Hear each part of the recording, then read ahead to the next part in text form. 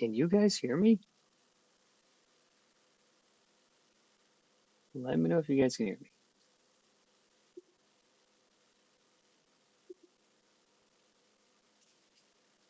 All right. I brought my whole computer on vacation with me, so I'm trying to figure out why my webcam's not working.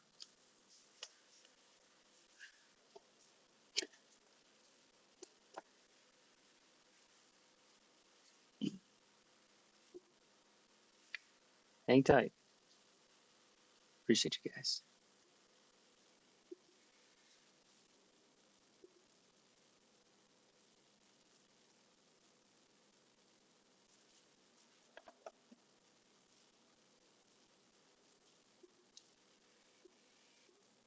right.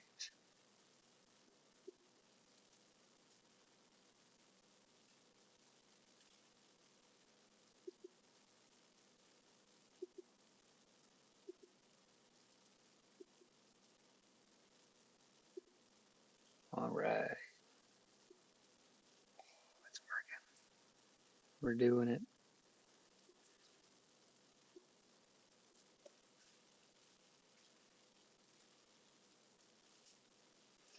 Good to see you guys. I've been driving for the past 2 days with 3 kids in the car and my wife.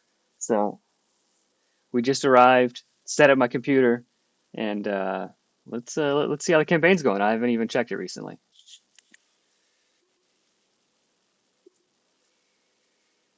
Oh wow. Um, that's amazing.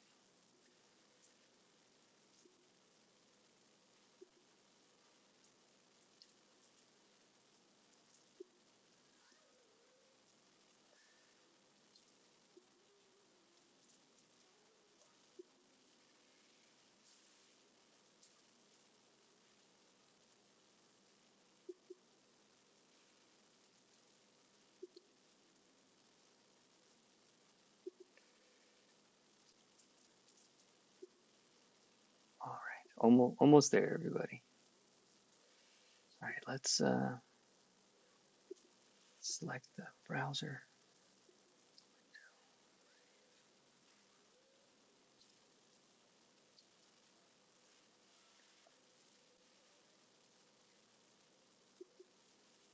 There we go.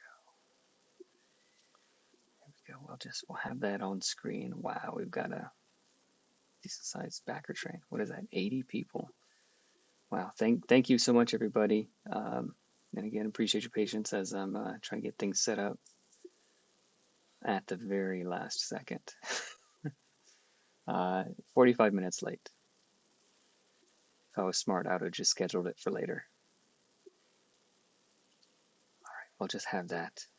We'll just have that on screen so we can keep an eye on it. Okay, you guys feel free to at me if you have any questions or anything. My plan was to today just go through some of the extra rules and things. Go close the door.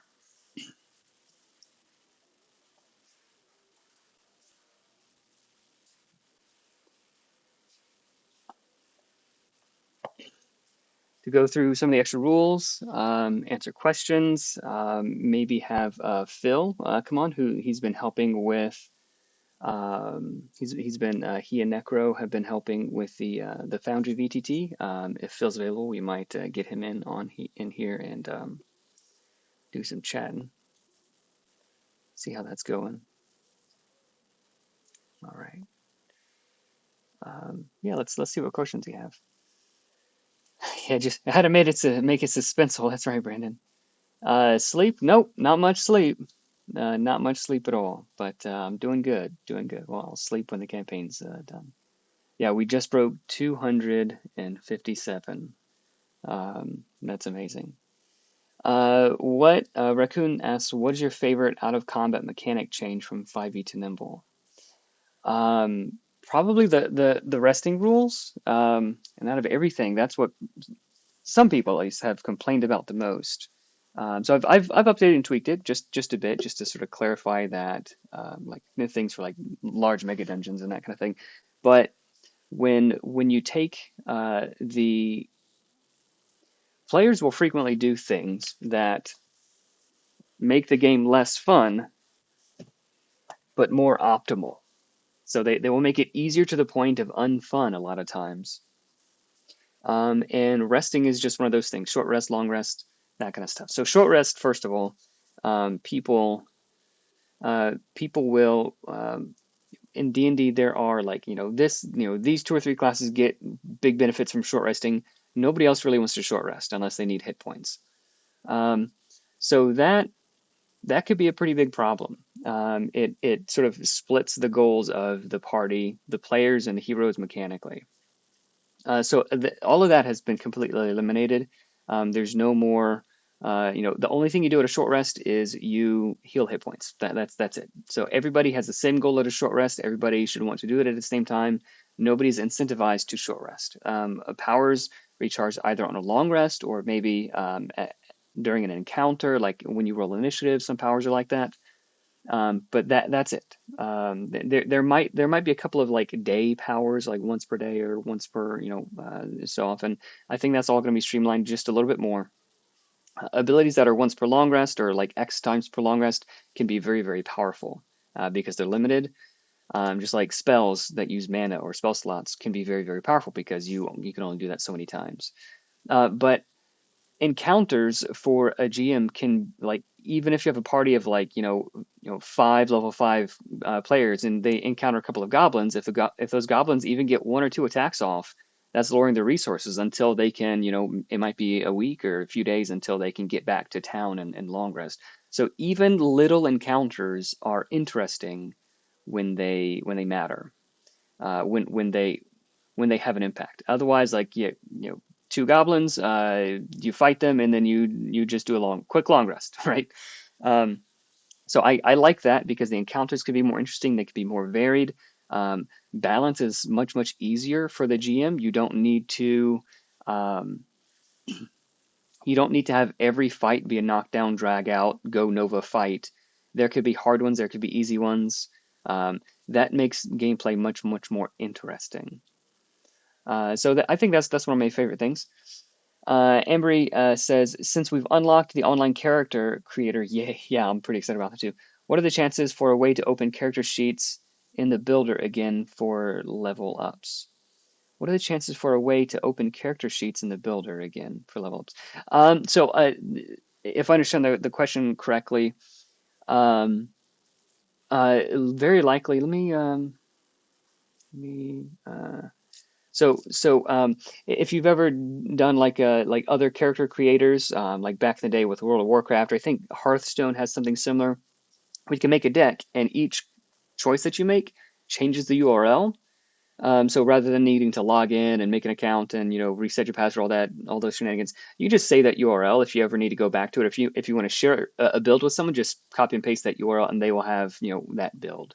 So I think we might do something like that. It avoids all the weird database stuff, and it lets you make something, come back to it, and save drafts and that kind of stuff. We might be able to do something like with cookies and stuff also. I'm not sure, so we're getting a bit more into the technical side of things. I didn't know that this was even going to get this far. So it's at this point I have some people lined up say, hey, if we get here, can you help with this? They were like, sure. So it's at this point where we start thinking about the requirements. How do we want it to function? Obviously, it's just going to be free online. Um, but now we can really start seriously sitting down and thinking about having those meetings and talking about exactly what it's going to look like. But I like the idea of not having a login. I've got enough logins.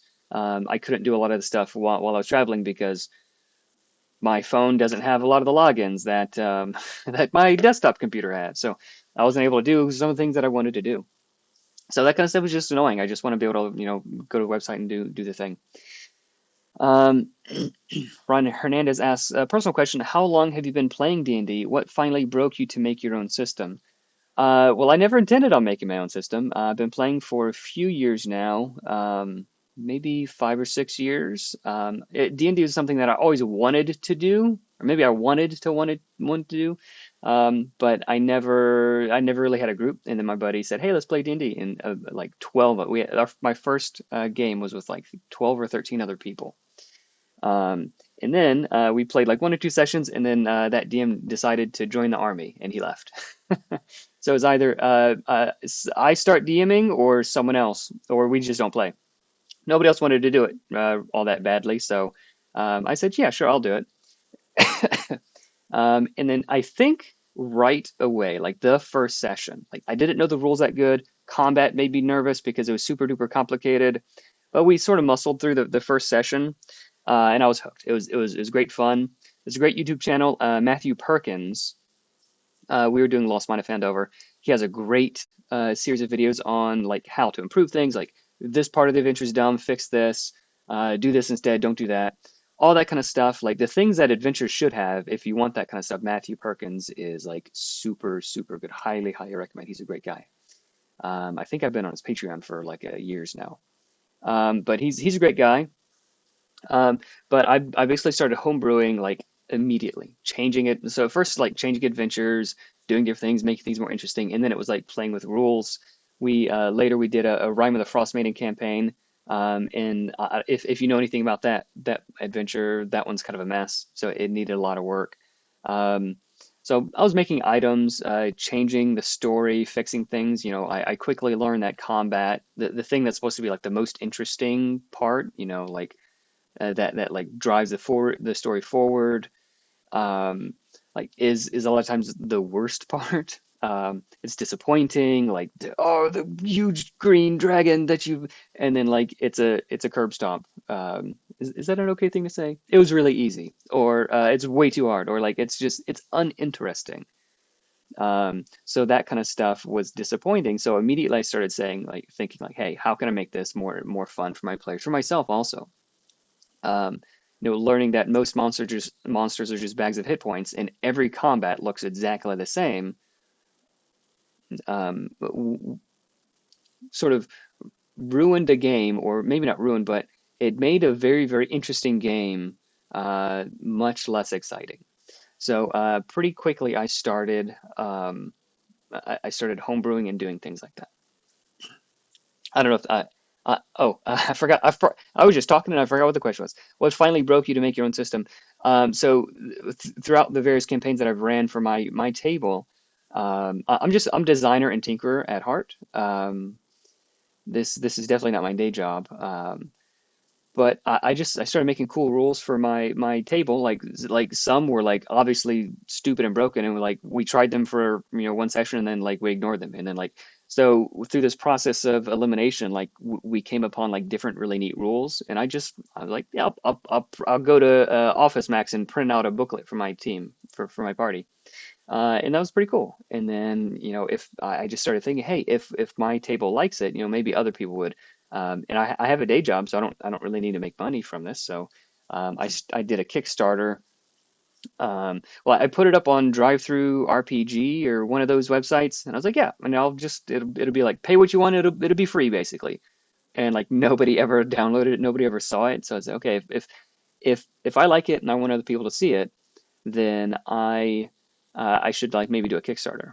Um, and just sort of to learn things and for fun. And I pretty much expected to lose money, and if I was lucky, I would break even.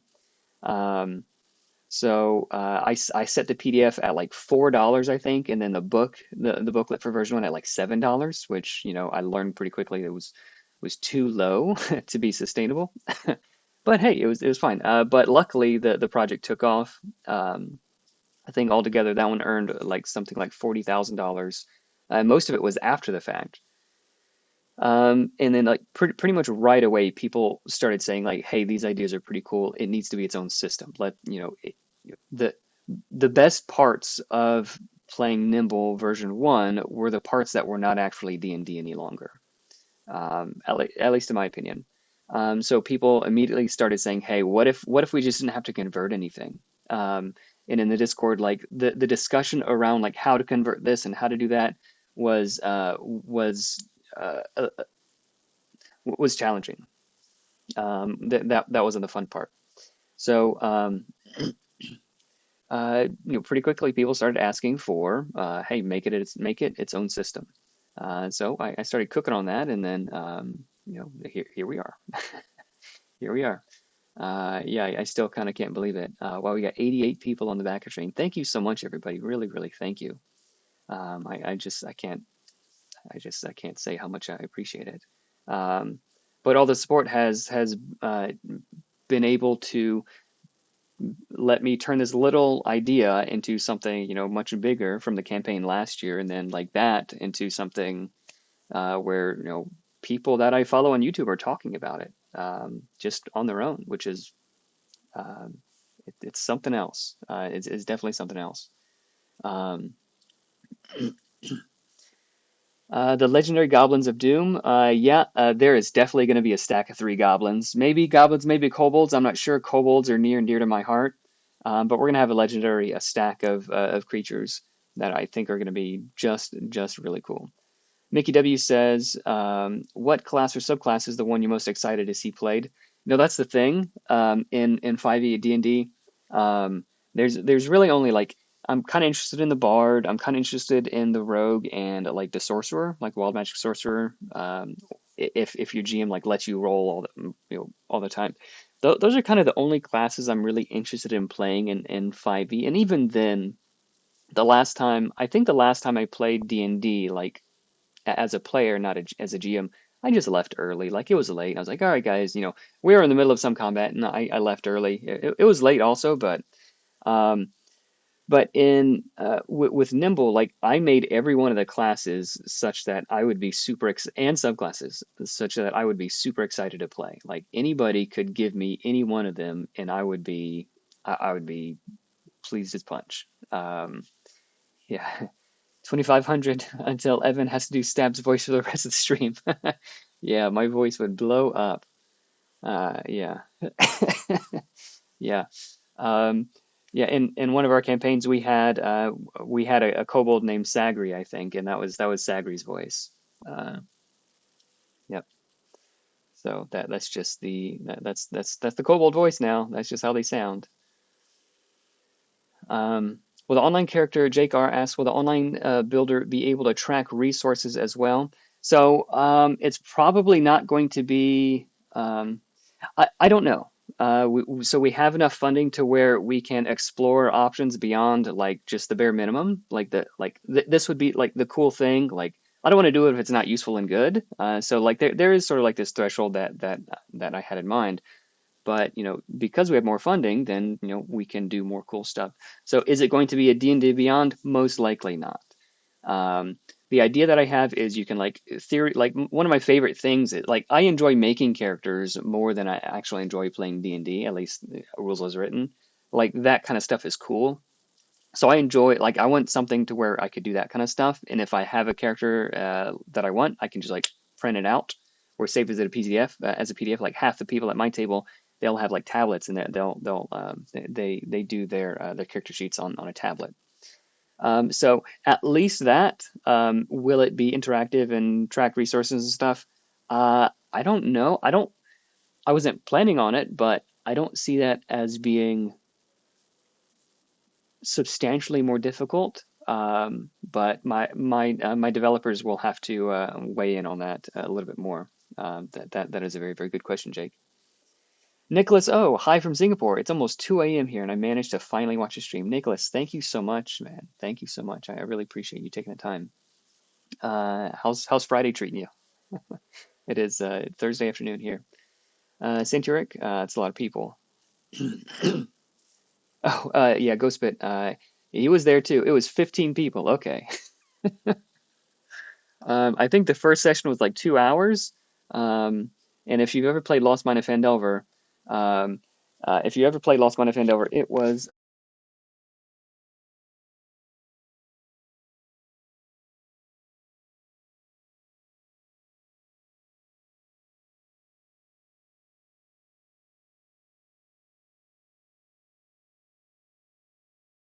test. There we go.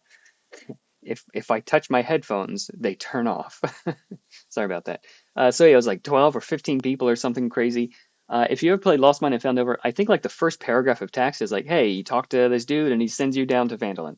Um, We didn't make it. We didn't even make it to Phandalin on the first thing. I don't think we even made it to the Goblin Cave. We made it like to the road. It took so long. That combat, I think I might have gotten one turn, or maybe two turns in like an hour. It was crazy. Now that said, in Nimble, you could have a 15 person party. So there are very simple rules for large groups. So for large groups, instead of three actions, just give everybody two. And that's basically all the balance that you need. For very, very small groups, for like a GM and like one or two other people, there are pretty simple rules for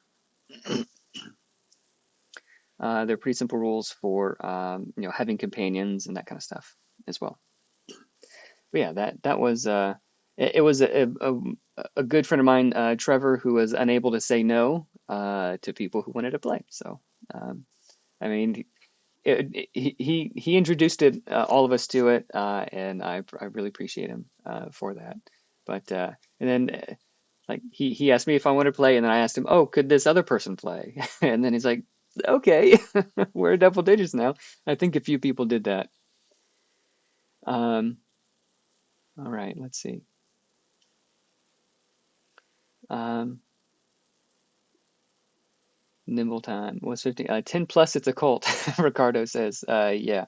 One of the people was a younger person. And we had to convince her mom that no, it wasn't like a satanic weird thing. And no, it's like Harry Potter, it's kind of like Harry Potter, or it's like we're just like Lord of the Rings. Oh, okay, okay. And then she was fine with it. About the character builder, Bruno says, please remember to allow customization with the class feature texts to enable us homebrewers to insert our custom classes. Um, I will see about that, Bruno. I'm going to take a screenshot of that. Um, so I don't know how much customization we can do, because once you start inserting text, then there's like database stuff, and once you get to there's logins, and it's complicated, and like it starts getting really, really complicated. But the idea is that you can just have an easy thing. You like a GM could set up like three or four easy characters, print them out, and have them for like their table, for a table of new people. So that's the idea. If we can do more, I'd love to do more. Um, but I need to be careful about only promising things that I know we can do, um, and not making it so overcomplicated. But that said, if we can do more, yeah, I'm all about that. I'm definitely all about that. Yeah, not a bad suggestion. Um, okay. Double King. Oh yeah, his stuff is great. I assume that's about Matthew Perkins. Yeah, he's fantastic. More than five players is too much. IMO, yeah. It can be. Five or six, seven can be okay. But with Nimble, it's definitely more possible. With 5e, I don't know. Um, Ron Hernandez says, "Okay, good. I'm the same way. Felt bad trying to fix aim. I just started playing. Cool." Um, Icewind Dale is evil and gives me PTSD. All right, so Ghost Pit, he's Brandon. I hope you don't mind me saying your name, but Brandon, he's a real cool guy. Uh, so I, as the GM, I think that was like my first or second, I don't remember, like real full campaign running. So I wanted to start with a bang. So I think we had four people, like two of the people like were in the town and doing, milling around and this and that, and then like I sent them off into the wilderness, into the ice. And then I had two other players who were like walking to the town. You're like, okay, they'll meet and there'll be a combat. So the two players, Brandon and I don't know who else, they were walking and they heard like a screaming, like the crag. If you look at the crag cats, their lore is that they have like this scream that is supposed to sound like a human screaming. That's sort of how they get people. So I said, hey, you guys hear someone screaming? So Brandon, being the hero, he's like, yeah, I run toward the scream. I run toward the scream. I was like, all right, great. And Crycats, they're just CR1, right? I think. Um, so like he goes over there and like immediately, bam, he goes down. The Cragcat like kills him. Or he takes him down to zero and he's making death saves. And the other guy, like pretty much everybody's new. We got other guy goes over there, uh, and like he starts blasting the crag cat, and then I tell the other people, "Oh, you hear combat happening? Better get over there quick!" And then so they start running. By the time everybody gets there, the crag cat has already hit. He's already hit Brandon with one, so he's got one failed death save. And then all right, it's fine. They got time. He's got time. He's got two more failed death saves. Critical hit. So he's just dead.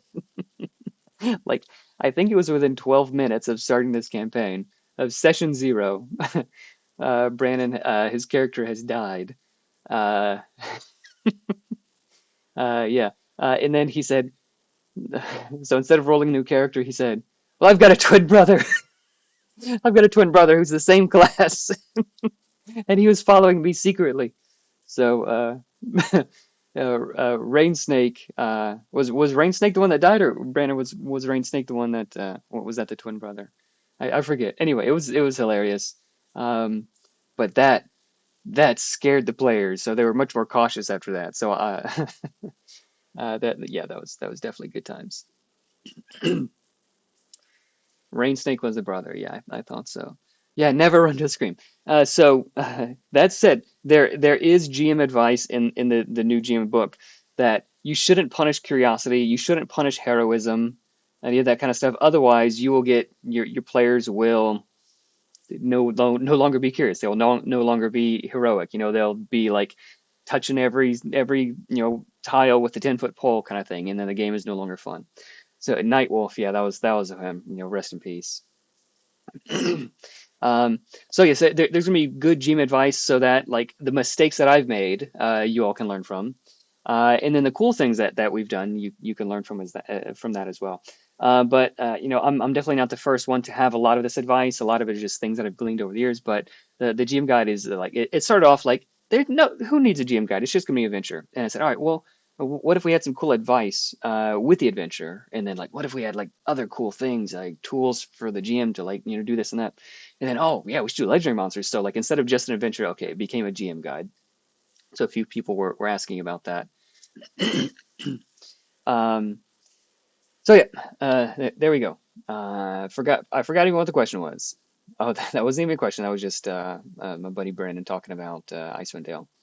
146 people. Yeah, cool. 144 people right now. That's awesome. Idio 1000 says, "Congrats. Quick question: if multiple monsters attack the same character, can they defend against all the attacks at once?" So if it's multiple minions, so if you want I don't remember which movie, but it's like one of the Marvel movies where like Captain America, he's like blocking this and blocking that, and he's doing like this really cool, like he's defending everything because like that's his thing. He's got a shield, right? Um, so to recreate that, Nimble has there's certain creatures called minions, and like you have a goblin, and you have a goblin minion, and they so minions, you can surround a player with like 5 or 6 or 10 minions, and they all attack at once. And a hero can defend against any number of minions as if it were one attack. So the idea behind that is to recreate that sort of heroic fantasy. For regular monsters, heroes can only use any reaction once. So I think there's one, like, I think there's the bulwark subclass of the commander can defend twice, like conditionally. But defending is very, very, very good. So initially it was, yeah, you can defend as many times as you want, but very quickly we found out that that is not fun. It is overpowered and breaks the game. So if there's multiple monsters, no. If you're blocking over here, for instance, so like basically combat is happening all at the same time. So like when we're playing, it's taking turns. Like I block here, and then like 5 minutes later, this guy over here I block this guy. But in reality, in the story, in the fantasy, it's all happening at the same time. Everybody's acting at the same time. So if you're being attacked from two different sides in the fantasy, in the story, if you turn and block this one, well, you can't then in turn block and block that. Or if you dodge here, like, well, then he's going to hit you. So it makes sense fantasy wise, and it makes sense mechanically as well. So you can't defend everything. Otherwise, like you just have cheat codes. You never take damage. But that said, your party, every class has different tools to mitigate damage in different ways and to do cool things and to be survivable. But your party also can interpose for you and do different things. So it's more teamwork rather than solo. I'm going to run. I have 23 AC and nothing can ever hit me, right? So that the fantasy of being like impervious is cool, and I think there is a lot of that. But there's no more you can like go into a goblin cave and just like lay down and take a nap because you have so much AC. So there's nothing like that. You can only block or defend once per round normally. Um, let's hope that answers your question, ADO. Leo Lopez asks, how will multiclassing work? So multiclassing, let me go and pull up the documents and we'll go over that together. Great question. And I've got the rules. Let me pull them up. Properties, design. There we go. So I've got the rules beta, the heroes beta, basically ready to save as PDF, upload, and send you guys a link in, what is it, 40 minutes that this thing is going to be over. 47 minutes. So I've got that ready to send out pretty quickly. We've got pretty good internet here, thankfully. The core rules is like 95% ready to ship. I just want to tighten up a few more things. So I should be able to send it out tonight, tomorrow. But I want to get everything to you guys as soon as possible. Let me see if I can find where the. Give me one second. Let me find the multi-classing goes. Here we go. So here's multi-classing. So multi-classing, generally it's not recommended to pick a different class as you level up. Okay, so the default rule is you're a berserker. You just whenever you level up, you're a level 2 berserker, level 3 berserker, level 4. However, if your GM wants to allow for some additional creativity for experienced players and potentially broken combos, add multi-classing as a variant rule. Okay, so when they level up, heroes may choose any class. So you've taken 3 levels of berserker, and then like, hey, I want to be a commander also. I want to like shout stuff at people. Okay, cool. So when a level 4 berserker levels up, he could pick commander and take the level 1 commander features instead of the level 5 berserker feature. So if you're level 4 berserker, you level up to level 5. Instead, you can be a commander. I can't find where the camera is. So you could be a commander. It's because this thing is not mirrored. Let me mirror this real quick.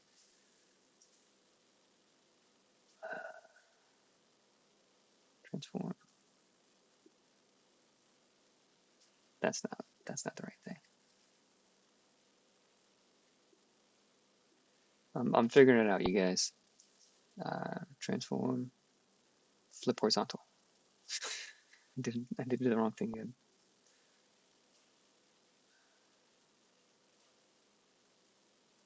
Transform.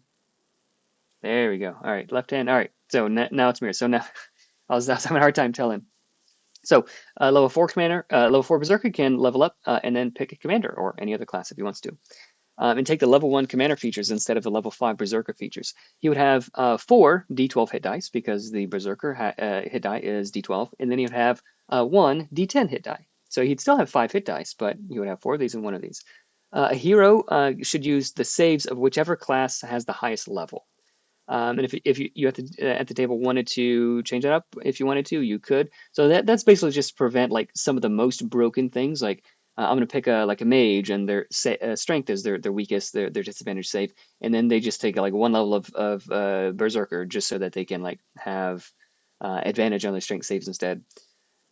Maybe that's okay, but so this is something that's still very much new and in testing.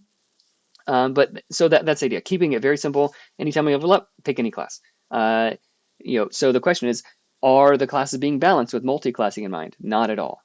Not at all. So there are going to be some really cool, interesting combos. Yeah, but there's also going to be broken combos. So I'm just letting you guys know. If everything is balanced with multi-classing in mind, then the power level and funness of the regular classes has to be brought way down to compensate, to make sure that nothing super crazy happens. So that said, the little call out says, broken can be fun. Planning, building, optimizing, and breaking a class build is the fun for many people. That's the fun part for me. The GM may want to make the game substantially more difficult or substantially more challenging if multi-classing is allowed. It's just good advice for the GM to know that. The GM also reserves the right to veto any particular degenerate, unfun, or implausible combo for the sake of the story, and overall fun of the table. If this happens, well done. Your hero was too powerful for reality. So just because, so fun at the table is the most important part. Like one person's fun can't hinder the other five people's fun. So if one person has fun making and building broken things, like they can do that by themselves. So they if this is a if this variant rule is something you want to allow at your table, more power to you. But you got to let the GM know, you might need to make things harder, and you might need to you might want to keep an eye on things and veto things if you need to. So that is multiclassing. Hope that answers your question, Leo. So basically, very, very straightforward. I'm not doing anything with the proficiencies, so let's go to the heroes real quick. Um, so each class gets certain proficiencies. So weapons. So if you were a berserker and you wanted normally berserker can only use strength weapons, but if you as a berserker wanted to have access to like wands, you could take a level in mage. I think that's okay. It's not any more broken than anything else. And even allowing a player to choose which of the saves, do I choose my berserker saves or my mage saves, for instance? I think that's okay, but I think it makes most sense to go with the saves that has whichever class you have the highest level in. But anytime I can eliminate a rule and just let people choose for themselves, I think is fine. I would rather that than have like a bunch of fiddly rules. Yeah, Brandon says you can ask your GM if it's okay, but it will be broken. It might be. It might just be like super fun, and it might be like suboptimal, but you just really like the flavor of Berserker who can like enchant his weapon with flame. Like that. That's a pretty sweet thing. That might actually be pretty broken. That would be cool. So maybe you just want to do that. And it's not necessarily broken, but if you have a power gamer, then chances are that it's going to be a little bit spicy. Gravy Boatman, I like that name. Evan, after the campaign finishes on back here, will we be able to add add-ons like additional books in the time until actual production starts? Yes, there will be a period of time, a few weeks between when the campaign ends. So if you've backed it now, so you have to back it now. After it's over, you can't back it any longer. I will try to have a pre-order store up pretty quickly, but that's not ready yet. And actually, that's something I need to do. um, Let me make sure. Give me 1 second, guys. That's something that I might need to do like right now because I think I started setting it up and it's not actually finished set up, but it's actually live. Um,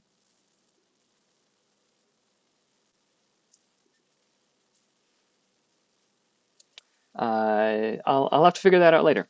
So the pre-order store will be up eventually. Today, tomorrow, next week, I'm not sure. But if you back it now, if you pick the digital level and then in 2 weeks you get your paycheck or whatever, and you want to upgrade to the double box set, like hey, yeah, you can do that.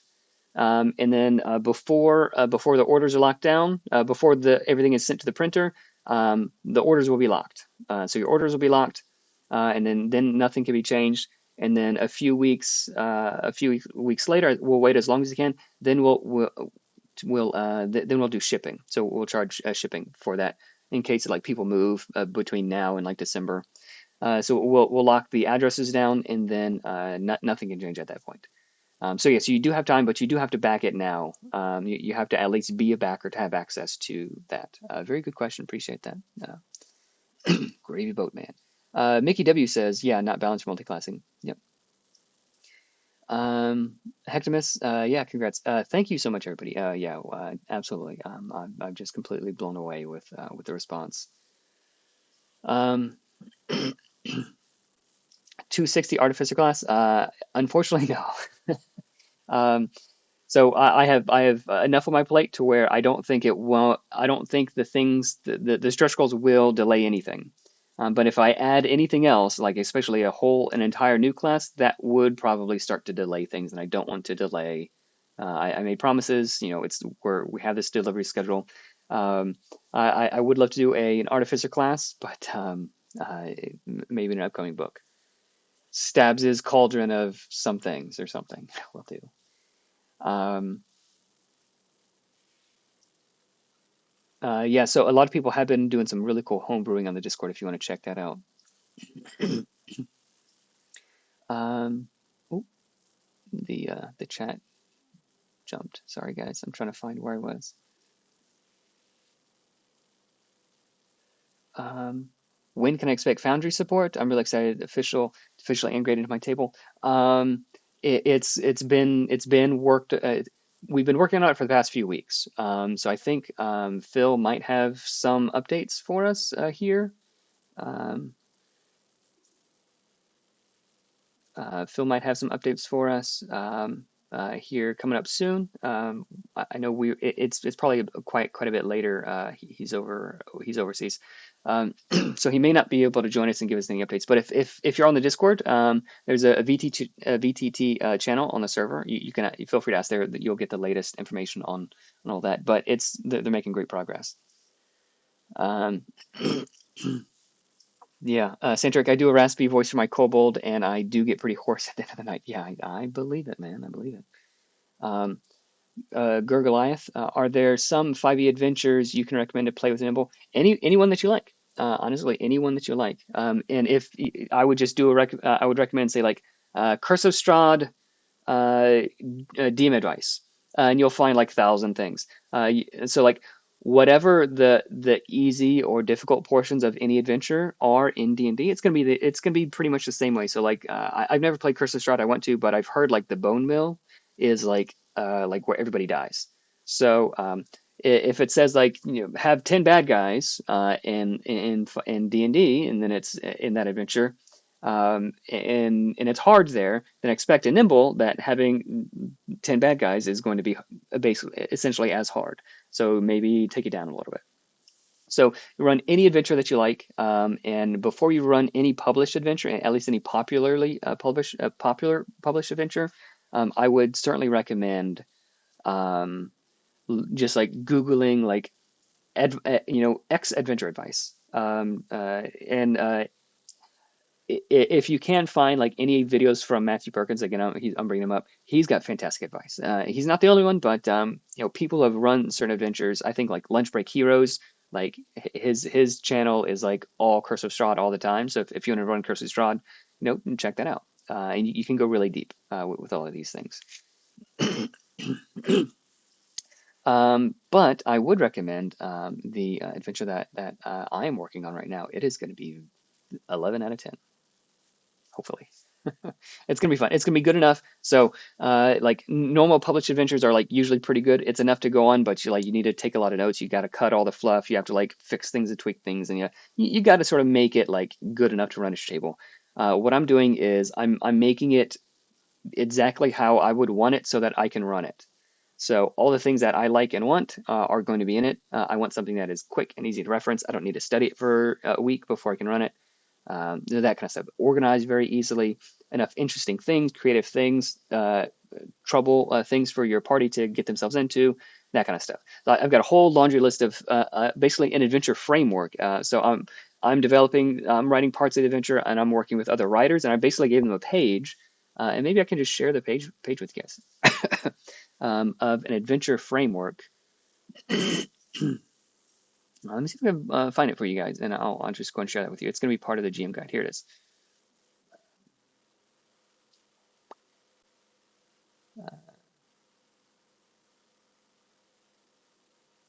Give me 1 second.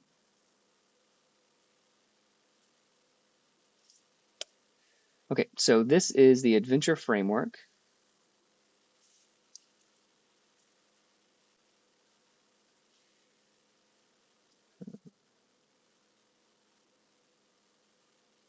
Sorry, my producer is dumb. My producer is me. There we go. Let's add a new screen capture.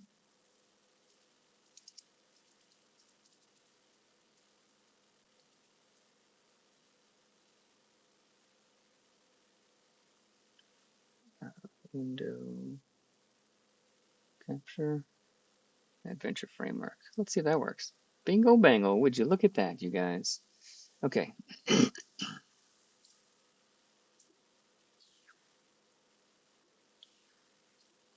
I'll make it a little bit bigger. Okay, so this is the adventure framework. So these are the notes that I gave to the people that are helping me write the adventure. So the framework, cool and evocative name. So like, do you want to like play Scrubbing the Floors of the Cafeteria adventure, or do you want to play Dragons of Stormwreck Isle? Like, okay, it's got to be a cool name. Short blurb about for what it's about, so people can like read it, see at a glance. Do I want to run this? Adventure hooks, a few adventure hooks. Flavorful encounters. Okay, some encounters should be combat encounters, some should be narrative, some encounters at the destination, some exploration encounters for along the way. Okay, flavorful treasure. How could I use this? If you don't have Mouse Reader, I would definitely recommend you getting check out Mouse Reader. Wow, we have 128 people in the backer train. That's crazy, you guys. That's absolutely crazy. Um, I can't believe it.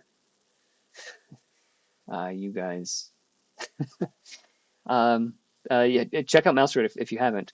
Um, I love how the Mouse Reader adventures work. They are basically just like a single page, like front and back. It's really, really cool. um, an item found in one adventure, like you'll find like some like silver key. And you're like, oh, wonder what's this for? I don't know. Like, and you keep it, and then like they go on some other adventure, and then like you find this blue jay who's looking for his silver key for this other thing. You're like, oh, fantastic! And then where the blue jay asks you to go find his silver key, and that like takes you to another adventure. That kind of stuff is really, really cool. Five different monster types each. So like each adventure should have like maybe five, like each session. When I say adventure, like I'm talking about a session, like a dungeon, a quest should have roughly five monster types, each with their own want. So if you look at some of the Mouse Rider adventures, it'll have like some little creature, and it wants to like spread mischief wherever it goes, and this other thing it wants to do this and this. So it helps in just like one sentence. It helps GMs like get into the mindset of this, like how do I play this character. So that kind of thing is really, really helpful. Um, so I've basically been telling the writers, don't worry about stats, because I can do that. That's fine. A cool name. I'd rather fight like a uh, an angry three-armed goblin versus just a goblin. And these are just bad ideas I'm coming up with off the top of my head after traveling for 2 days and being a little bit sleep deprived and hungry.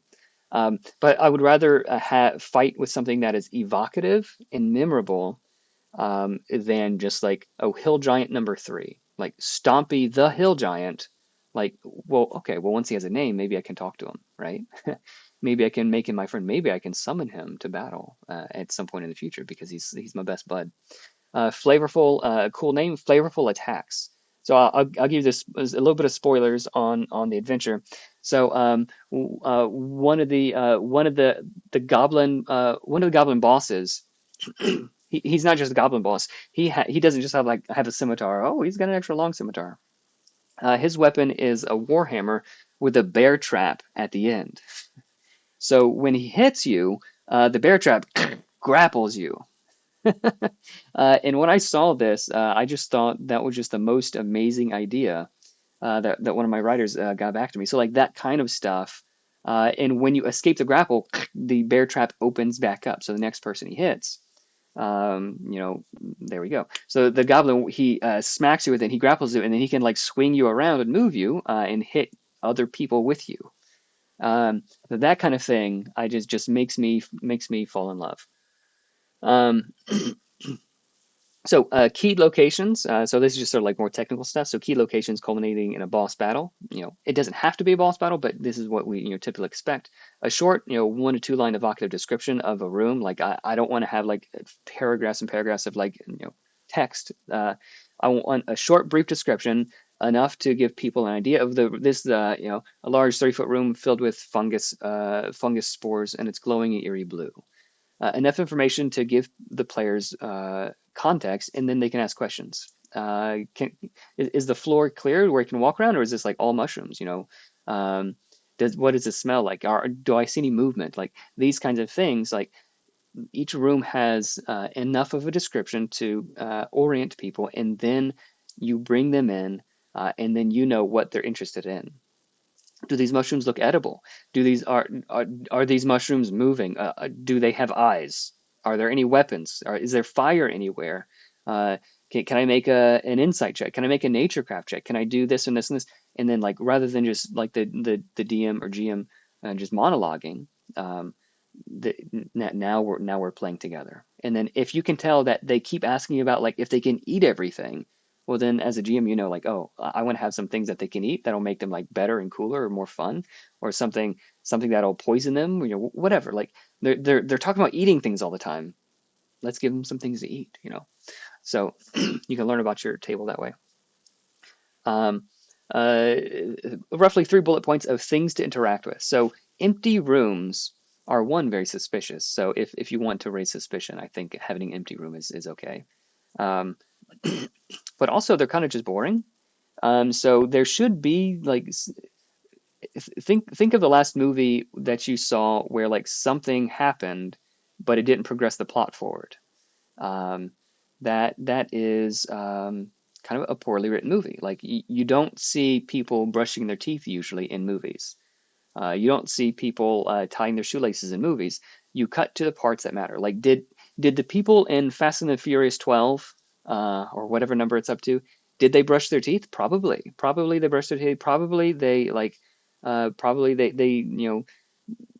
tied their shoes and did other things. But they don't show that. They just show the racing because that's the cool part, and talk about family and stuff. If you eat enough poison things, yeah. Um, so if you can just cut to the good parts, like if there's an empty room with nothing in it, that doesn't mean like there has to be monsters in every room or an encounter in every room or something dangerous in every room, but like some information or some clue or like anything interesting where people can interact with is what we're looking for. I can go into empty rooms all day long at my house, right? I don't need to play D&D to enter into an empty room. I need to play D&D to enter into a room that has glowing mushrooms everywhere, and they're all holding spears and look like they want to eat you. All right, I can only do that while playing D&D. Okay, so adventure framework. So that's the framework points of interest. So what are some things that an adventure could have? It doesn't need to have all of these, but what are some things an adventure could have that makes this a good adventure? Okay, problems or situations with no obvious solution that the party can creatively solve. If it is perfectly fine for a GM to come up with a situation and not know what the solution is. If it's like a riddle, like okay, yeah, like maybe have at least an idea. But even if it is a riddle, if your party set gives an answer to the riddle that makes sense, and everybody's like, "Yeah, we got it," and then you say, "No, that's not the answer I was looking for." No, no, no, no, that's not what we're doing. So problem situations with no obvious solution. So there's a hexagonal hole in this wall, and then oh look, on the other side of the same room, there's a hexagonal stone. I wonder I wonder what we're supposed to do. And like that's a great adventure for a kindergartner, right? But if you're playing with grown-ups or middle schoolers or whatever, uh, make situations that can be solved creatively, right? Um, there's this hallway, and every time you walk down the hallway, the a light starts to glow, white, yellow, red, and then the hallway explodes. It fills with flame. Okay, and you need to open the door at the other end of the hallway. I don't know how you're going to do that, man. Yeah, you figured out. And then the party starts thinking. Or the hallway is filled with holes, and then as you walk, a bunch of arrows shoot out of the holes. Well, I think we'll carry our our rowboat onto the next to us and just walk, and then do do do do do. So there's 1,000 ways you could solve those kinds of things, but problem situations with no obvious solution. That and you, there shouldn't just be like this is the solution. The creativity is the fun part. Number two, as something big to run from. So not every encounter should be quote unquote level appropriate. If you, I'm reading through Harry Potter books again right now. If you remember, there was the dog Fluffy, right? The three-headed dog. that encounter was too big for that party of Ron, Hermione, and Harry to fight, right? But they had to deal with it creatively. Um, so something big to run from, which is what they did initially, or to defeat with exceptional tactical or social wit or cheating. Basically, they cheated. They got like some harp or something. I think I don't really remember. So something encounters that are too big for the party, where they have to do something other than hit the smash button, right? Something to fight. There should be like 3 to 5, roughly fair encounters. Some harder, some easier, that kind of stuff. But combat is kind of like the fun part for a lot of people. It's not the only fun part, but it's a big part. An interesting place to explore: secret entrances, spots to hide and sneak, areas where you can gain the high ground, branching paths, not strictly linear, that kind of stuff. It should ooze with flavor without being too wordy. Here's a generic tomb that you're in, and there's like skeletons, cobwebs. Okay, that's fine. But if this is the ancient crypt of so and so, the whatever, like now we're starting to talk, and then you start building the like it's a dungeon, it's an ancient dungeon, it's an ancient crypt with skeletons and spiders, and then like you can start building on it, and you can add flavor to it. It makes it much more fun. An interesting place to explore. So that's what that is. Others to influence. So like role playing, talking with people, having these interactions, making friends, making enemies, that kind of stuff is like the other really fun part of this. Um, so a lot of times people have been asking, like, oh, Evan, is Nimble going to have rules for exploration or rules for social encounters and this kind of stuff? Um, y yeah, I mean that's what the rules are about already. Um, you don't really need. Wow, we just hit 260. Wow, fantastic. That's amazing.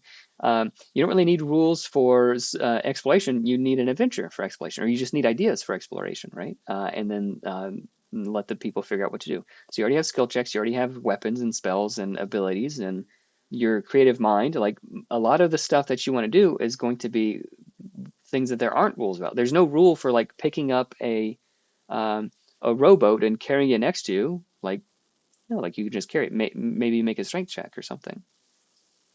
So you don't really need rules like that. But the adventure should support those kinds of things, whatever adventure you're developing. So others to influence: people to bamboozle. Players love tricking people. Charm, befriend, offend. It's like someone who always takes great offense at everything. One of the most memorable moments uh, was my party was playing through one of the MCDM adventures. I think it was like Kingdoms of Warfare. And there was this jerk, like this guy, this wealthy guy who really wanted to be a noble. He wanted to be like somebody, but he lived in a Gravesford and this and that. And then the party, one of the guys in the party, Ben, his character was like knighted by this by the king, the true heir. He was knighted, and this jerk of a dude, this guy who wanted to be a noble so bad, he said, "Excuse me, sir," something like that. And then Ben said, "That's right." And it was just this great moment where this dude was being super offensive, and everything the party said was offensive to him. And then he said like, "Yeah, that's right. Like I'm a knight. I'm part of the nobility, like you want to be, and I got it, and you did it." And it was just like this fantastic moment. So like NPCs who are jerks, like that's fantastic. Others to influence: people you can rally, like that kind of thing is really good. People who you can make enemies or allies or trade or bargain with. That kind of stuff is really what makes adventures interesting. Traps you can spot. Traps you can easily spot. Like if you spot one easy trap, what is the party immediately thinking? Where else are there traps? uh, Traps you can disarm or get stuck in and get out of, or creatively use against your enemies. Like all of that kind of stuff is really cool. Um, Again, every adventure shouldn't have all of these things, but a good adventure should have, at least a few of these. Lore or secrets that they care about, secret passages, information, backstory questions. So each player should have some like questions of a backstory that they want to know more about. Um, the more the information or lore or secrets relate to them, the better it is, the more interesting it is. And if you guys haven't checked out Mike Shea's Sly Flourish Lazy Dungeon Master book, I think I bought like 3 or 4 copies of those, and I have 1 or 2 for myself, and I've handed them out.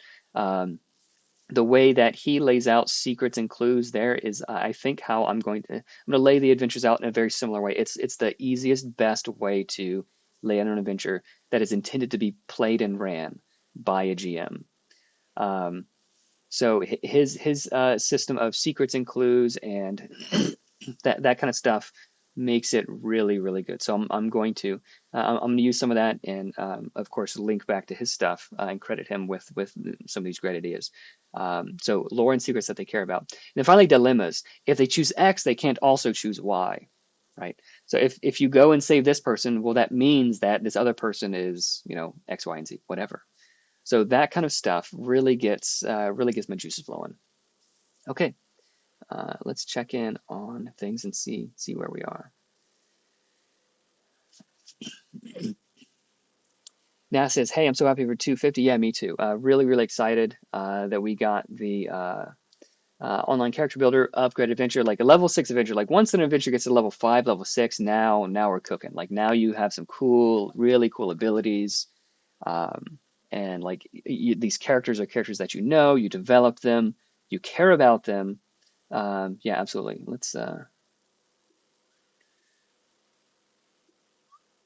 So yeah, the character builder I think is just going to be a handy thing for me to play with and enjoy. Upgrade adventure, and then the mini bestiary, and maybe we'll see how long this backer train goes. But if we have time, maybe we'll do some live monster design. I'll show you guys, share some ideas I have with you all about that. Um, Game Master says, will there be new subclasses, etc., coming in the future? There's no immediate plans. There are a ton of ideas that I have. I'll say that. And there were no immediate plans for doing a Kickstarter last year for Nimble One. So just because there's no immediate plans doesn't mean it's not happening. It's just all my focus is on this right now and making sure it is as good as possible, and then we'll see what the future holds. But would I like to do more classes and subclasses? Yeah, definitely. Ricardo Mitra says, I love The Lost Mine of Fandelver. It's the best gateway adventure. Gonna run it again to newbies on September. Yeah, it's pretty solid. But as far as like best adventures, it's probably like a 6.5 out of 10. Like it's a good solid adventure. But in order to make it really good, I at least I felt like I had to change a lot of things. So is it the best adventure? I don't think so. Um, but it is a good solid adventure, probably above the curve.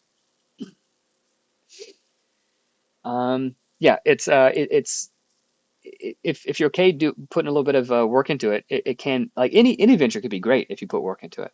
Um, Mickey W, my druid tried growing illicit plants before we could make it to the cave. Yeah, some parties are very easily distracted. How many pages are we at with all the stretch goals unlocked? So they are half pages. So the normal D&D books are like yay big. And if you turn on the side this way, so the book that we have open. So if you open the book to a full spread, it's the size of one of the D&D pages, regular, like the big D&D book pages. So it's half size. So with that in mind, the current monster heroes book is at 81 pages. It's like 80-ish pages. The core rules is currently at 57, 60 pages. So I'm probably gonna add just a few more pages to each of those, potentially. And then the GM book, I don't know yet because the adventure has gotten much bigger than was initially planned, but it's probably going to be somewhere in there, 50, 60 pages. Much of it's going to be art. Much of it is going to be like layout things and maps and stuff. And like for the heroes book, 80 pages, like, wow, that sounds like a lot. Like in reality, like if you're playing the Berserker, and I did update, let me just show you guys. I did update some of the layout stuff just to make it like look better and more clean. So if you're playing the Berserker, like if you want to read the splash page, like you totally can, but you could just look at the art, like, yeah, I'm gonna be that dude. Um, but out of all of these words, like you'll probably like you don't have to read the right half. You don't have to read the right side of the page. You just read like the first paragraph, and then later you don't need to read like the entire like all of this. Like you just like there's a couple of options you could pick. So and then you don't need to read any other classes, right? And let me go up to this spread here. So this one is we're still working on it as well. Um, but like you could just open it up to this page and like okay, yeah, this guy's he's got lightning shooting out of his eyes. I'm that dude. Or this guy, is that a lute that I see? I'm a song weaver, right? And there's just like a simple like one sentence inspiring presence, sharp wit, sharper tongue. Okay. You could just do that. So it's intended to be used easily, very quickly, and where you need to read as if you want to read everything, you certainly can, but you don't have to read everything in order to get the gist of it in order to start playing. I, as a GM, if I'm teaching someone new, and if I didn't want to make characters for them, I could just open this up and say like, which one of these looks coolest to you, and just have a character made for them in like 5 minutes if I'm slow. I keep forgetting what even the question was. Oh, how many pages? That's right. Trendy says, "Congrats on 250." Yep. Yeah, yeah. Uh, so it hasn't set in for me yet. It hasn't set in for me yet. It might not for a couple of weeks. That is a lot of trust you all have put in me, and I very much appreciate it. And I intend on uh, uh, making you guys proud. I think it'd be neat if there were a dice roller with the online builder with Nimble advantage disadvantage. Physical dice always give me bad luck. uh, Maybe that could be a cheat code too. Hey, it's been a while since I crit. Crit button. Physical dice always give me bad luck, even with advantage. So one cool thing you do if you don't know, let's see. Uh, let's see. Bam. Okay, so in Google or like probably wherever also, you can. Um, I don't know that another dice roller is needed, and I'm sure there's like apps on your phone you can roll dice. So if I wanted to roll like I think there's one spell that has like a bunch of dice. Here we go. So you can just type into Google 3D20, bam. Oh, D20 doesn't work. 5D6. There you go. And then Google will do it. Oh man. So and then for the leftmost die, here we go. There's a leftmost die. It's a 1. It misses. Let's add some different things. And if you want to remove them, all right. So let's just remove all of these. So the Google die roll is actually pretty good. So here's 3d6. And if I was rolling with advantage, then I would just eliminate 1. Total is 9. Really, really simple. So that kind of thing you can do really easily. And if you're rolling like 2d6 a lot, ooh, look at that crit. Let's roll one more. So if I crit, I would roll one more. Okay, now the total is 14. Say if I was rolling like 2d6 frequently, I could just have 2d6 on the screen. Oh man, I'm critting constantly. Let's add one more. Okay, yeah. So you can do it really easily. There's enough good dice rollers that I don't know that it's necessary, but if it would be super helpful, maybe we could. I don't know. I don't know how difficult this is or not. This might be like 30 minutes of work. It might be like a month of work. I'm not. I don't know. I'd have to ask. My kids are right outside the room arguing with each other. Okay.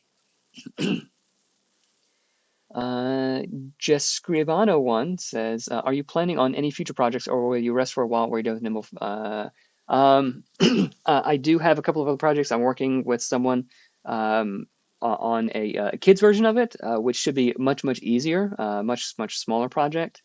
So Kid Nimble is the current working name. It might change, but it's going to be for like middle school students. And the colleague is going to he's an illustrator. He does web comics and stuff, children's graphic novels. So that is something we're working on. Next, There's no particular timeline on it, but that is something that's sort of slowly in the background. Sadly, there's no backing via PayPal as far as I've seen, so I hope when it comes out that will be possible. Trush, yes, hopefully later tonight or tomorrow, I will have the pre-order. So on nimble5e.com, there's a shop there, and I'm going to try to set up a pre-order page for people. There are a few people who wanted to do it via PayPal. So you can pre-order for like just a few days at the same crowdfunding price, just because I didn't have time to set up the pre-order the PayPal thing on BackerKit. So just for like a day or two maybe, I'm gonna have it at the same price. But so it's I think the um, sorry, my brain. The the box set is I think 95. So the closer we get to when it's the the closer we get to when it's like just ready to be shipped, the price is going to go up. So the people on the backer campaign have it for the cheapest price that I think it'll ever be, because I wanted a bunch of people to get it. But you know, you guys are the ones who helped to make this a thing and trusted me enough. So you've taken the risk, and I really appreciate it. So yes, it will be available later on the nimble5e.com store. It's not up just yet. I'm working on it. All of that sort of stuff takes time, but yes, you will be able to pre-order with PayPal, and I'll have that at the same price as the kicks as the crowdfunder, just for a few days for people who are interested in that. But we're unable to do that because that's my fault. I don't want to punish you guys for me being slow. So I hope that helps, Trush. Brandon, real cool guy. Brandon is a really cool guy. He's one of the coolest guys. If you guys see Ghostbit on the Discord or here in the chat, he's one of the coolest. He's a real cool guy. Over 100 train again. Wow, we are less than 10 minutes left, guys. I can't say how much I appreciate you all. And there is an extended, I forget what it's called, overtime mode. So if so as long as the train is alive, then backer kit will add just a little bit more time. So it's when we run out of time and then the train ends. So let's go. Question: are the hardbacks going to be half this? Yes, half the size as well. Yes, the soft cover and hardbacks are both going to be the same size. The smaller A5 books are much easier to hold behind the screen at the table, rather than those big unwieldy things. Just much easier in general. So initially the plan was one big A4 sized book. I think it's A4 sized. One big book. But you know, if the class information is in there and the adventure is in there and the GM advice and the items and all these things, like, and we have to pass that one book all around, that's a less good, right? That's not as good. So I want not only the rules to be easy to use and quick to play with and quick to learn, but I want the physical books themselves as well to be easy to use. So the players can have the hero's book while I have the adventure book. Someone else could be looking up a rule in the core book if they want the core rules book if they want to as well. So if there's separate books and they're smaller, you can do that very, very easily.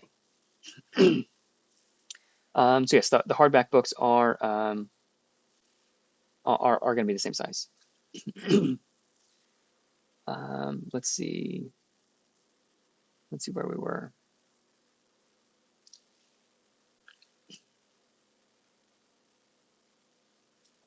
Sorry, the chat keeps scrolling and I lose where we are. Are you planning any future projects? We just answered that. Congratulations for 250,000. Yeah, thank you. Are you planning on showing another class today? We could. Would love to see your Spellblade. So Spellblade is it's being developed. It's at a point where we have like a bunch of cool ideas. Half of them are not going to make it, and we'll sort of we'll tweak it and test it and do all that stuff. So first is like a bunch of cool ideas. What's the fantasy? What are all the cool things we'd want to do as a Spellblade, right? Here's a ton of ideas, and then we'll say like these would never work at a table. Like this is a cool idea. It'll never work at the table. This will take too long, or this is hard to understand.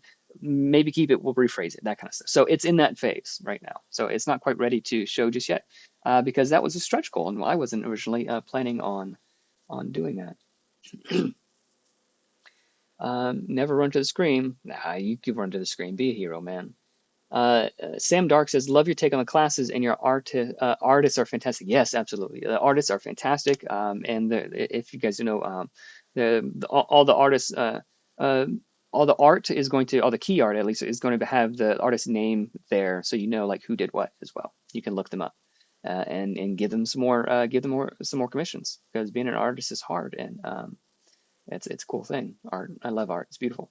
Any chance Berserker subclass can feel less like a druid and more like a Viking-like fighter? Berserker subclass. Uh, um, I mean, you could reflavor it from like bear and wolf to like other things if you want to. Um, I'll think about that. Um, Nightwolf died. Double King, man, I always try to have a character backstories include another person you might want to play just in case. Yeah, if you're playing like really deadly campaigns, that's not a bad idea. Rip Nightwolf, absolutely. What if we add a mini bestiary? Well, we did that. Um, how close are you to releasing the beta PDFs? Very, very close. I gather the new longer adventure is going to take a bit. Yep. So level one, so essentially up to level three is ready, or it's the first along. And then the 4 and 5 adventure is in progress, and then the level 6 adventure hasn't even been commissioned yet. So all of that is going to be just a bit. Oh boy, Evan is behind on the chat again. That's right. You guys are typing too fast. You mentioned several times that defend is very strong. So is defending every round always the optimal strategy? No. Nothing is always the optimal strategy. At least that's the goal. Something is the optimal strategy depending on the situation. So sometimes defending and interposing and all this sort of stuff is the optimal strategy. But like in like the beginning of a combat, like a goblin attacks a dude, and your player's like, do I need to should I keep the hit points or not? So usually my players won't start defending until like they're at like half hit points and like, all right, I got to start defending now. But it really depends on the player. Like some players are just very risk averse, so they'll defend every round. Others like, hey, no, like my class wants to attack. My class wants to do this. My class. So it depends on class. It depends on the situation. It depends on a lot of things. So no, defend is tuned to the point to where it is often the best option, but not always. And situationally, it's a bad idea. Sometimes, and situationally, yeah, you really should do it. But if you need to do it, you can. And then if you used it, then your party has to help get you out of that tight spot if you're still in a tight spot, which is really cool. Like it feels like a hero when you save your party member. Um,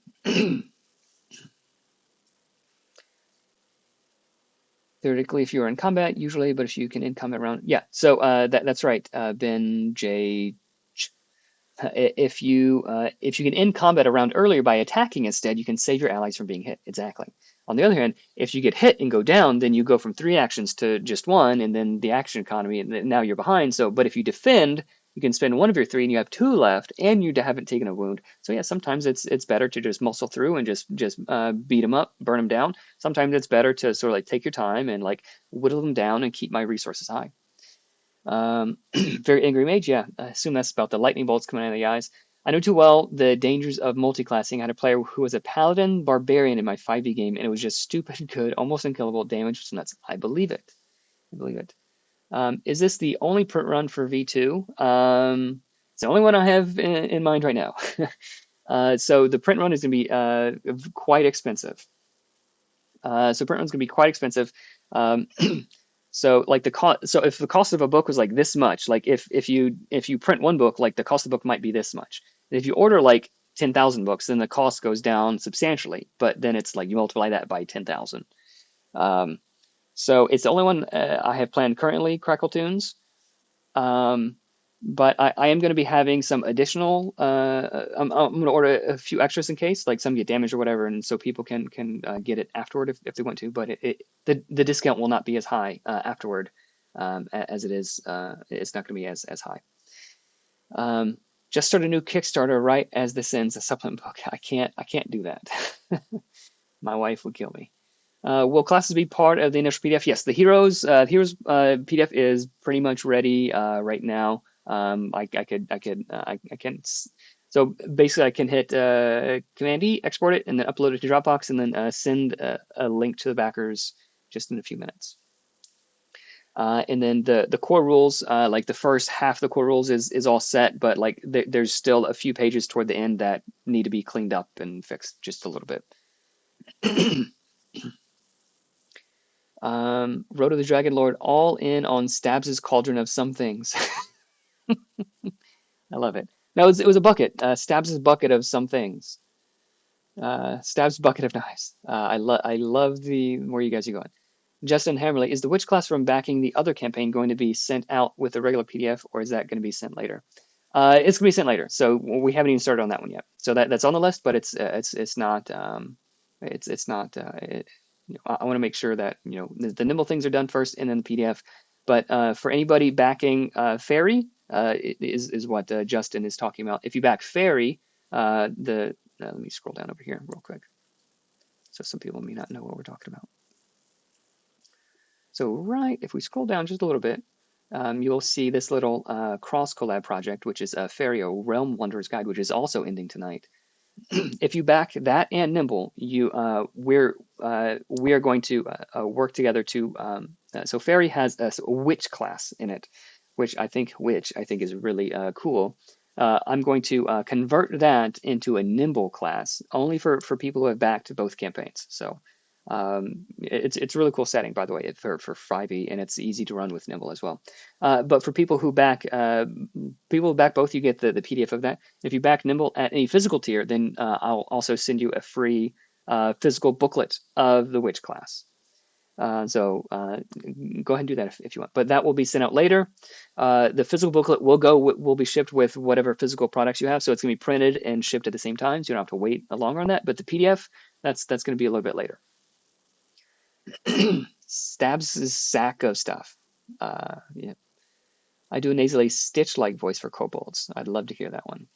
Stitch is a cool character. I'm gonna do some live stream games on my channel soon. Geek Man Cave. All right, cool. Feel free to post some links. Cool. I'd love to see that. I'm probably going to be doing some live stream games as well, and some playtesting with people on the server, prioritizing the people who have backed it first.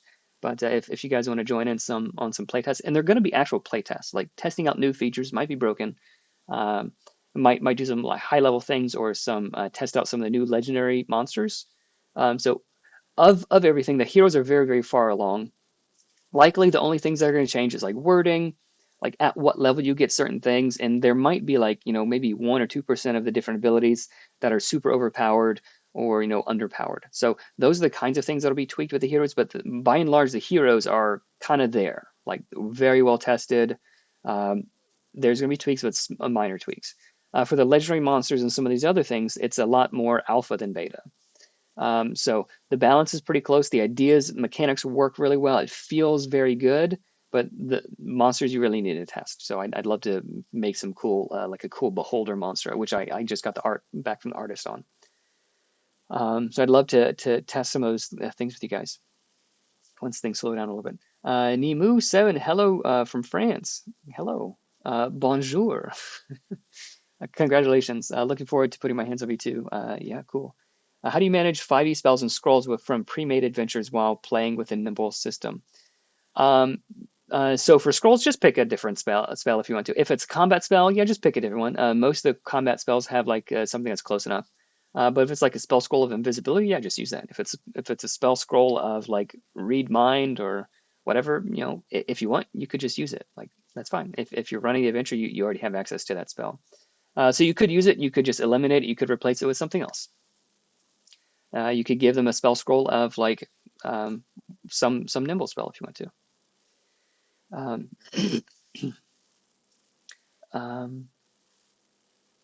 Scrubbing the Floor Adventure, sign them up. Wow, I am behind. Do all pledge levels include the GM handbook in some form? Yep. So there's 3 books. There's the heroes, the core rules, and the GM book, which includes the adventure and the bestiary. So yeah, the PDF level, you get 3 PDFs. The softcover, you get the 3 softcovers, and the hardcover, you get those 3 hardcovers, with some other things as well. It's been an amazing success. Congratulations. Yes. Thank you. Thank you so much. I really appreciate that. Backer train is up to 165. That's kind of crazy. Screenshot the adventure framework. Yeah, you can have it's gonna be in the GM guide, so you don't need to screenshot it, and it's gonna be I'm gonna make it even better before then.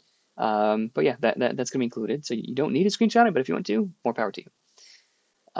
Mouse rotor is fantastic. Power washer simulator, the TTRPG. Grok the tripod. I can't say anything. You guys will run with whatever bad ideas I come up with. At 260, he has to give a thumbs up and say nice. Oh, we did it. Nice. Stretch goal unlocked. Everything is edible at least once. Yep. I think there's a background that I think there. I think let me see. There's a background somewhere that's like survivalist or something. Wrong one.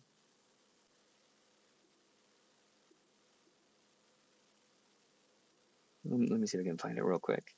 There's a funny background. It's basically like, anything is food if you try hard enough.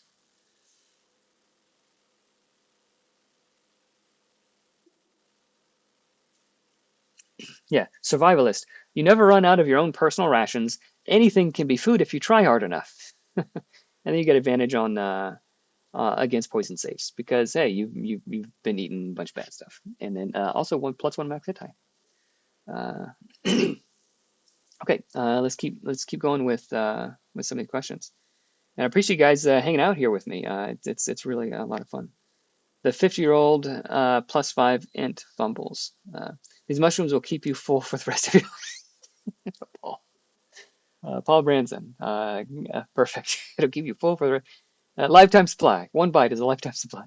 Scruffy Cat. I personally hate riddles and puzzles in D&D. It's so hard when players are smarter than their characters' right source. Yeah, there's some cool supplements and things that fix a lot of that kind of stuff. That's really good. The hexagonal stone is obviously a mimic. See, that kind of stuff, like, yeah, that kind of stuff is good.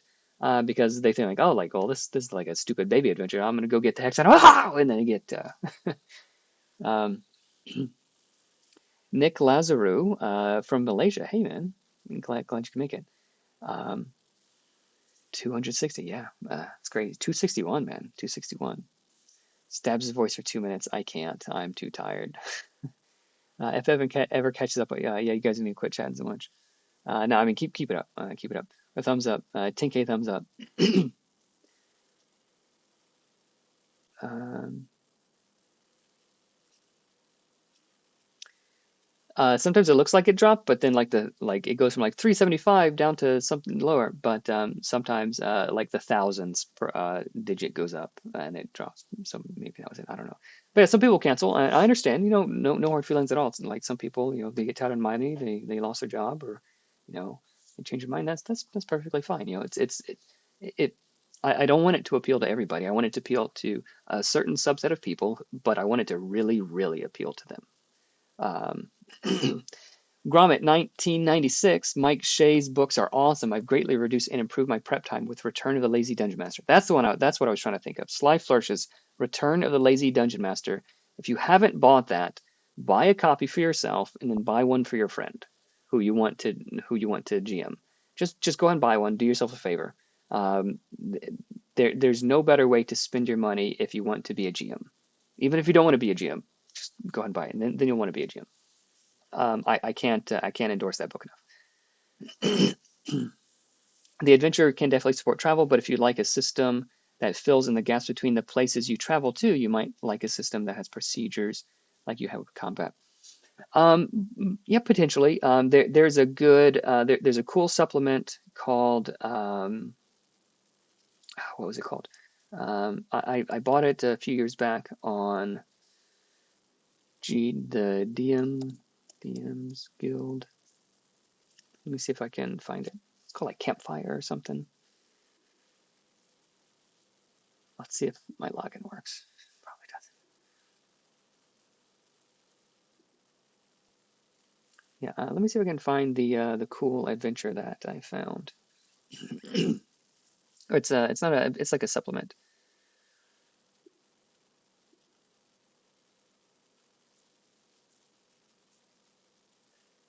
Um,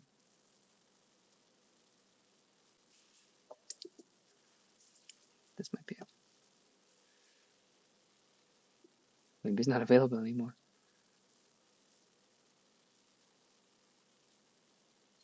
Download. I thought it was like called Campfire or something. No, that's not it. Campfire. That is it. That's it. All right. So I'm gonna drop a link here. So if you do want, so I'm gonna drop a link here. So if you do want like more of a like a meaty, crunchier travel thing, this is a pretty cool one, and it's only $5. Like it, like just yeah, go ahead and get it. So Campfire is a really good one. I don't know the guy who did it, but he's pretty cool. Um, Matthew R, I guess, but it's pretty cool. And yeah, I've really enjoyed it. I use that for our Rime of the Frost Maiden campaign. And if you look, there is at the reviews, there is a review from September of 2021 by a guy named Evan D. That's my review. So, um, so yeah, if you're into more of a meaty, crunchy, rules based travel, then there's plenty of supplements for that kind of stuff. But just like I don't think you need a special rule set for like cooking or a special rule set for like a rogue climbing up onto a building and then jumping off and stabbing a guy while he lands on them. Like you don't need rules for that. You could just adjudicate that with the existing rules. Um, 300,000 reward. Come on, guys. We get this adventure called Mopping the Floor you mentioned, where you play as the janitors, cleaning heroes' messes. That's not a terrible idea. Yeah. I mean, it's not a terrible idea. What published module do you think is the closest to a 10 out of 10? Um, what has been my favorite one? The Kingdoms and Warfare one was pretty cool. Um, we basically as Kingdoms Warfare or Strongholds and Followers, one of those. Most of the stuff that MCDM does is um, absolutely good, absolutely fantastic. So most of the stuff that MCDM does, because they test it so much, a lot of adventures are just written and they're just shipped, written and edited and shipped, and you can tell. But most of the stuff that MCDM does is pretty cool. Um, let's see if I can think of any others. I am excited. So we're talking about Mike Shea. While we're chatting about Mike Shea, um, Kickstarter.com. Here we go. So while he's the topic of conversation, so the guy who yeah, and you guys see how I let's transform, flip horizontal. There we go. So you guys saw how much I was gushing about Mike Shea's Return of the Lazy Dungeon Master. He just launched this Kickstarter on the City of Arches, which is it's like a setting. It's a place. It's a city you can put anywhere, and it's cool because it has arches, like basically gateways, portals to like every possible adventure. Like something I didn't like about Rime of the Foster Maiden was like everywhere is cold and it's cold and snowy, cold and snowy. But this is like you can go from like in this cool cosmopolitan city to like there's a lava volcano to this like futuristic thing or a sky castle or this, or you can go anywhere. You can connect this location to anywhere. Something I love. The way Mike Shea writes, um, so concisely, and because he's a GM, and here I'm going to put this link in the chat as well. You guys, please support him. He's putting out some solid stuff. I just saw a message. Evan is a solid 30 minutes behind chat. Yeah, I don't see it getting any better. But so this is a book that is basically taking the principles from Return of the Lazy Dungeon Master and putting a ton of adventures to it. Um, so and there's even there's a free download. You can click here somewhere and get the free download. There it is. Look, download free sample. Um, and like it's got a solid. So here's like stuff about the city. Let me go down to the adventure so you can see it. And like it's a solid. So here's the adventure. The Obsidian Skull. Like, doesn't that sound cool? Like, this isn't just a dungeon. This is the obsidian skull. In the catacombs of the cliffs of the dead, the children of Ibraxis, led by the cult fanatic. Like, all right, like you're already hooked. Like you're playing this adventure, okay? Um, so it's written in such a way that it's easy to run. I might lay it out just a little bit differently, just so it they're like different things. But as far as content and easy to run and fun and cool, like yeah, it's solid. I think on one of his recent live streams, he was talking about like how he ran one of the adventures and like it was busted in this unexpected way, it was busted this unexpected way, and then he said, therefore, I'm going to take all this information that I learned from running the adventure and I'm going to make it better. It's like when people do that, the adventures get better. Okay. Um, So yeah, things from Mike Shea are solid. There's a really good alpha stream dot I think it's org alpha stream alphastream.org. So alphastream.org. This is a guy named Teos Abadia. I'm signed up for his emails already. There's a really good. He's got some awesome articles here on like the best old adventures from like third edition and fourth edition and that kind of stuff. Um, where is it? Can I search? Teos. How do I search? Let's see. Is the campaign still going? All right, still going. We've got 8 minutes left, guys. Um, so if I can find it, I'll send it. Or if someone wants to post a link, he talks about adventures that you can like from old dungeon magazines or dragon magazine or whatever it's called. He's got some fantastic posts here. Anything that he writes is solid. I think he wrote some of the MCDM adventures. So follow Teos if you don't know him. Um, so yeah, it's really cool stuff. But he's talked about like Smiley Bob. Let's see if I can find it. That one was a solid one. Smiley Bob. Here we go. So this article, these adventures, copy, paste that in the chat for you guys. So these adventures teach us how to offer players choices. Infernal Wrath. If you search Dungeon 205, I think on like DM's Guild or whatever the other website is, search for Dungeon 205, and the article will be the adventure is there. Pray for Smiley Bob. That was a fun adventure. Really fun adventure where these goblins dress up as halflings and teach Smiley Bob this bear to like kidnap the halflings. Like they'll dress up like halflings and like beat the bear and make him real angry.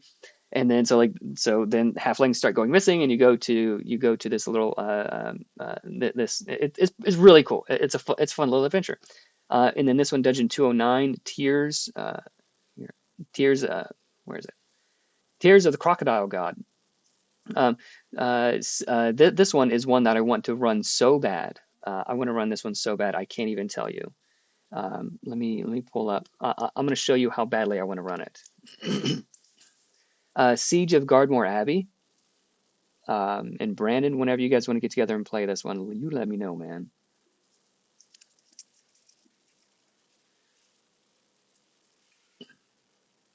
I will show you how badly I want to play this one. Now, like right when I read it, I immediately laid it out. So what I do, because I'm a nerd, so they're not laid out super good, that kind of stuff. But so like immediately what I did when I bought the Dungeon magazine, and I synthesized it down. Oh, you guys, can you guys see? Can you see? You can't see my screen. Oh yeah, you can. So I synthesized it down. So like this is the entire that's everything I need for the entire adventure, just right here, including the stat blocks and everything. And then Siege of Gardmore Abbey. This is what I did. So this is a long like you need to schedule like a pretty long session probably. But this one has pre-made characters. So it's got pre-made characters which I laid out. So like this Savra knows like certain things about all the other characters. So each person chooses a pre-made character, and each character has their own goals. Which is really so interesting. So I read this and I fell in love immediately. I've been wanting to run it for so long. So I immediately laid it out, and this took like a day. And then there's the Blade Queen's Throne. I forgot what book that one was from, but it's from it was some crazy high level adventure that was busted. So yeah, that's I got those from Mr. Teos. So yeah, show him some love. Sign up to his blog and follow him wherever he is. Tell him I sent you. He's fantastic. Um, yeah, I think he and Sean Morwen wrote the Acquisitions Incorporated book. Incorporated. So the Acquisitions Incorporated. So this book on, I wouldn't get on D&D Beyond. I would just buy the physical book. Um, but a lot of people were turned off because it's like based off some comic or something. It's sort of cartoony. And like yeah, that's fine. You like it or not. But there's actually an adventure in there. And I haven't gotten a chance to play it yet. But that one is supposed to be very very good. It was written by Teos and Sean, I think, together, but they're very good writers. They have a fantastic podcast also that I listen to all the time. Um, what is their podcast name? I'm forgetting everything whenever I need it.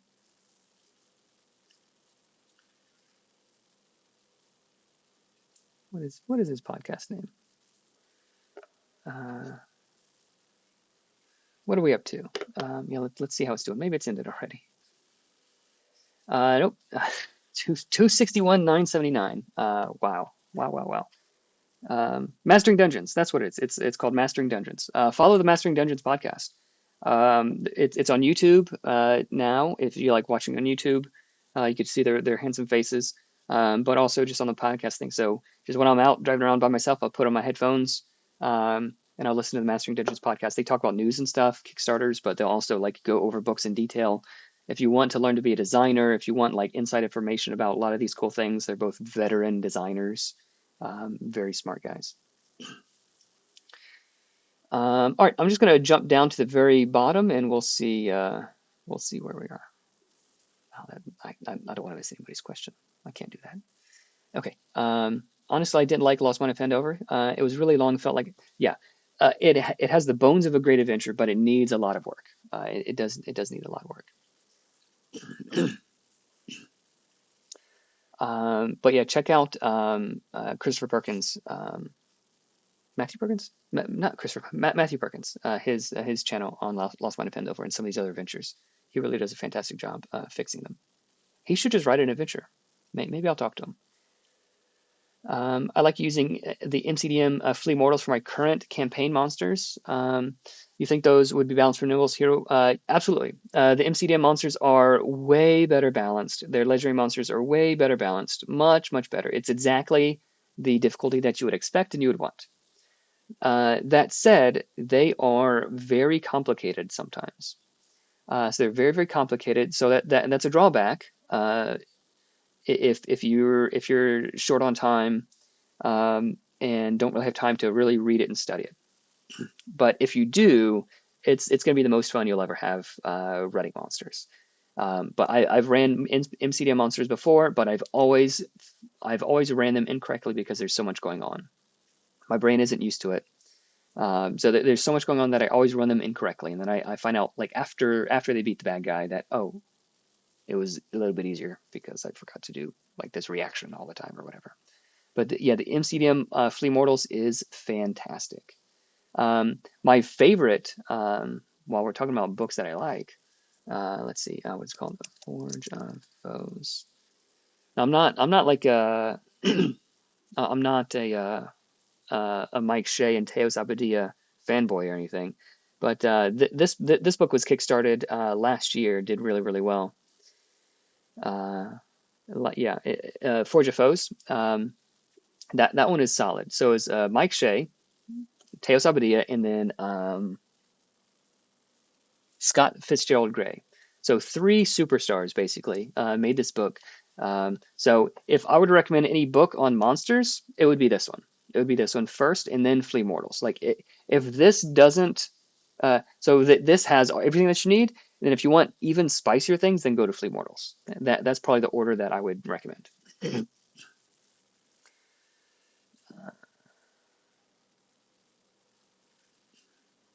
Right, let's go.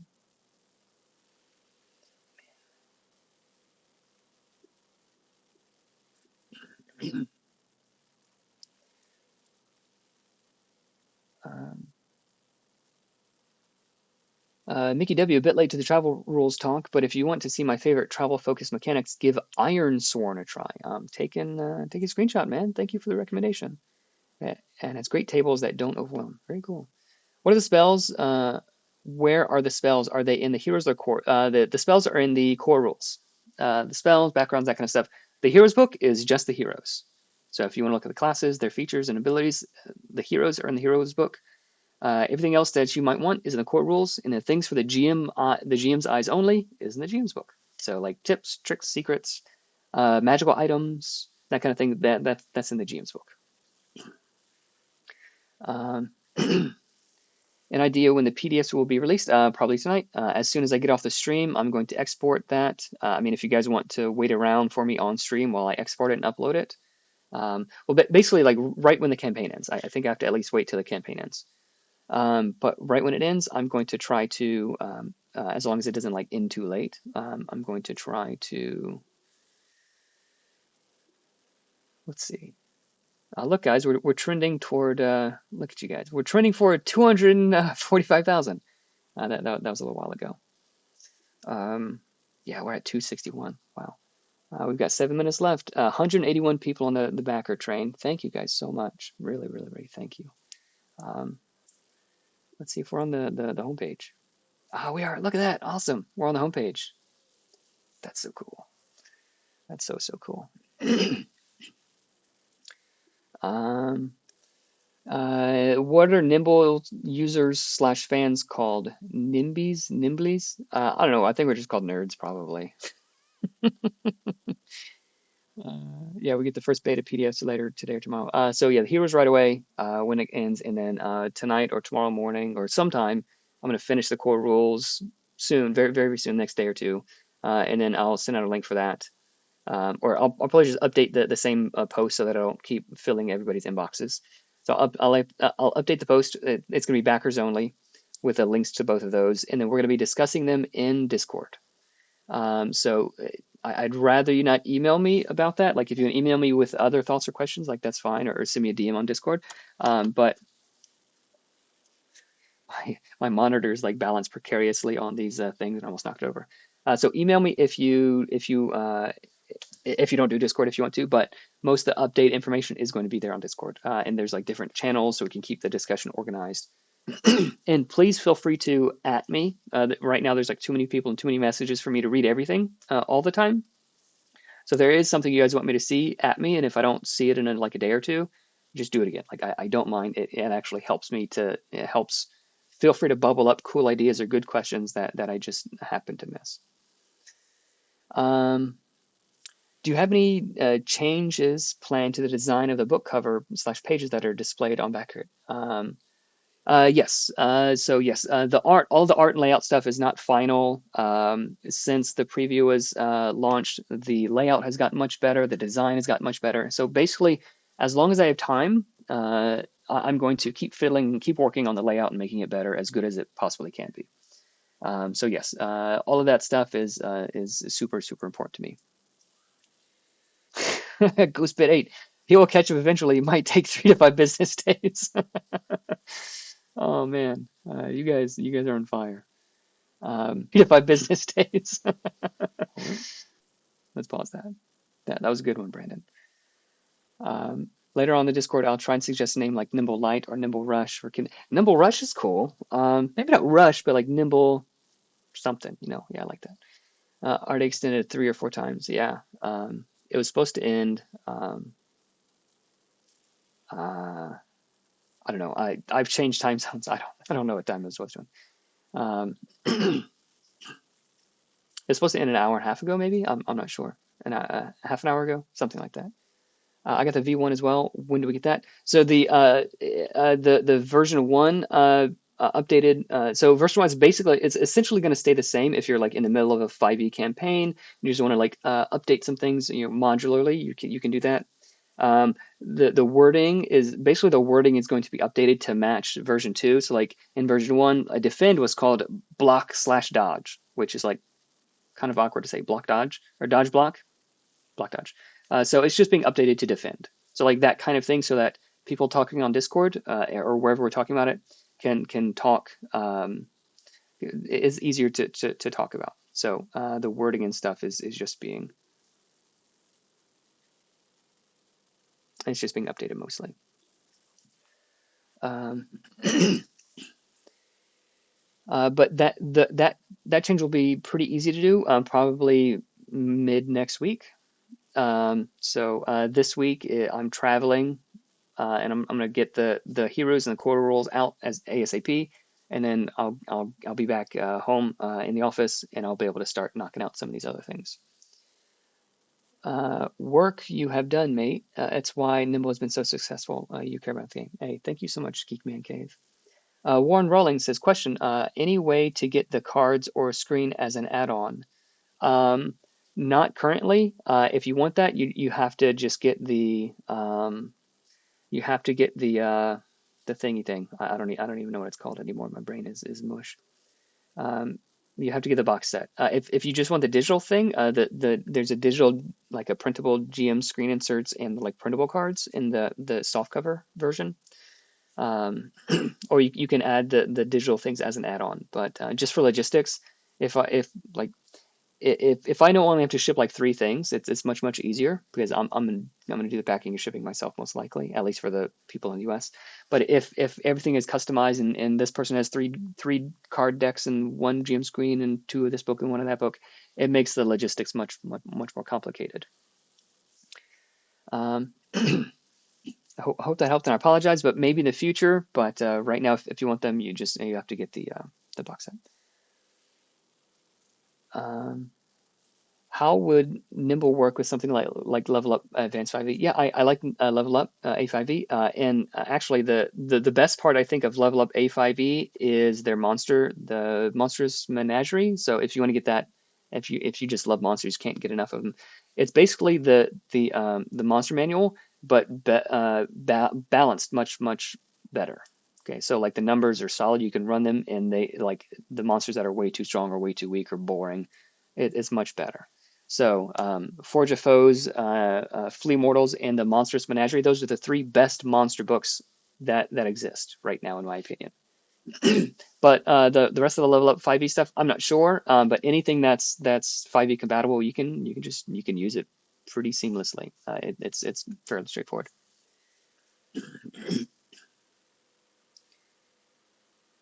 Brother Tom, can you explain the playtesting process up to this point? Yeah, I've just been playing with my buds, doing a lot of spreadsheets. I will stay up till 4 a.m. making spreadsheets, guys. I am a spreadsheet lover. I love them. A lot of spreadsheets, and when the math gets too complicated for spreadsheets or it's too slow, my brother-in-law is actually a genius, and he has developed a battle sim app where we can like plug in any numbers, or we can like, hey, I thought of this new rule. What if we have this new keyword called vicious, and when it crits, you get to roll an additional die. He'll like blah blah blah 100100101. He'll code it up, and bam, we have like 500,000 simulations of like what this does to the math. So playtesting, a lot of it is that kind of stuff. Checking the numbers, making sure it's fun. What's the fantasy of this class? And then just running people through it and seeing what happens. Seeing what the fun parts are, seeing what the slow parts are, seeing what's confusing, that kind of stuff. I learned about Nimble this morning, Steve Groves. Steve Groves, thank you so much. I super appreciate it. Backed all in immediately. You are a smart man. Smart man. A gentleman and a scholar, too. The Swift was changed to the Zephyr at some point. Where can I find the original key art for the Swift as shown in the backer campaign?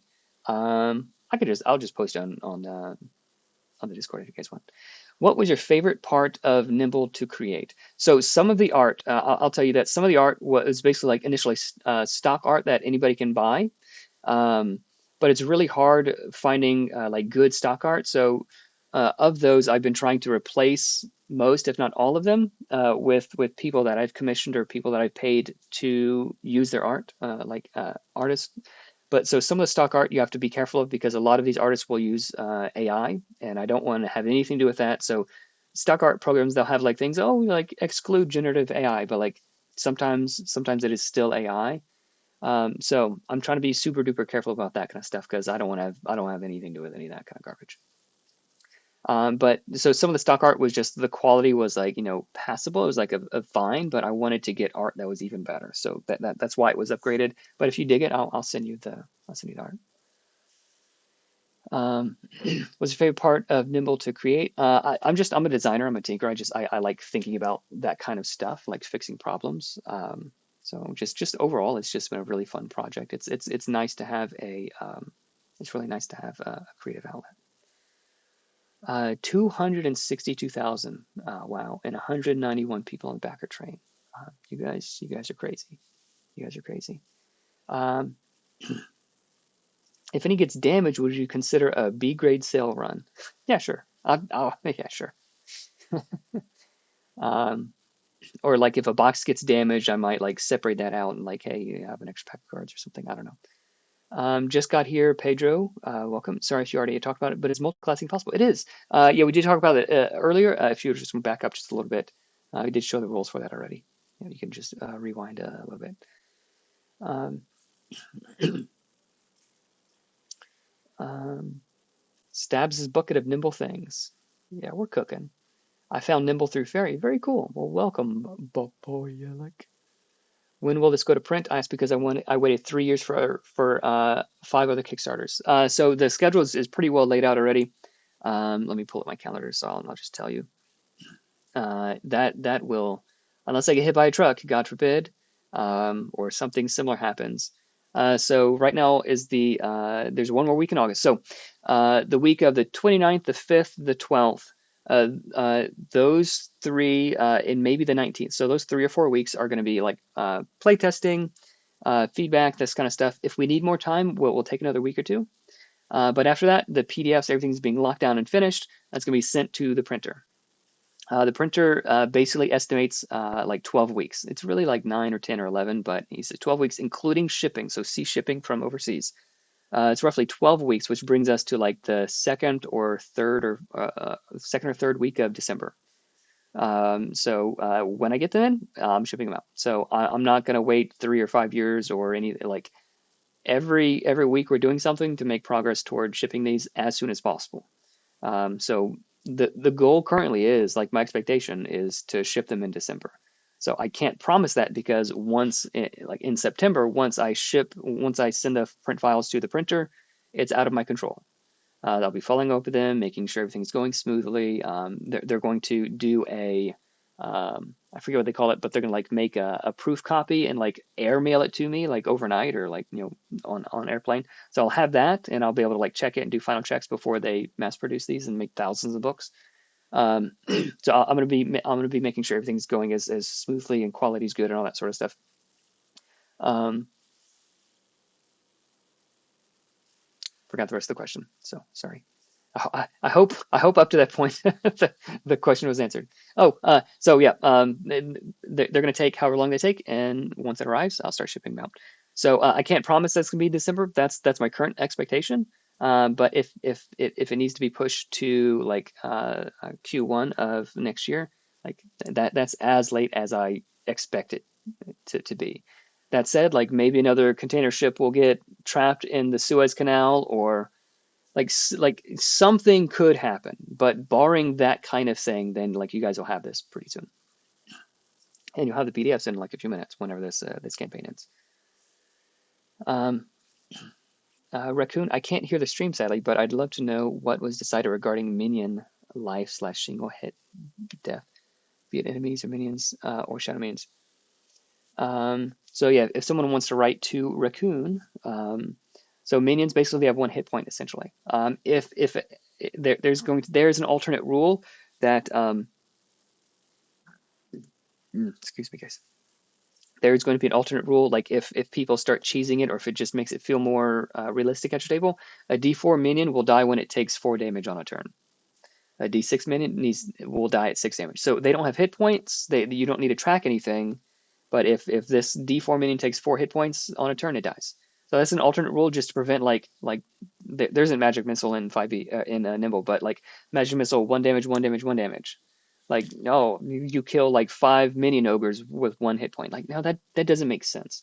you have to like actually hit them with a thing to kill them. Like in any attack will kill them, but you can't like don't cheese it. Basically that. But currently, shadow minions, they have 1 hit point. Minions have 1 hit point. Basically, if you attack them once, they die. Um, so that is that. What other? Well, let's go to print. Cool.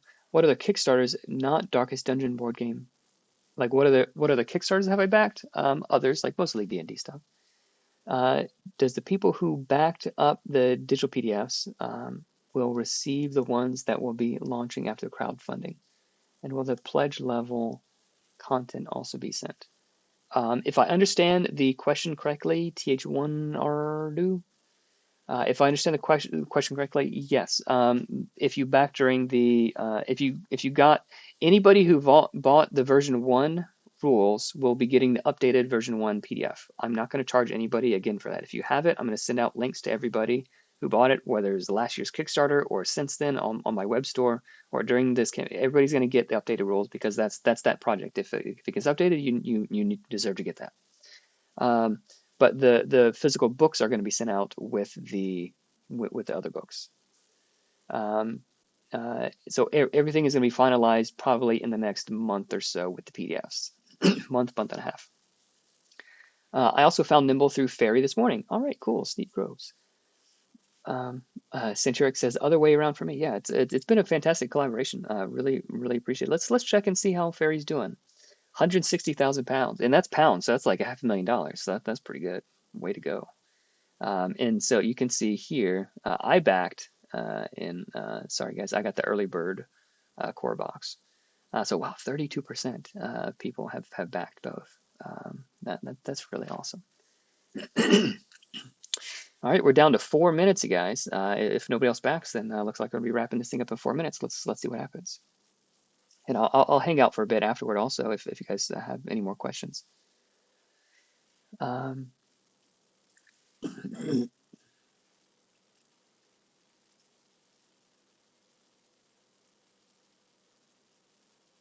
Troy Bowers, I would like to see a gunslinger done in these classes. Yeah, maybe. Not for this campaign, but maybe eventually. Naria 22, I don't know if it was already asked, but how do we manage the monsters? Do we need to modify them to make them compatible? Probably someone's already answered that in chat, but but you basically run them as written. There's like 1 or 2 things you do on the fly, but it's super duper easy. You just run them as written. Just add ketchup. Enough is enough. Actually planning on making some gun homebrew tomorrow. Cool. Feel free to tag me if you want me to take a look. No promises, but I could take a look. Would you all recommend the hardcover or the softcover? Definitely hardcover. Definitely hardcover. The quality is gonna it's gonna be better. It's just be better. They're both gonna have like the Smithsonian binding. They're both gonna be high quality. But I mean, like the hardcovers just they look cool. We're gonna have some like I don't know if it's gonna be gold or silver foil on the front with the logo or other things. Like it's gonna be spicy. Yeah, storage box. So like I think you'll be surprised at how useful the spell cards are. Like at my table, like one of the guys, Tyler, he basically said like, oh man, I'd love to have some spell cards and like just like hold them up and like, hey Brandon, pick one. That's what spell I'm gonna cast. Like it just opens up cool things. You don't have to have like a bunch of text written on your character sheet. You can just say like, okay, I'm gonna use one of these spells. Like I've got I've got 2 actions. I can just look here's my spells. I can cast for that much. Like bingo bango. It makes play like way easier. It's like going from like everybody sharing the same dice to like everybody having their own dice. Like it's quality of life stuff.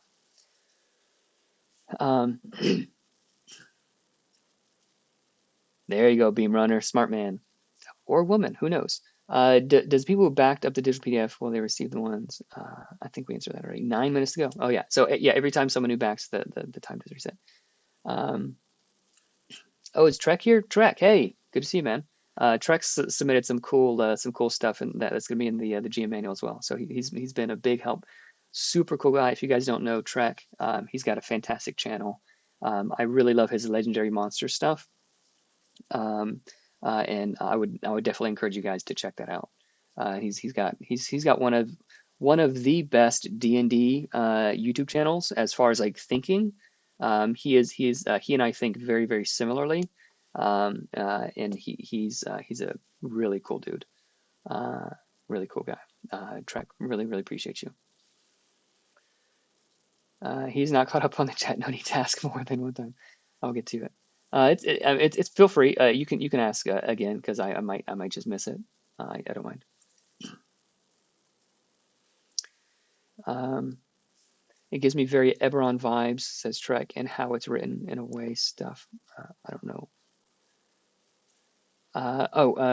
Deus Ex Mac Machines 5e list. I've never heard of it, but any 5e related thing, even if something isn't 5e compatible, if it's just like RPG related, it like once you read through the rules, like you will see like, oh, I get the mechanics.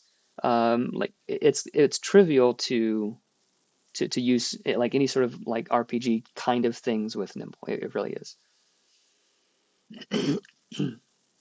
Maleficist just came by to congrats. Thank you so much. Congrats on reaching all the goals. Can't wait to get to the game. All the best. Thank you so much. I really appreciate it. Yeah, we should totally play when you're not super busy. We should, Brandon. Why does the clock keep resetting 10 minutes? When someone new backs, so it's something called overtime mode. So whenever someone new backs, we're at 198 people on the backer train. That's wild. Whenever someone new backs, then it resets to give more people time to like basically any Kickstarter campaign. Like immediately when it ends, I like people get messages like, oh, I just missed it. I just found about it. You know, can I order it? Can I? So like it's sort of to prevent that kind of thing. So it waits until like things taper off, and then like anybody who is interested has had time to find out about it. Because the interest, just to show you, like the interest in a campaign like day one, like these are all people, you guys can see this, right? Like these are all people who like were backing, like they were waiting on day one, like they were waiting and they backed it. And then like these are people sort of trickling in. And then like on the last couple days, like that's when people start hearing about it again because like, I don't know, people are procrastinators like I am. So that's what that is. It's just a cool feature to help. At this rate, we're not getting beta anytime soon. I'm sure it'll run out here shortly. What are we up to? Just got back. Is this about Nimble or writers? I don't know what that is. Welcome to the bottom, Evan. Centric, that was the bottom maybe half an hour ago. You buy or share the project? Yeah. You're a great hype man. We are backing your work.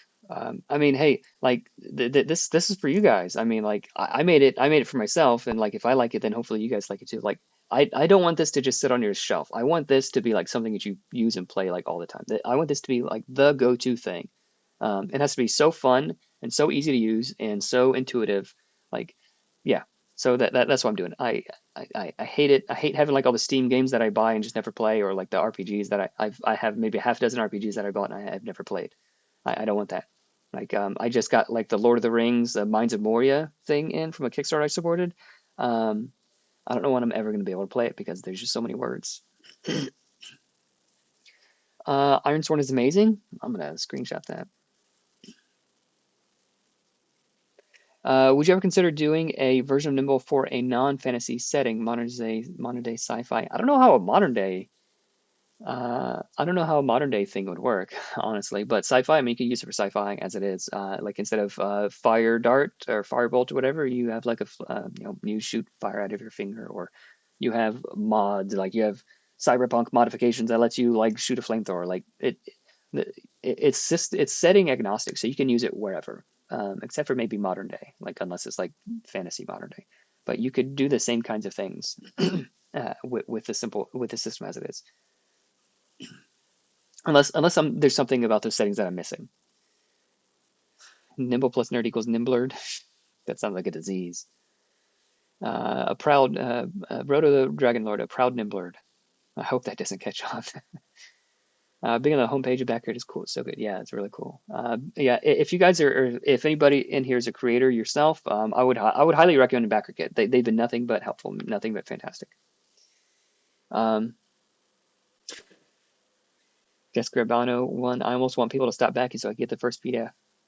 It's going to take me a second to actually send it out, so it's probably going to be tonight. I might have to stop and get dinner with the family, like once it closes. So it might not be immediately when it ends. Any plans on translation to other languages? It's just me, I can't promise anything. I'd love to do that. For version one, like people just translate it locally themselves and used it. But as far as like official support, if anybody wants to partner with me and work with me, and you speak the language and you're passionate about it, like I'm open to it. It would be a lot of work, and it's hard to make that work worth it. So I know I'm open to ideas. Yeah, Discord link is on the back of it, or you can go to nimble5e.com, and at the top there's a Discord link there also.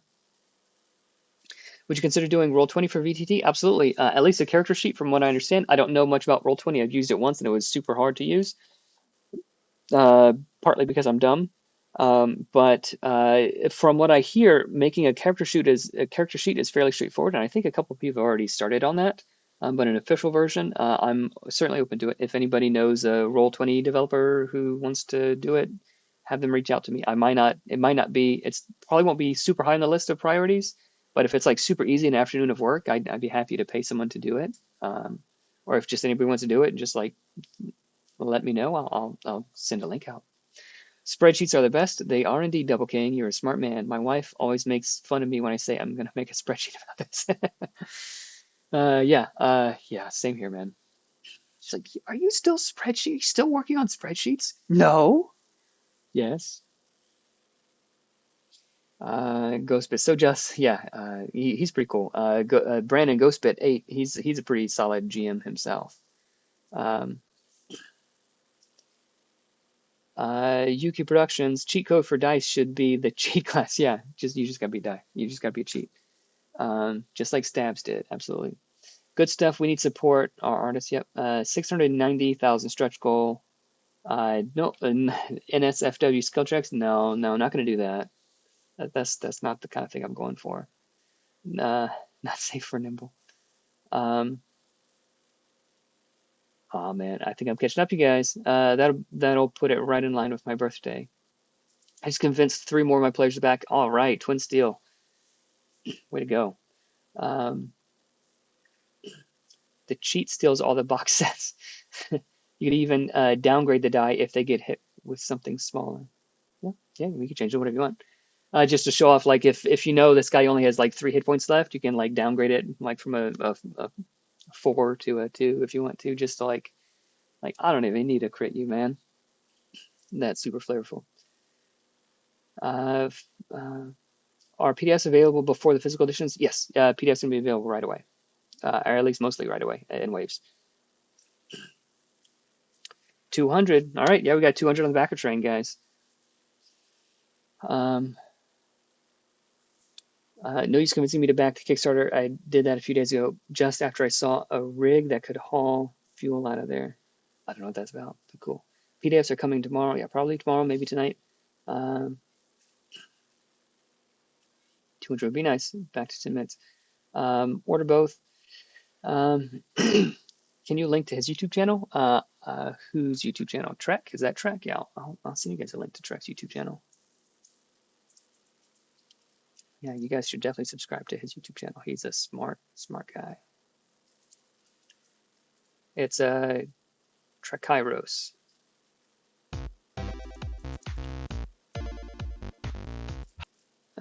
Here's your link. Bam.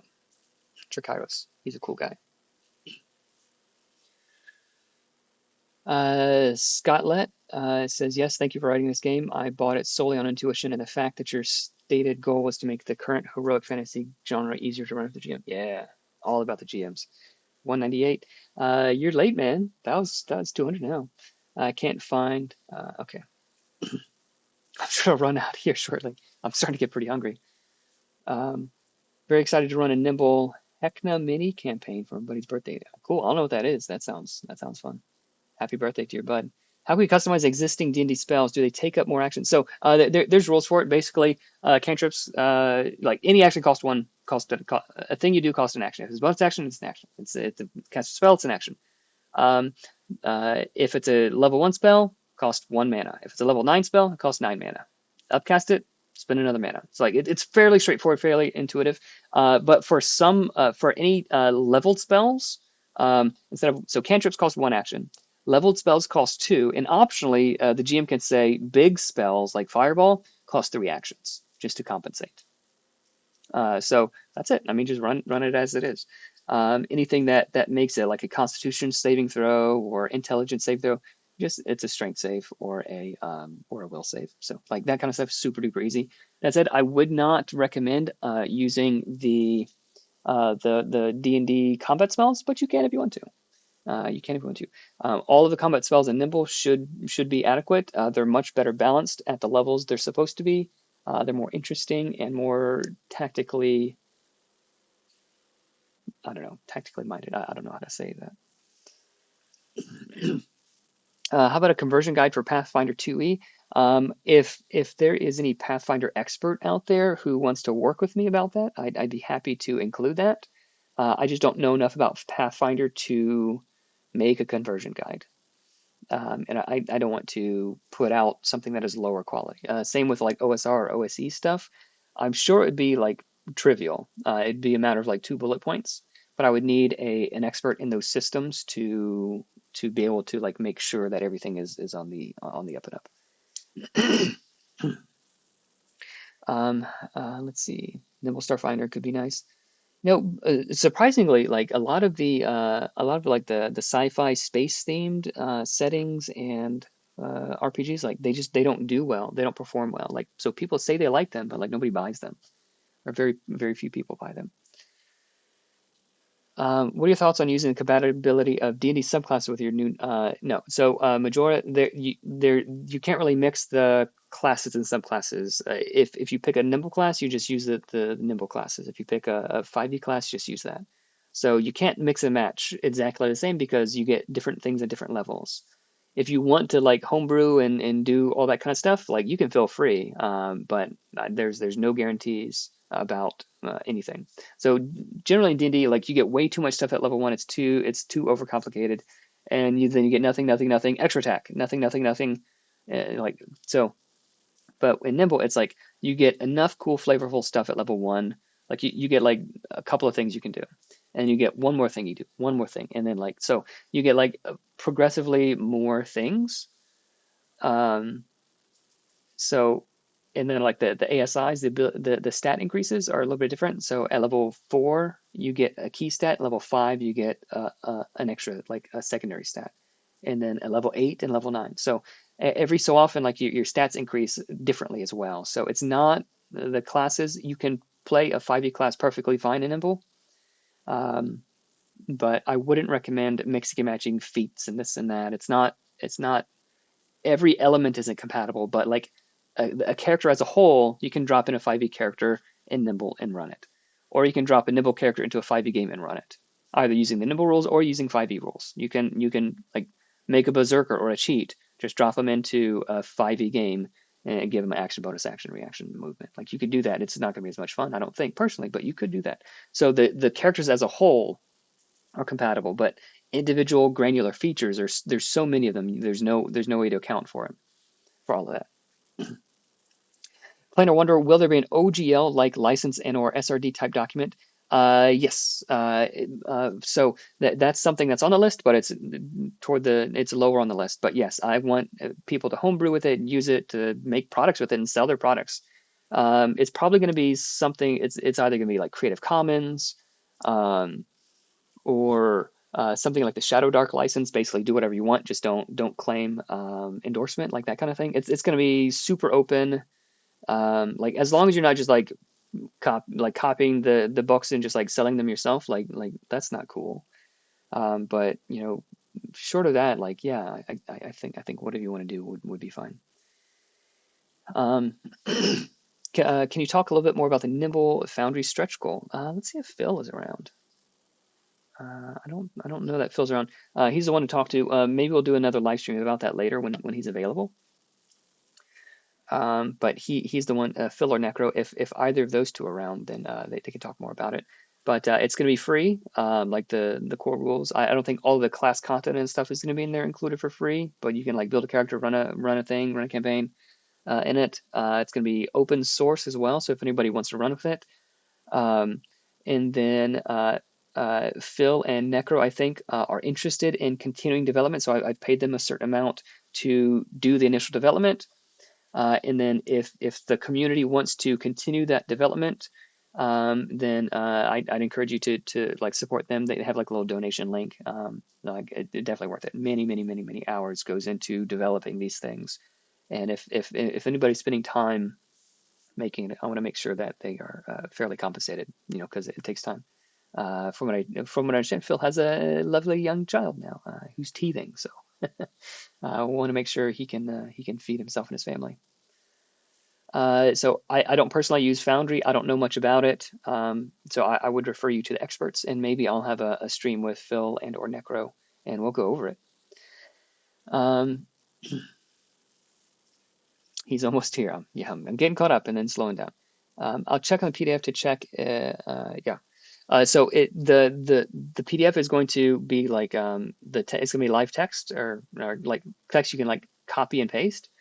So if someone wants to copy and paste and like run it through some translation thing or like translate it yourself, you can do that. I just ask like don't like share that publicly with anybody. But if it's helpful for your table, like go for it. Yeah, just go for it. The backer train has enough people to be considered on the high end of a military company. That's cool. I don't that's cool. Heckna is a horror circus setting by Hit Point Press. I don't think so. Not for me. Um, I don't know. I mean, if someone else would run it, I'd probably play, but I don't know. Especially if it was Nimble, I'd probably run it. Sounds like you mostly play adventures. Have you ever done a homebrew setting for any of your games that you'd like to tell us about? Everything is homebrewed. So like I'll use the adventures as a starting point, but like pretty much everything is homebrewed. Like if someone whoever wrote the adventure was sitting at the table, like he wouldn't know what was coming up because I homebrew and I change so much. The adventure as written is really just like a framework of ideas to start with, so they don't have to start from scratch. I'm a much better editor than I am like writing from scratch. I could do it if I need to, but all right. Once we get caught up, we'll look at some classes. You guys type in chat. Once we're caught up, if you want to do some like class previews or rules previews or anything like that, we'll look at the PDFs and we'll get going. uh, uh, 4 minutes, maybe go to sleep. I vote. Did it end? Oh no, no. We're up to 2 minutes, guys. These guys have done great work, and there's a channel in the Discord. Yeah, absolutely, great work. There's a channel if you guys want to chat with Phil and Necro. Interested what Necro's name is, or if that's his real name. Foundry stream would be great. Yeah, it would be. As an avid Foundry user, I'm excited. Phil Best, hey, Phil's around. Cool. Not super available right now. Yeah, hey, I get it. Probably putting a little kid to bed or something. It's probably late there. If you're on stream in a little bit, I can answer questions. Awesome. Yeah. If you want to hop in the voice chat later, Phil, just leave a message here on YouTube. And if we're still going, then we'll get you to come and chat. Maybe I can get a glass of water or something. Beat Pete, what did he say? I have a welcome to the bottom ready to say when he gets here. Angela Lewis, that's good. If people want to leave questions, Nemo7. Oh yeah, I meant manual translation for my use, but if you do the whole thing, I'll send it to you. Cool. Yeah, cool. If people want to leave questions in the VTT channel of Discord server, I'd be happy to answer anything there as well. Yeah, cool. Yeah, Phil and Necro are always in there. Yeah, super active. I really appreciate them a lot. So, and Phil, if you want to DM me the link, your link, I'll put it in the chat. Or if you want to do it yourself, Phil, please go ahead. Yeah, please go ahead. Discord channel link. Angela, if you go to nimble5e.com, actually, I'll do it for you. Nimble5e.com or nimblerpg.com. Same thing. It'll go to the same place. Nimble5e.com. Copy link address. Paste it in there for my buds, Angela. Um, welcome to the bottom of chat. We hope you enjoy your stay. Now we can look at the classes. Well, people are talking. I would love to hear more about the Zephyr. Cool. I'd like to hear more about the Zephyr. Regarding translations, the Foundry system is all localized, so if people want to contribute translations, we can include those. Wow, that's neat. That's really, really cool. To the person asking about Nimble Starfinder, Dark Matter by Mage Hand Press is a 5e compatible science fantasy alternative that could be converted. Cool. That's cool name. Cool name, Evan. That is a cool name, Evan. But cool idea. And if you guys know any of the authors, or if you have the contact information for any of these authors, I'd love to collaborate on any of these kinds of things. Help spotlight other people too. Other people have helped me. So if you guys want to do anything like that, I am all ears. I'd love to collaborate with other people who are doing cool stuff. I do the same. I don't start from nothing, but I change it eventually. Cool. Yeah. Same wavelength, Steve. About the Zephyr. Okay, great job. Looking forward to playing this. It seems so. He showed the Zephyr one change. So yeah, I showed some of it. I'll show you guys a little bit more. Um, do you have to adapt the monsters from hit points from the monster? Not usually. You don't need to do anything hit points or any of that other kind of stuff. That said, the monster manual is the worst monster book out of all the ones available.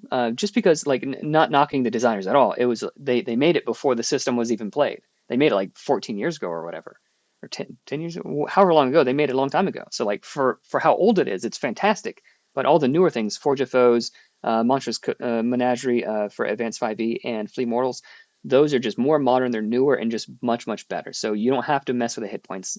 You don't have to mess with hit points. But if you want a better balanced encounter, more predictable, like you don't want an encounter accidentally way too hard. If you want to run a hard encounter, go ahead and run a hard encounter. But it shouldn't accidentally be too hard. Like wiping your party on accident is the worst. Like wiping your party because they were dumb and did dumb things is like fine. But doing it on accident is like terrible, right? Um, No, you don't have to do anything really to the monsters at all. They attack like the heroes, and you change their armor if you want to, or you can just leave them unarmored. Dark Matter was also awesome. I back both their projects. Cool. Send me their information if you think they're interested in collaborating. Very interested in Foundry VTT mod development stream. Yeah, cool. Quick chat. Ask a lot of questions. No, don't do it. What's the meaning of this? That's all I got. Okay. All right. We are officially caught up. Let's look at the. So we got 6 minutes left, guys. 4,200. Oh, backers went down. 4,244 backers. 6 minutes left. We're at 263. Let's look at the Zephyr.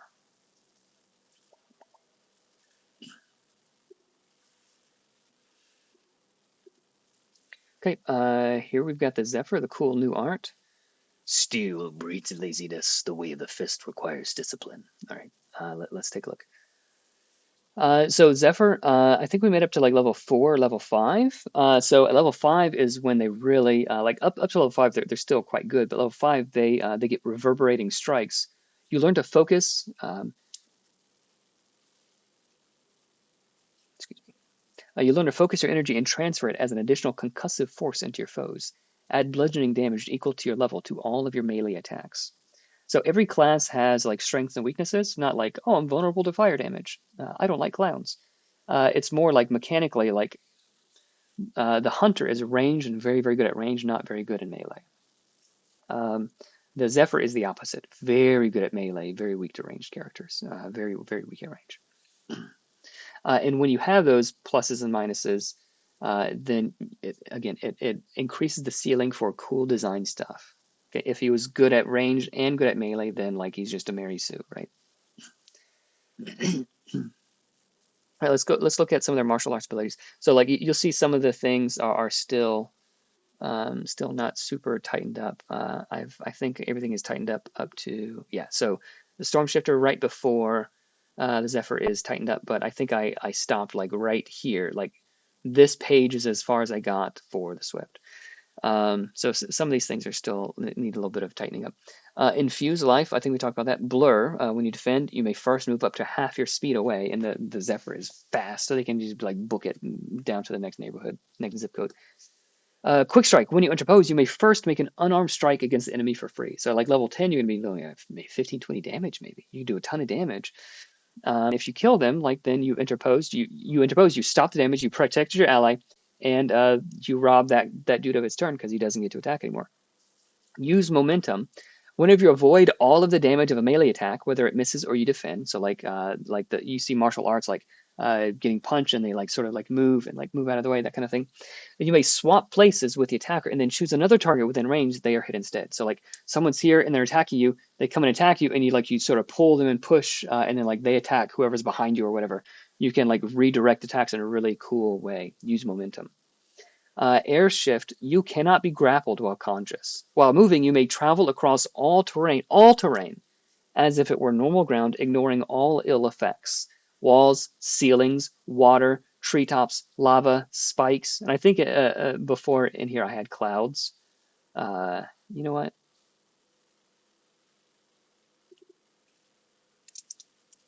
We're doing it. You're a Zephyr. So air shift, cool, really cool. But it's while moving, so you can't just like run, stand, but you're running as long as you keep running. Crouching Tiger, Hidden Dragon style. Generous Soul. This one is really cool. When you receive healing for the first time on a turn, you may heal another target within 30 hit points, within 30 feet. Hit points equal to your equal to your wisdom. So this is really good. Like if your whole party goes down and the cleric or shepherd can only heal one person, they heal you and then you heal someone else. And if there's a couple of Zephyrs, they heal you, you heal them, they can heal another one. But it's only the first time, so you can't keep doing this over and over again. But you can. So it's not going to be a lot of hit points, but it can like move the needle because it's a free thing. Doesn't cost any action. That's free. And because you're going to be in melee a lot, you're going to need the healing more often than other classes. And it's an extra bonus for other people who just like might be taking chip damage and they're just getting lower, not really the target of a lot of attacks. Disciplined Patience. Whenever you miss an attack, gain a cumulative plus wisdom bonus to all damage you do for the rest of this encounter. And then a disciplined martial artist does not miss an attack on purpose. Okay, so this one is going to be in playtesting, so it's a newer one. But whenever you miss an attack, okay, you're attack with D4, so 25% of the time, you gain a bonus damage to your wisdom equal to all the damage for every attack you make for the rest of the encounter. It's cumulative. So you miss twice. If your wisdom is 3 damage because you missed. Okay, you miss again, 6 damage to every attack. You miss again, 9 damage to every attack. So it's cumulative for the rest of the encounter. Very, very powerful ability. It seems, so out of every ability, it seems like the most broken, but if you math it out, it is quite good, but it is not as broken as it appears on first sight. And any ability that seems like, oh, that doesn't seem that great, it's probably, it might not be that great, but likely it's much better than you think when you start playing with it. So all the abilities should be like interesting enough. If you just came in and picked random things, you could still have a pretty sweet character. So Windstrider, let's see what the Windstrider is. Oh. Windstrider, if you move through the space of a willing creature while using Step of the Wind, they can move with you. Choose any space adjacent to your path of movement to end in. So yeah, you can help your allies move around. So you're very, very mobile, but what happens if you're leaving your whole party behind? Well, they can keep up with you. You sort of pull them along with you because you're a Windstrider. Awesome ability. I think the ideas behind this are so cool, and they get to choose. Like if you're going like all around, they get to choose, or you can drop them off. They get to choose wherever they end up in. And if you need to get across a big chasm, and you have air shift and Windstrider, bingo bango. Like how cool is that? Like you can just like everybody hop on my cloud, and then everybody's like on the other side of the chasm. Really cool. You can't abuse it too bad because you have to keep moving, but and you have to use it with Step of the Wind, so it costs. It's not an unlimited thing, but it's kind of a cool thing to do. Deep Patience. You may spend one action to end any non-wound condition on yourself. Are you burning? Are you paralyzed? Are you this? Are you that? Are you anything? Spend an action. It's gone. You're so patient. You're so disciplined. Nothing can hold you down. Love it. Okay, cool. Let's see what questions we have so far. Welcome to the chat. Thank you, Twin Steel. Evan is a Swift Reader. Thank you. Reverberating strikes. Way of the open hand flashbacks. Cool. Evan, do you like ice cream? I do. I can't eat as much of it as I would like, but I do like it. That's all I got. I'm excited. Me too, Angela. Thank you so much. Steve Groves, I was asking earlier about the original Swift art. Was that one of the original stock images you talked about? It was, and I altered. So I will. So like sometimes art will be so sometimes art will be like in this orientation. I need it like wider, or it'll sometimes be wide. So I did additional art on top of it. But yes, that was one of the original stock art options.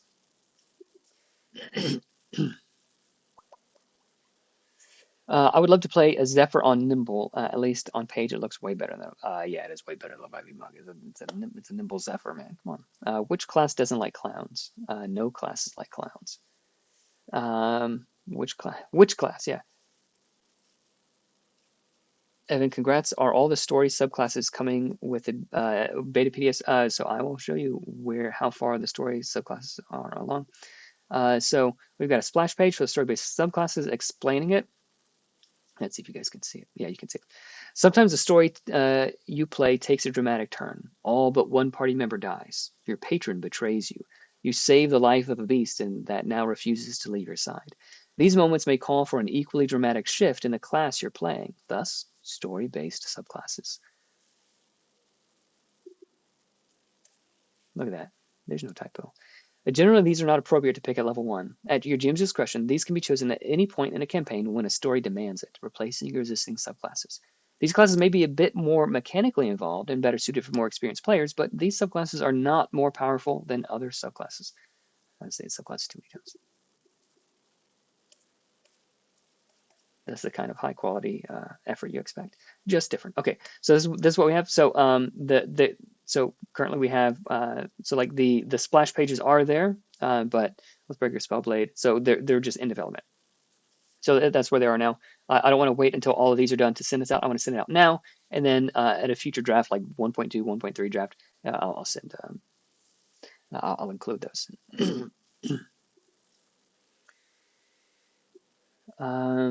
Ash Trail, hi, really cool project. Thanks for coming up with it. I'd be interested in going over the Shepherd and Shadowmancer quickly. Cool. Yeah, let's go over the Shepherd. I don't think we've talked about those before. Did we? You guys tell me if we've gone over the Shepherd in the past yet. Um, what are your thoughts on using the... Oh, where'd it go? What are your thoughts on using the luck mechanic from Black Flag / Tales the Valiant with Nimble? Um, uh, Remind me what that is. I had the books. I just remind me what it is. The last, if I recall, it was pretty cool. Um, like cool ways to like change your dice and stuff, which is sweet. Um, you should be able to use it easily enough. If I'm recalling what it is, it'll make your characters better and it'll make the encounters easier. So GM can compensate for that if you want to. But you're just not missing as much in Nimble, so it may not be needed. But someone remind me what that is. I have a friend who is a monk enjoyer, Zanian Jam Falcon. I hope that's your real name. That is a cool name. They're gonna love Zephyr when I introduce it to my table. Awesome. Try doing that in D&D. Um, I read somewhere Discord maybe that V2 will have pregens. True. Yes. Probably at least like 5 or 6. In what form? It's gonna be just a digital thing you can print out. So a character sheet that's already filled out. Level 1, level 1 and level 3 probably are the only two. Like if you want to run a high level pregen, like go ahead and make it yourself. So probably level 1 and level 3 is what they're going to be. And not all the classes most likely, but at least like maybe 5 or 6, so everybody can pick a class. Cool. Let's check in on the campaign. Have we ended yet? Indeed, we have not. 212. Wow, guys, you guys are crazy. I love it. Really appreciate it. I mean, Rainsnake did get into Dragon's Mouth running on clouds. Can be possible. Yeah. If you guys want to ask Ghostbit, Brandon, about that on Discord, feel free to ask him. He'll tell you all about it. He jumped into Dragon's Mouth and won. Ashrael, by the way, are there any plans for class-specific character sheets with all the skills powers handy? That'd be pretty nifty. So not at the moment. Let me show. Let's see. Let me show you guys this. Browser. Show you guys this. So this is the current character sheet. It's not finished, but it's current character sheet. So rather than making a specific class character sheets, we have like a couple of boxes for specific class resources. So mana, judgment dice, whatever. So you can sync it there. So that's what we have right now. In the future, perhaps, but like as a GM, like if I'm having a bunch of people over, if I'm having 5 friends over, I don't know what classes they're going to pick. I don't want to have to print out six copies of each character. Like I don't want to have to print out multiple different class character sheets, you know. So at least we have one general one, and then maybe we'll add class specific ones in the future, but we may not need to. We may not need to. And I say we like I have a team. Doesn't fit the block of text anymore. Yeah, so I have to resize things. Yeah, layout is fun. Bopadolik.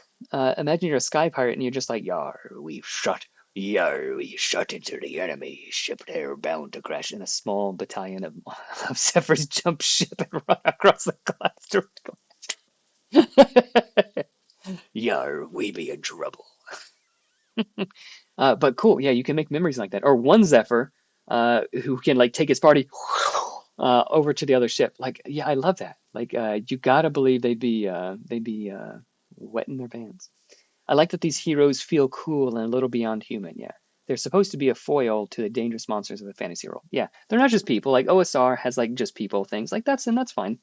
But for this, they're not called player characters. They're not called hero. They're not called characters. They're not PCs. They're heroes. They're heroes, right? They're not superheroes. Not like Superman. Like they can die, but they're superhuman or super orc or whatever race you pick. But yes, they're heroes. Let me zoom out on this so you guys can see the full character sheet. So a few people were asking about the character sheet. So like, what about the races and backgrounds that have extra wounds? Yeah, we're gonna do something like this. Like, you know, I'm just sort of like obviously just mocking it up really quick. But it's easy enough to add like things like this, and then like I can like gray it out. So if you have one of the classes or characters who can have like extra wounds, like it's not going to be exactly like that. I'm just sort of like, for instance, we're going to make sure all those other things are tightened up. This is sort of the first draft of the revised version, which is much better, much better. I love these little icons. And these little things, these little squares are the exact size of a D6. And 1, 2, 3. You have 1 action, 2 actions, 3 actions. You can use 3 dice, or you can just use 1. Just really cool. Oh, you can't see it. Really cool. There you go. Yeah, the sound effects work now. So this part in particular is going to be cleaned up a little bit. Like this was confusing some people. So yeah, we're gonna fix some of it. Like the race, like character name, race, class level. A lot of this stuff is taking up too much space. So it's probably going to be character name, race, class and level, height, weight. So like all this is probably going to be on one side, and maybe the logo will move, and like we'll put something here like a little box for gold or something. So we're going to rearrange things a bit. So we'll have a little bit more space down here. Oh, let me just undo this. Undo all those changes. I think I copied something I wasn't supposed to copy. So yeah, it's gonna be a lot easier to work with, and very printer friendly. Instead of blacks, it's grays, so it's not gonna use up all your toner either, and all that kind of stuff. Cool to be talking about this after Black Myth Wukong came out. I don't know what that is. If you want to tell me about that, sounds interesting. This will become a Saiyan so easy with those abilities. Yeah, cool. Yeah. Oh, did it? Did the campaign end? It didn't end. Oh man, got me going. We still have 9 minutes left.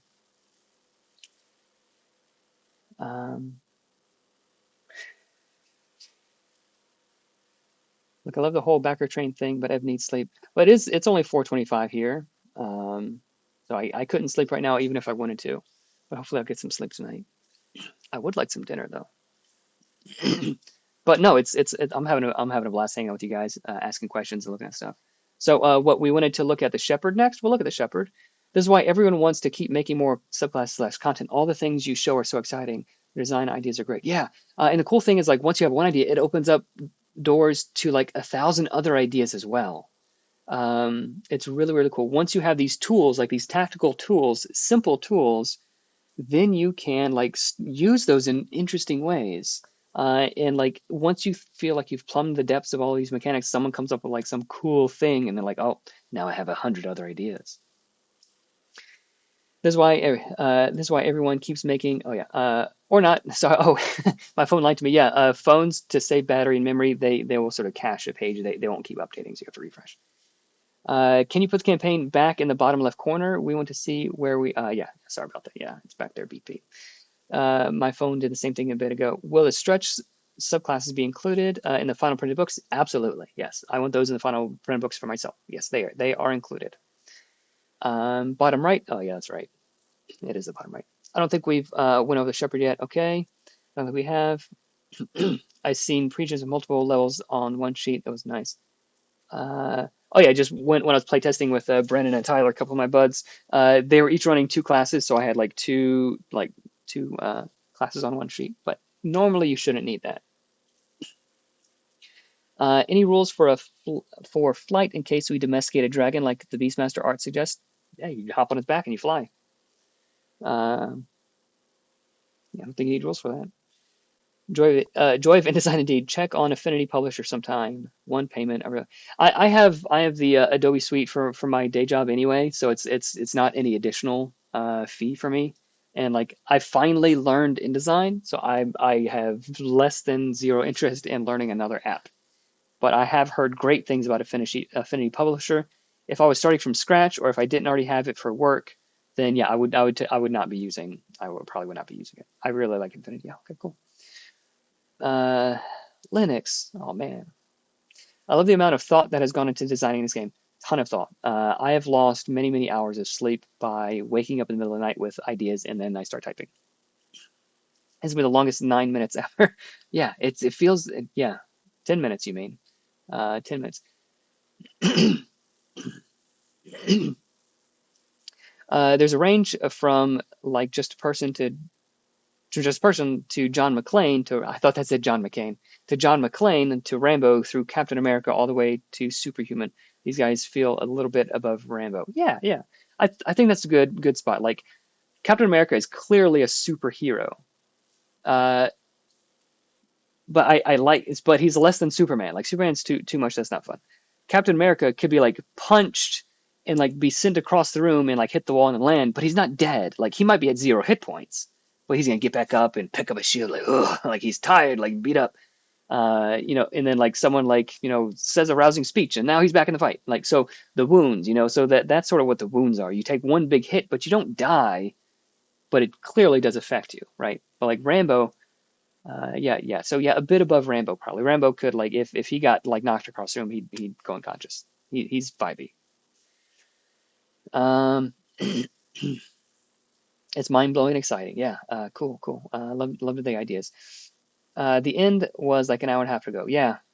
Hey, Evan, you showed us quickly your GM notes on Frost Maiden campaign. Can you tell us what software app? Yep, that app is called Figma.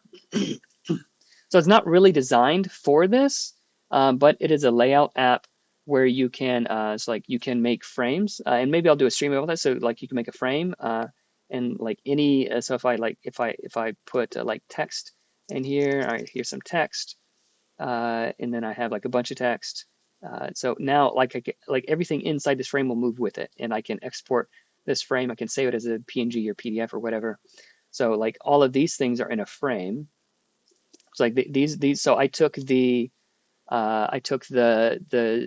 detailed rules from Acquisitions Incorporated. Good book. You should get it. And I adapted them for my Frost Maiden campaign. So sometimes like I'll just have art and stuff in here, and like I'll have my laptop usually, and I'll say, hey, you guys see a Chwinga, and it's like this little dude, and I'll say, oh, I'll zoom in, I'll just flip it around, like this is what you guys see, and then I'll zoom back out, and then I'll like go to my notes and stuff. But this app it's pretty cool. I've got like character sheets and all sorts of different things. So yeah, you guys can see some of the this was a long time ago, but you can see a lot of the homebrew stuff that I made. A lot of this is like not super great, but some of it was pretty cool. Um, so yeah, lots of different things I've made, and this is not all of it, I don't think. Those are the one shots,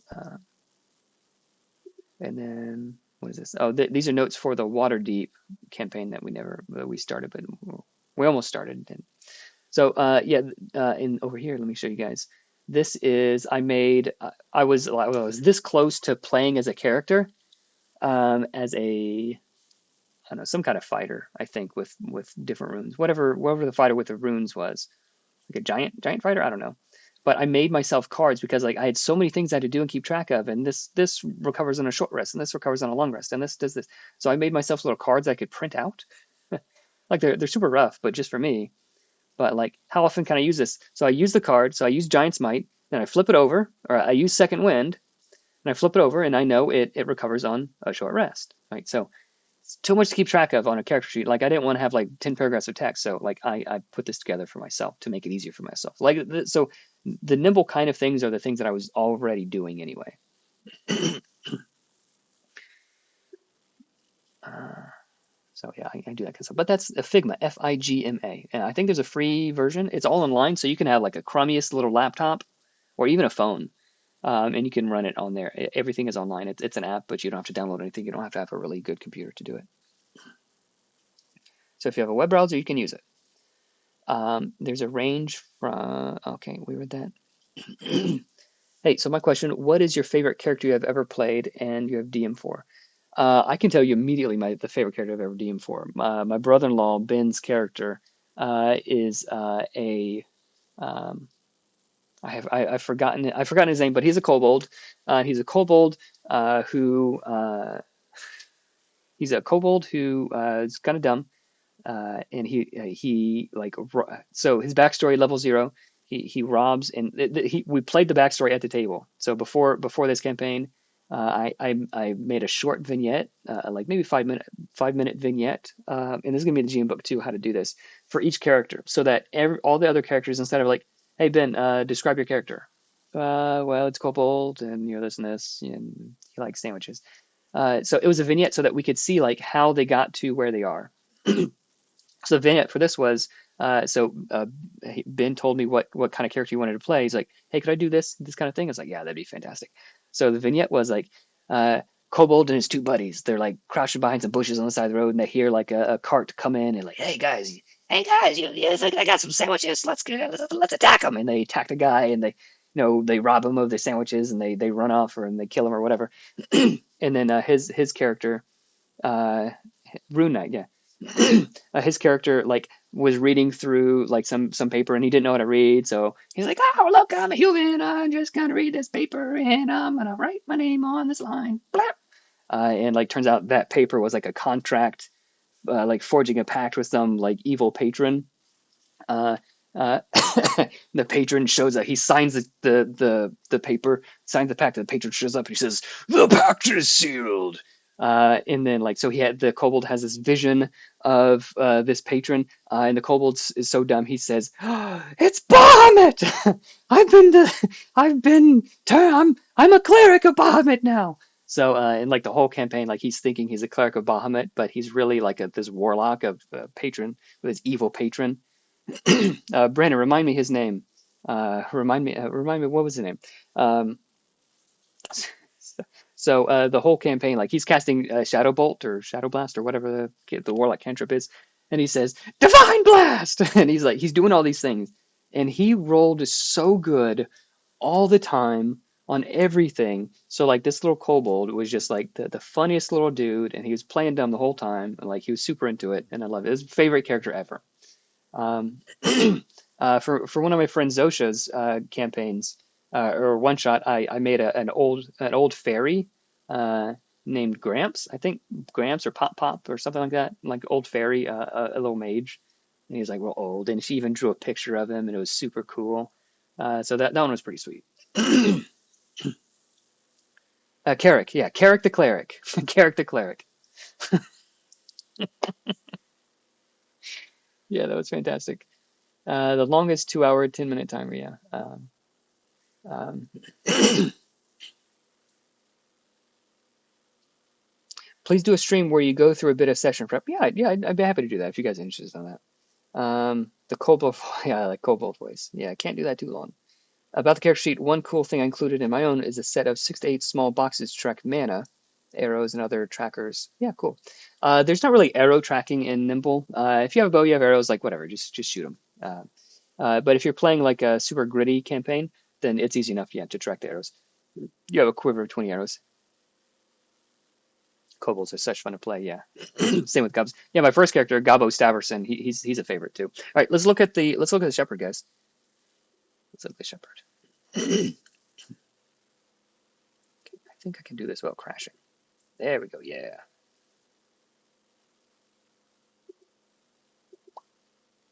Let's see. Shepherd. Okay, so here's the shepherd. Uh, she's pretty sweet.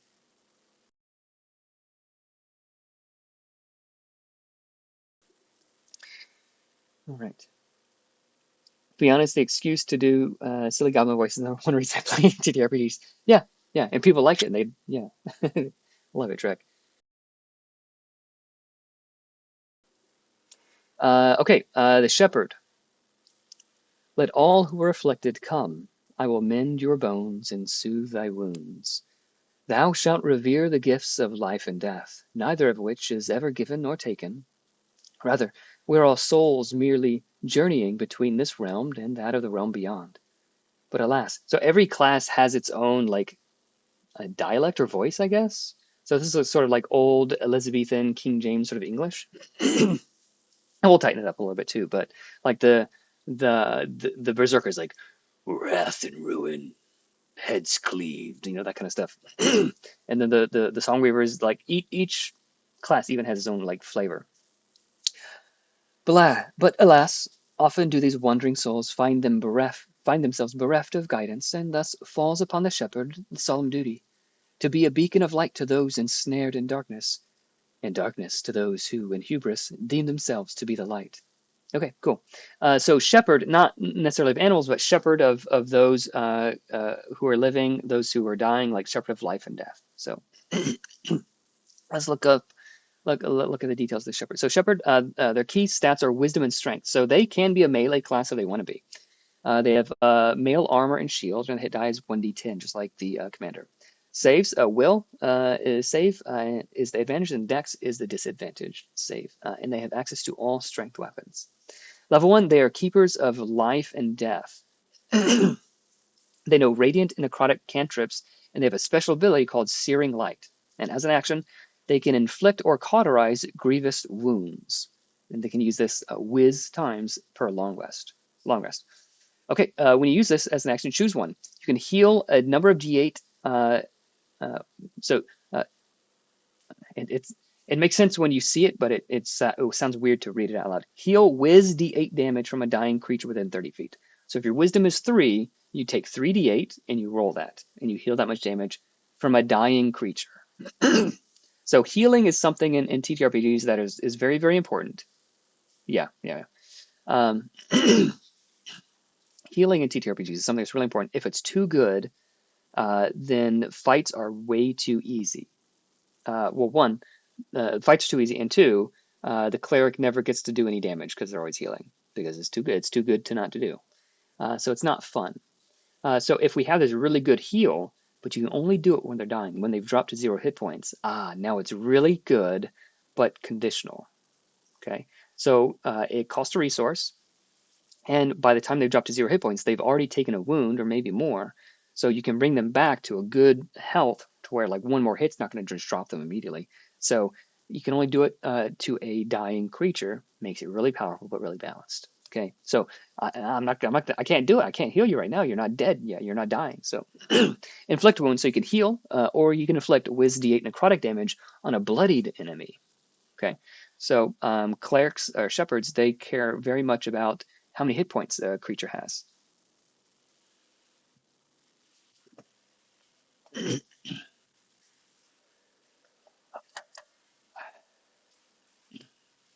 have a fan on. It's cold in here now. Level 2. So at level 1, you get an ability and cantrips. So pretty simple. There's not really any choices to make. The choice that you made was I'm a shepherd. Level 2, you get access to the higher tier spells. You unlock tier 1 radiant and necrotic spells, and gain access to a mana pool, etc., etc. It recovers in a long rest. So you get tiered spells. So you get like one. You get one. Let me see.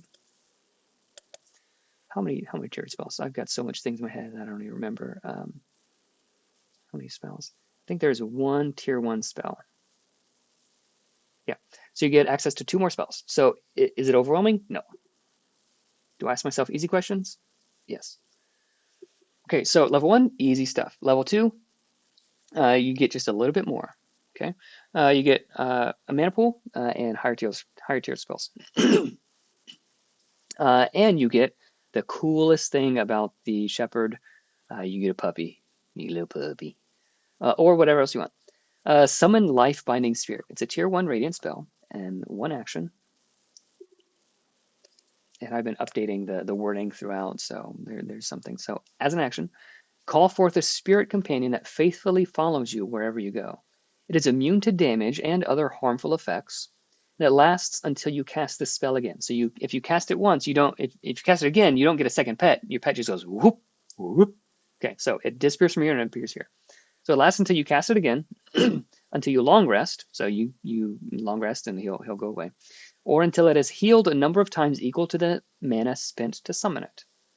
So as an action, it can attack or heal a creature within 20 feet of you. So if you're here, your little companion is always right next to you. So if you want it to go heal someone, and he comes back. So you don't have to worry about, oh, I'm going to spend an action to move it. I'll spend an action to heal. No, you say, go heal that guy. You'll like lick him or whatever, and then heal him, and he comes back. So wherever you move, it moves. So very, very easy to manage at the table. So it attacks or heals a creature. Go attack that creature. It attacks him and comes back. It attacks for 1d6 plus wisdom radiant damage, ignoring armor. Okay, here we go. Or it heals for the same amount. So nothing, super easy to track. Super easy to track. Well, what if I upcast it?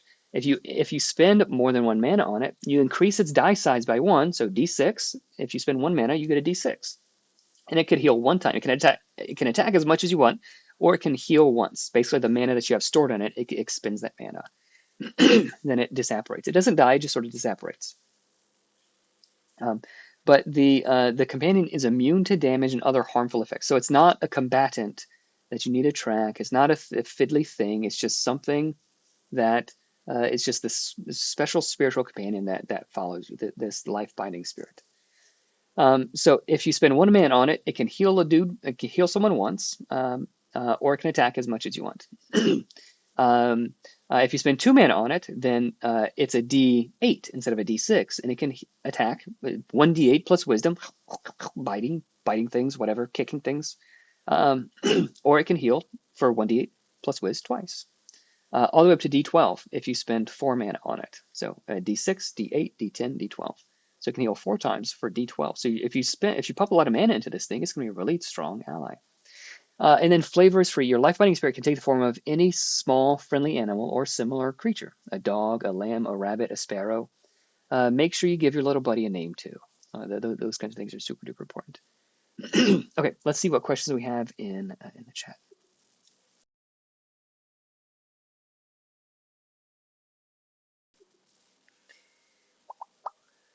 I wish I could do that, but my voice says no to higher pitched sounds. It doesn't have to be higher pitched, Brandon. It could just be make any sounds you want, man. You can go lower than me. He's a bass. My kobold fighter was so fun to play because he just did stuff, even if it was unwise. Yeah, I love that. Especially if it was unwise. Especially if it was unwise. Yeah. Cleric of Bahamut, so probably a dragon kobold. That's what I was thinking. Soothe thy wounds. Yeah, we'll fix it. Don't worry about that. Appreciate it, Scruffy Cat. I think Shepherd might be the gem of your classes. Cleric with an animal companion. That's genius, and it makes so much sense. Yeah. Cleric always doing math, too. Cleric always doing math, too? I don't know what that means, Brandon. That reminds me of the healing design in Darkest Dungeon 2, where you can only use it below like 33% hit points. Okay, cool. I didn't know that. Avoids the healer being on constant top-off duty. Exactly. Shepherd sounding like an Elden Ring NPC. Okay, cool. It's reels. Let's see if the campaign 6 minutes left, guys. Got 220 people. I use something like better healing when dying mechanic via an item in the group. I don't know what that is, Twin Steel, if you want to explain that. It's a lie. It's 10 minutes now. We're almost 2 hours over time. Is it really? Wow. It's because people pledge. Yeah. So every time someone pledges, it increases. It's like a yeah, subathon. Um, hype train. Self-absorbed shepherd whose spirit is just a smaller version of it. Scruffy cat. That's perfect. Mini me. Mini me. Bite him in the ankles. When Ben was a life cleric and had to do all that math. Oh yeah, yeah, yeah, yeah. One of our tables, there was some healing spell that as a life cleric when we were playing D&D, he had to do. It was mass healing word. We called it math healing word because like he would have to like spend like everybody else's turn to do all the math and ask, "What's your hit points at? What's your hit points at? What's your hit points at? What's your hit points at?" He's like all this math, but thankfully he's like an actual genius and he was able to do that. But I was like, man, it was brutal. Don't ever be a life cleric with D&D. Congrats on hitting the final stretch goal. Thank you, Matthew. I really appreciate it. Fun hours of crowdfunding is always crazy. It is crazy. Absolutely. Looking forward to getting this next year. No, this week. This week. I have a quick question. Is there somewhere a guideline how to mod a FE 5e monsters to work with nimble combat ideas? If you want to ask that again in a different way, TEW 2020, I'll try to answer that. I'm not sure what that is. Bruno, yeah, exactly. Exactly. Yeah, kind of like spiritual. So spiritual weapon is like a cool thing a cleric could do, but it's like it's flavorless. It is it's just it's like boiled meat. Like it's just flavorless. It's nothing. Give a little bit of flavor. Give it a purpose. Give it a name. Like make it a cool thing, and then like people will care about it, right? Okay, so let's look at some of the cool things. Some more stuff the cleric can do. At level 5, clerics get shepherds. You call them a cleric. I call them a cleric too. It's fine. Uh, Shepherds get sacred graces. So at level 5 you can choose 2 sacred graces. So other classes get their abilities a little bit earlier, but the shepherd, the clerics got a lot going on already.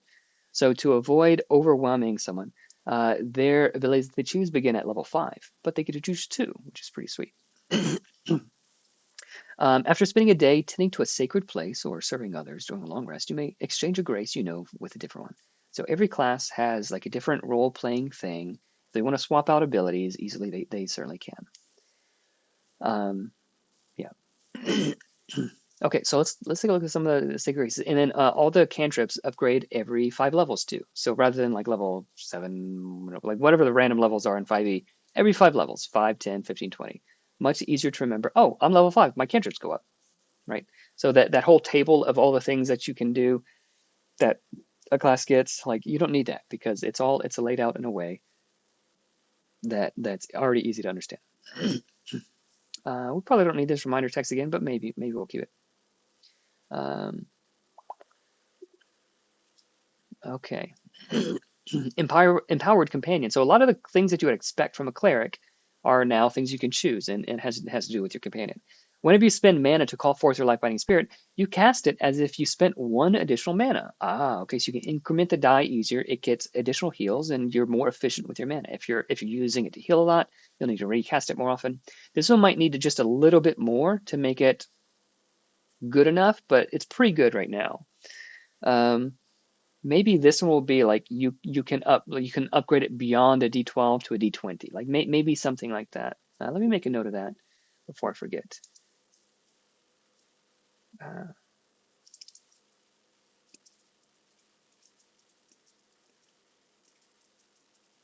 I think that would be cool. So that one felt just a little bit underpowered compared to some of the others. So regularly, if you spend 4 mana, it's a D12, which is huge. But this one, if you spend 4 mana, you get it gets incremented 1. So if you spend 1 mana, it's really as if you spent 2 mana. So that'll save you like 2 or 3 mana over the course of a long rest. But as a feature to choose, 2 or 3 additional mana probably isn't good enough. But like once you get high enough, if you're spending 4 mana, you can increment it to a D20. That might be too good. We'll test it. We'll test it. Hasty Companion, your life-binding spirit can move twice as far away from you. So instead of attacking or healing things that are 20 feet away, is 40 feet away. Can also move and act for free immediately whenever it's summoned. So if you have to, so there's different abilities that consume. So it's consumed when it heals creatures once it's spent all of its healing charges. But also there's other abilities that it has, like Vengeful Spirit. We'll read in a second. That consumes it also. So you might be summoning it more and more frequently. But whenever you summon it, it gets to move and attack for free right away without you having to spend an action to do that. So, because it's fast, it's got caffeine. Vengeful Spirit, action. Your life-binding spirit sacrifices itself to transform into swirling vortex of radiant light. This was in the video if you saw that. At the end of your turn, it damages all enemies within 15 feet of you, ignoring armor and cover. This lasts a number of rounds equal to the mana spent on the life-binding spirit. It ends early if you resummon the spirit because you only get one. Guiding Spirit. When your life-binding spirit rolls a 6 or higher on its damage die, the target begins to glow with radiant light. So the more mana you spend on it, the more likely you're rolling a higher dice. So a d12, we have a greater than 50% chance to do that. The next attack against that target has advantage. So basically, Guiding Bolt plus your Spirit, Guiding Spirit. So it's something to choose. If you choose this, you can't choose some other things. So each one of these can be quite substantially good. Light Bearer, regain 1 use of Searing Light whenever you roll initiative. A really cool ability, and maybe that needs to be upgraded a little bit, maybe not, but we'll see. So a lot of these things I'm looking for feedback on, and if you haven't seen it already,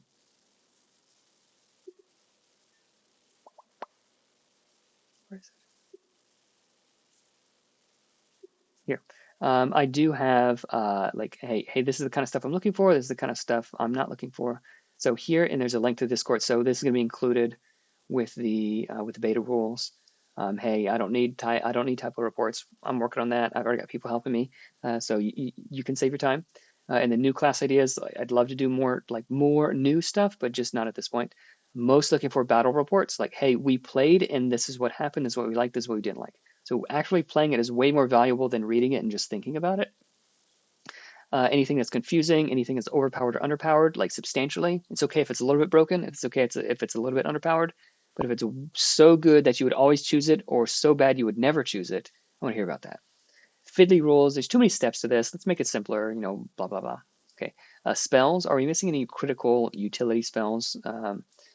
Um, are there any fantasies or background that are not well represented, like in the backgrounds as well? So that kind of stuff. So those are things I'm looking for. Let me go back to where I was before I got myself distracted. Shepherd. Here we go. Here's some cool ones. Light Bearer, so you can regain uses of Searing Light whenever you roll initiative. Assist me, my friend. Whenever you make your first melee attack each round, you may add your life-biting spirit's damage to the attack. Ooh, okay, that's pretty nice. So now the shepherd is incentivized to be in melee, but now you're at risk more. You're not just casting spells, you're in melee. But no, there we go. Not beyond my reach. Or not beyond my reach. You may target creatures who have been dead less than 1 round for healing as if they were still alive. For every 10 hit points they are healed this way, 1 wound is recovered as well. I feel like we talked about this before. I'm having deja vu. Maybe we did. Illuminate Soul. Action. So the Shepherd is one of the very few ways you can revive a dead hero. So you have to choose this, and you can't choose something else. So there's a cost. You have to heal a person for a substantial amount if you want them to heal any wounds. But and you have to be right there, like immediately, in order for it to work. It's like most healers can heal up to the point like of here, but experienced shepherd can like bring them back from the brink just a little bit further. Illuminate Soul. Action. A creature within 30 feet begins to glow with radiant light. So it's a creature, so ally or enemy.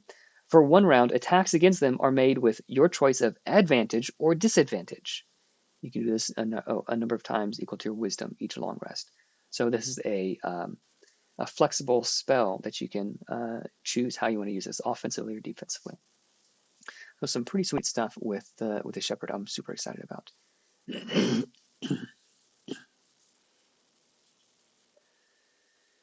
We're getting close, are we?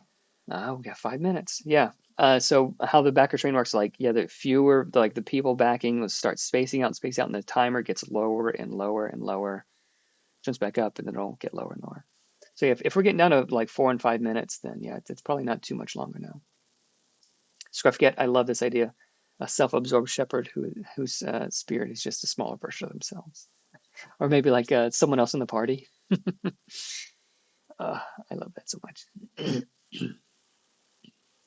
For example, if I have a 5e monster stat block, what do I need to adjust it to make that works with Nimble player characters? Oh, that's in the book. I've talked about it a few times. It's super easy. They attack just like heroes, and you change their armor tree if you want.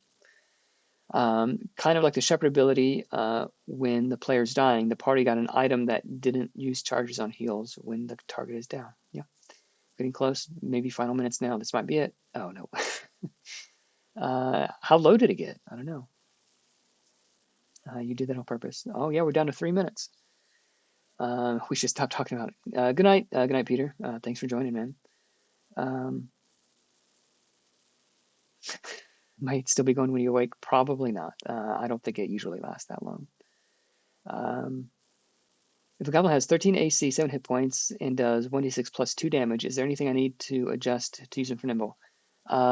So 13 AC, just ignore it. When he's hit, he just takes that much damage. 7 hit points, he has 7 hit points. 1d6 plus 2. Instead of rolling a d20 and adding something else to hit, and then rolling the 1d6 plus 2, just roll 1d6 and add 2. So that's it. You just roll the damage die. If it's a 1, he misses. If it's a 6, he crits. Monsters don't have action points. If the goblin says he can attack with his scimitar, he attacks with his scimitar. Monsters can move and attack just whatever the stat block says. They don't have action points. They don't have anything weird to track. Super simple, and just use it exactly as written, except they attack like heroes do. Regular monsters attack move. Okay, yeah, you guys are answering. What about hit points 7?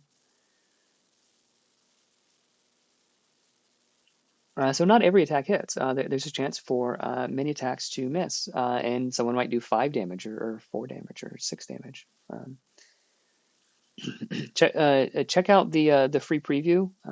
I think the free preview says something about it, but if not, if you want to just hang tight, we'll be releasing the core rules in a bit, or someone else can fill you in.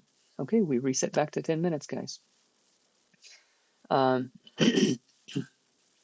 right, so you guys are answering this question. Appreciate all of you answering. And if TEW 2020 Deutsch, if you want to jump in the Discord also, people will be able to help you there with any questions. Hectimus, I'll be hopefully running a short homebrew version of Curse of Strahd for Halloween. Awesome. I'll definitely be providing as much playtest info as I can. Very cool. When Evan sees this, he will explain. You guys are doing a fantastic job. How does armor on monsters work, actually? Okay, sorry. So armor on monsters, by default, monsters just don't have armor. If the player rolls 10 damage, they take the damage. Some monsters, so like roughly if their AC is like 14 to 17, so somewhere in there, and there's guidelines and all sorts of stuff about this as well. They have medium armor. Okay, so consider maybe they have a shield, maybe it's a dude with thick hide or whatever. So they have medium armor. If someone rolls if someone normally rolls 1d6 plus 2 damage, with medium armor, it's just the dice. That's all you have to remember. Medium armor, just the dice. So whatever is rolled on the dice, that's the only damage they take. Okay. So if something has very, very heavy armor, like maybe a dragon or an iron golem or something, they might have heavy armor. And that's very rare. Maybe 10% of the monsters you fight will ever have heavy armor, like bosses and things. But heavy armor is same as medium, so just the dice, but cut in half. So easy to remember. Unarmored, just do what you normally do. Medium armor, just the dice. And then heavy armor is just the dice, same as that, cut in half. Easy to remember, quick to do. Medium armor is even quicker to run than normal armor, because you don't have to add all these things. It's just whatever's there on the table is how much damage you did. But if you crit, you ignore armor.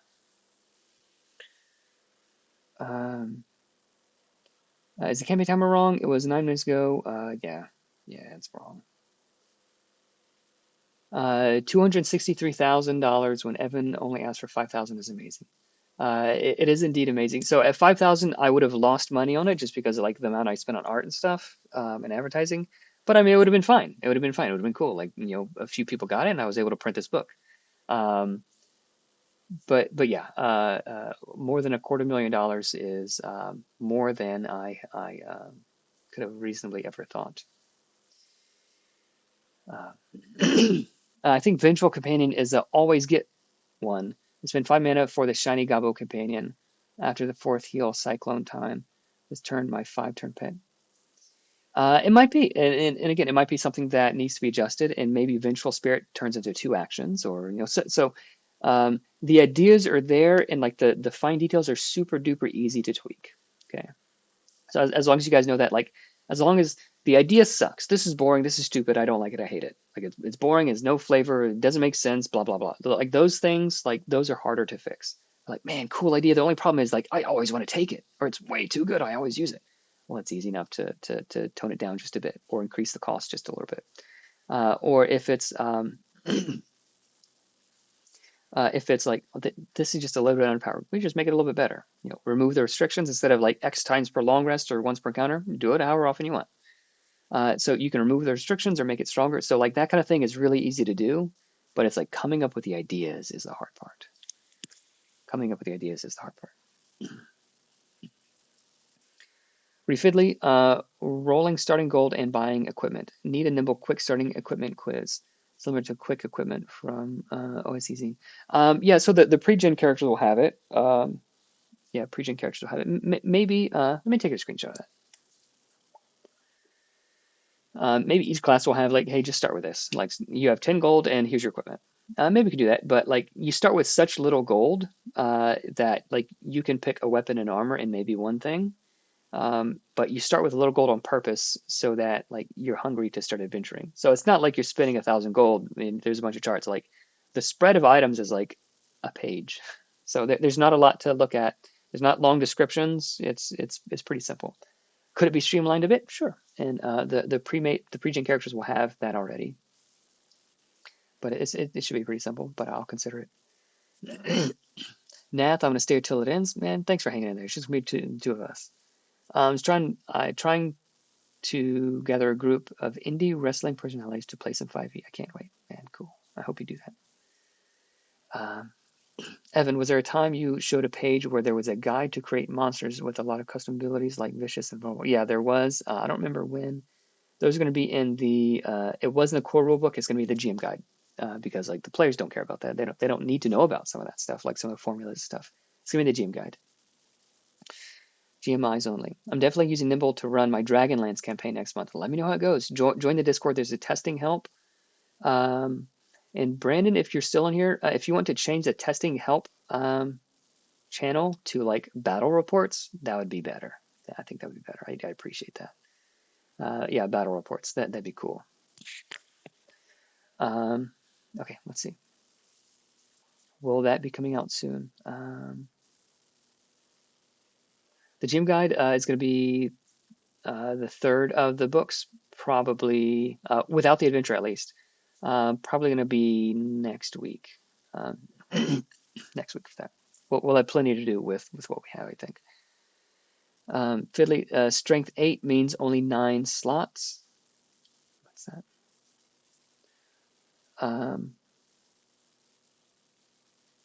Strength 8 means only 9 slots. Oh, you're talking about version 1 rules? Yeah, so the inventory rules you can easily, if your table doesn't like it, just like, yeah, just carry whatever. Like, no, you can't carry like 50 sets of plate mail. Not that you'd find it, but like, be reasonable. Like, if your table likes it, the rule can just be reasonable. But a lot of tables love tracking inventory as long as it's not fiddly. So like, you're not having to add up weight. You're not dealing with encumbrance. You have 10 slots. You use your 10 slots. Put a thing in it. It's pretty easy. It does add a lot of fun for a lot of people. But that's also an easy rule to just say, hey, yeah, I don't. Just be reasonable. Cool. Mickey W. All right, I must away. Mickey, thank you so much, man, for joining. Hope you guys have a good remainder of the stream. See you on the Discord. All right. Concerning medium armor, Ash Trail says, how does it work with dice based on bonus like the Berserker Furies? So great question. So just the dice means if there are dice, whether it's Fury dice or Judgment dice from the Berserker or the Oathsworn, it's dice. Okay, so if it's dice, it's dice. It's just the dice. So that's why the berserker gets fury dice and not just like fury damage, additional fury damage. No, it's dice. You can see you leave it there on the table and it's part of the dice, right? Same with sneak attack. Well, sneak attack is crit anyway, but just the dice means the dice. So abilities like the Zephyr, where it adds your Zephyr level, um, medium armor ignores that unless they crit, which Zephyrs can crit a lot. So if it's on a die, then it counts. Dominic, what are your thoughts on something like combo spellcasting from DC-20 in Nimble? I feel like the fact that the spell list is linear, but could. So I don't know what combo spellcasting is, Dominic. If you want to explain that, I'd be happy to weigh in on it. But in general, a lot of the stuff from DC-20 you can port out over if you like. Dungeon Coach is awesome and cool. And he's got like a billion million great ideas. So if you love that kind of stuff, you want Nimble to be just a little bit crunchier or have more flavor, easy, super easy to do. Just port it over. But if you want me to talk specifically about it, Dominic, yeah, let me know what that is. Um, that said, would I do that personally? Probably not. Adding things like that will slow the game down generally. It'll make it more interesting for a lot of people, but it will slow it down. And is the juice worth the squeeze? It's up for you to decide. But every table is different, and I love how everybody can homebrew however they like. Astro, it's a bit non-intuitive, but since the fury damage comes from dice, armor doesn't remove it. Yes, and maybe I will. Make it take a screenshot of that scruffy cat. Yeah. So maybe I'll clarify that since that. So anytime a question comes up like more than once, it's good. It's good to make sure that clarifies it. But yes, absolutely. Let's see. There was something else I wanted to take a screenshot of. All right, I'm taking screenshots of things that I want to remember. Thank you for the question, Tony Dubs. Steve Groves, I work at a game store in Seattle area and will be setting up a Nimble game in the next couple of weeks to play through a small adventure. Players at our store are going to love this. Awesome. Steve, if you want to reach out, I'd be happy to offer, I am offering retailer pledges at wholesale prices if you get a certain amount, if you actually have like a retail store. So yeah, let me know if your store would like to stock some of the books or box sets or anything. I could do that. And I did go ahead and register with ISBN, so they're gonna have barcodes and stuff too to make it easy on you. Awesome, Steve. Appreciate it. Um, it'd probably be a good idea to mention it explicitly in the rules just to avoid the ambiguity. Yep, absolutely. Any plans for translations to other languages? Other people have been asking. It's not something that I can support right now by myself, but possibly in the future. Other people have been doing translations themselves. Sam Dark, I think Matt Colville said everyone has ideas, but there are a ton of ideas. But how can you execute on those ideas is what is the hard part. Yeah, absolutely. Super duper hard. It's fun, but it's hard. I'm surprised this campaign isn't bigger than it is, if only for the intense amount of targeted ads I got. Brennan, I apologize. I'm sorry. So BackerKit themselves were running most of the ads. So probably Brennan, Facebook knows that you like D&D and Kickstarter. So I apologize for the ad spam. So a lot of people are saying like they've just heard about it today. So if you've been getting too many ads, I apologize. I hate ads, but I'm glad you're here. It was worth it. Left Vide Arts, great question. Yep. Matthew J. Cooper, I ran a 5e campaign for 2 years. The higher the levels, the more tedious and unfun it became to run. There's so many rules for things, and rulings would fit better. Yeah. Yeah, Nimble's much better at high levels. It's still gonna have some of those wonkiness, but not as much. There's no like force cage and like weird things like I teleport you to a new dimension, like blah blah blah. Like there's nothing like that. There's nothing that will just break the game. There's powerful things, but like if you guys have seen sort of the kinds of things that can be done at higher levels, you don't get like stupid things. You get just like more cool choices. Will the Zoom Guide have a way to make 5e monsters compatible? Yes. Evan really likes squeezing juice. It's just a saying in the business world. Yeah, it's got to be worth it. Combo spell casting is when two casters who know the same spell can cast it together to make a more powerful version. unless I'm misunderstanding, like the two people could just like cast it, like I'll cast it here and you cast it there, or I don't know. I'd have to read more about it. I didn't follow the DC 20 campaign for very much. I really liked a lot of his ideas in the beginning. It started to get a little bit too into the weeds for me, but I love Dungeon Coach. If you guys don't follow his channel, you definitely should. He's super cool. Just different flavor, different direction that we went. I was planning on having Constitution/Athletics saves using your choice of Strength or Dex, but you don't get as management. That's fine. If you like it, you can have it. Also wanted to say congrats on creating Nimble. It's awesome and fun. Thank you so much, Galaxy Fox Night Sky. Great band name also. Emo 7, the only thing that may be hard to run, let's see, we're at 7 minutes. Hard to run with new players about, medium, no/medium armor. This monster is knowing your bonus. This one isn't. Okay, so about armor. So armor, it should be like super obvious right away when, like for the players. Like this goblin has a shield. He's got medium armor. He's got a shield. This thing is made out of a whole block of metal. It's heavy armor, right? So it shouldn't be a secret which is which. Like most creatures by default, humans, bards, beasts and things, goblins, they just don't have armor unless they have armor. If he's got a shield, all right, I'm holding a shield. Like, here's my shield. It's my wallet. Here's my shield. Hey guys, he's got a shield, so he's got medium armor. Like it should be obvious. I just tell my players right away. These two, they're medium. This one, watch out. It's an Ankeg. He's got heavy chitinous armor. He's got heavy armor, so they know and they can plan around it. The fun part is like planning around it and changing your tactics to compensate for this heavy armor. Oh, now the berserker, he's going to go after the things with no armor. The cheat and these other guys, they're going to go after the thing with the heavy armor. Like that's the fun part, being tactical and dividing and conquering. So no, I would not keep it a secret. And there's advice on that as well in the GM guide. Make a screenshot of it. Make sure we include that. We do have a retail store, and I can get your info to our person. Yeah, cool. Yeah. Send my info. Happy to work with them. Will the monsters from this latest 250 stretch goals be available in the VTT? The VTT honestly is a big question mark for me. I'm not sure what exactly is planned. We'll see.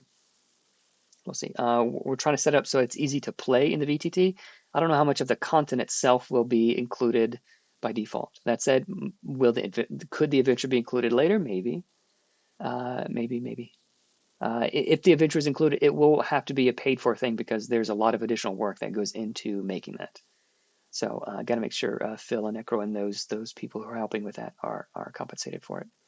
But basically, for game developers, VTTs are a money losing proposition, and their only work is only done on them for the fans. So like if you break even, you're doing great. But you're basically losing money on them.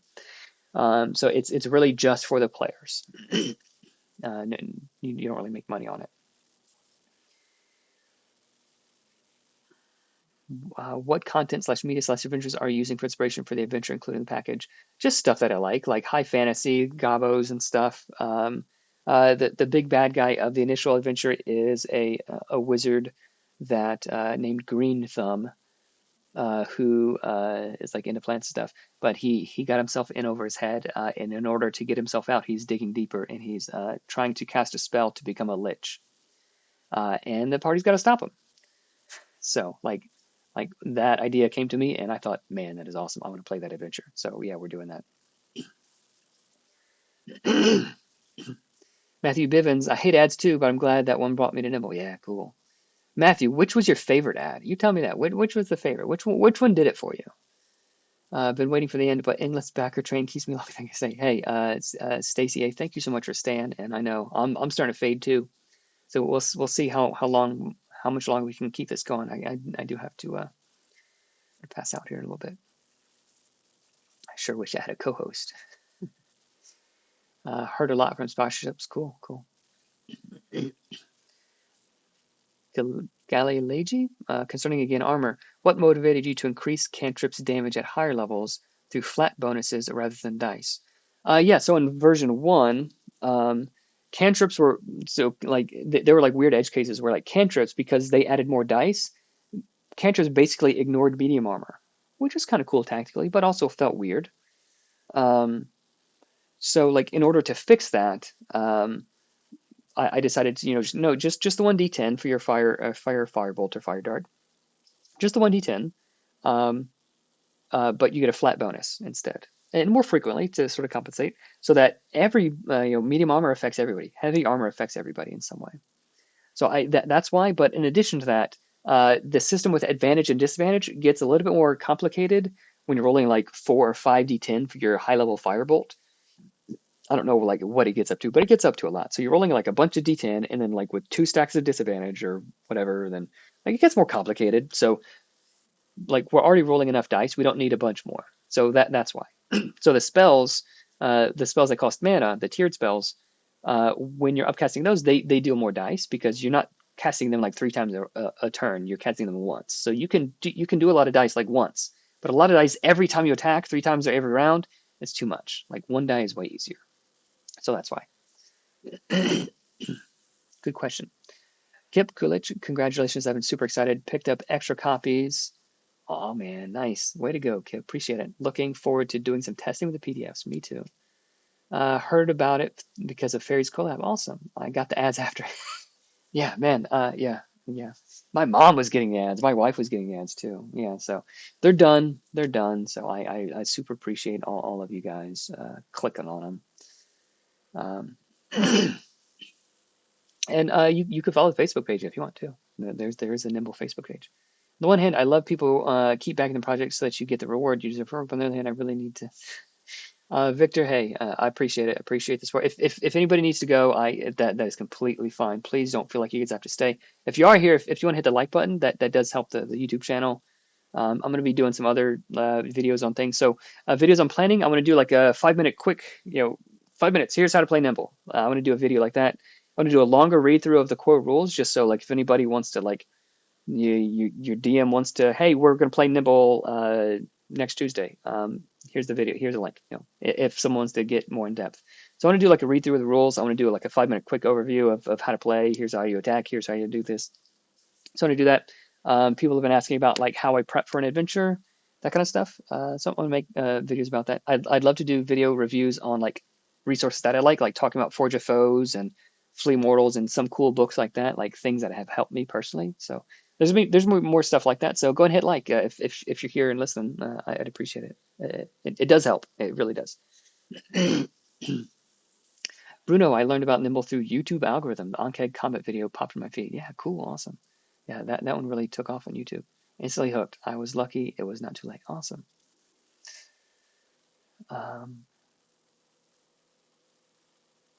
Cool. A couple of guys know each other. Yeah, I hated having to guess the guy's AC. Yeah. Yeah. I rolled a 17. Does that hit?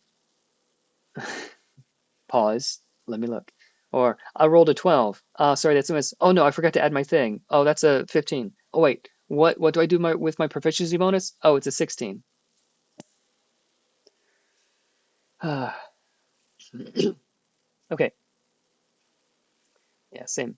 It's crazy to see the back here still going. Yeah. Yep. Hope you get the VTT. You can also use the armor types in description. You're surrounded by 3. Yeah, so instead of lightly armored goblins, I would just say 3 goblins. Yeah, you're surrounded by 3 goblins, and one of them has a shield. Yeah, that kind of thing. Absolutely. But yeah, the players should be able to know immediately, even if you don't say it. Like, here's a dragon. Oh, I assume he's got heavy armor, right? And like, if the DM wants to make them make like a perception check or assess check, they can. But yeah, like immediately, like you should know.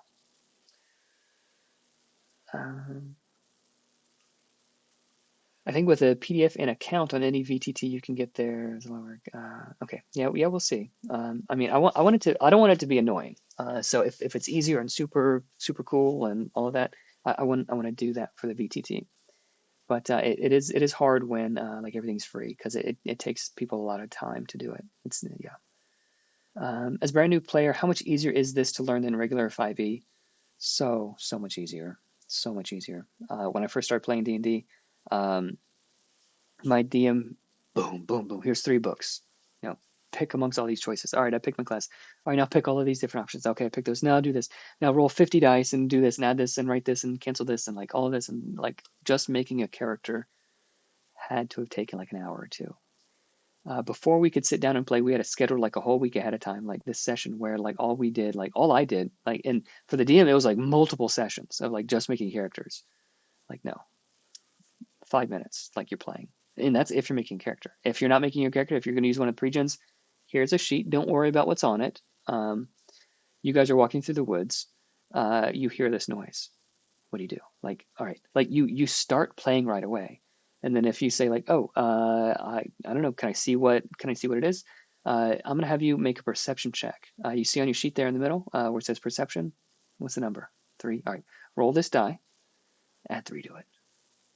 Okay, 10 plus 3, 13. All right, 13. All right, this is what you see. Blah blah blah. And you start playing. So the adventure is going to be like that, where if you're new, or it's not going to be dumbed down for people who are experienced, but it's going to be made for people who are new, where they can get hooked right away. Instead of fiddling with rules, you get into playing right away. There's going to be a combat. Okay, combat. Here's how you attack. Combat. You start. You roll this. All right. You start with 2 actions. All right. 2. All right. I want you to go run over there, spend an action, run over there, and attack this goblin. All right. Here's how you attack. Roll that die. You did 6 damage. That's your turn. Next guy. You just start. You learn to play by playing. That's what it is. So much easier. So much easier for new players. So much easier for new GMs, which matters so much, and so much more fun. You can just get to the fun parts for experienced players too. Yeah, so much more fun. Brother Dragon, Tony Tubbs. I just think it'd be too punishing for casters to get disadvantage on con saves, and it'd be a shame if classes like the cheat and monk get disadvantage when doing that stuff. So try it out how it is. I would do whatever you want, but I would recommend trying it out how it is first, and then see if it isn't too much. It is good for classes to have weaknesses.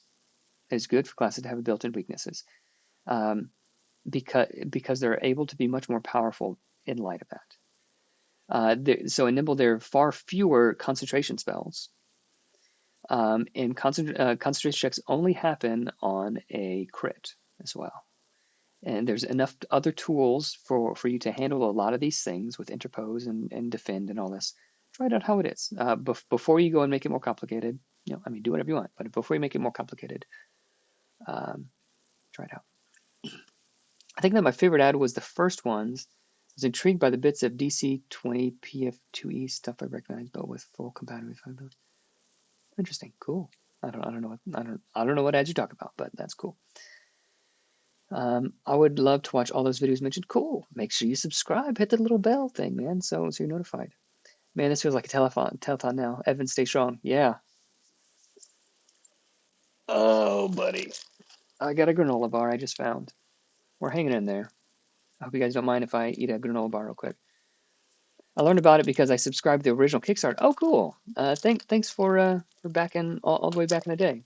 The baby is being uncooperative this evening. I was hoping to be able to hop on, but I don't think it's gonna happen. Phil, that's completely fine. My 3-year-old was screaming in the car, and it was lots of fun. I was wearing these noise canceling headphones in the car and just listening to music. Sometimes that's all you can do. Sometimes they're just incorrigible. Just screaming right now. We can definitely set up a dedicated stream to walk through the Foundry stuff. I'd love to do that. Let's shoot for next week, man, or the week after, whenever you're available. I think I remember hearing about this from someone we'd met and that said they knew you. Oh, cool. But then one of my online gaming buddies said today was the last day back. I'm glad you caught it too. Lady Lokari. Phil, no worry. Yep. Family comes first, man. Do what you need to do. As long as 10 minutes. How are we looking, guys? 264,000. Man. Wow. Over 4,000 backers. All right. Let me just eat for just a second, you guys. Here, I'll scroll over to the Shepherd subclasses so you guys can read those. These are so cool. I'll mute it so we don't have to hear me crunching.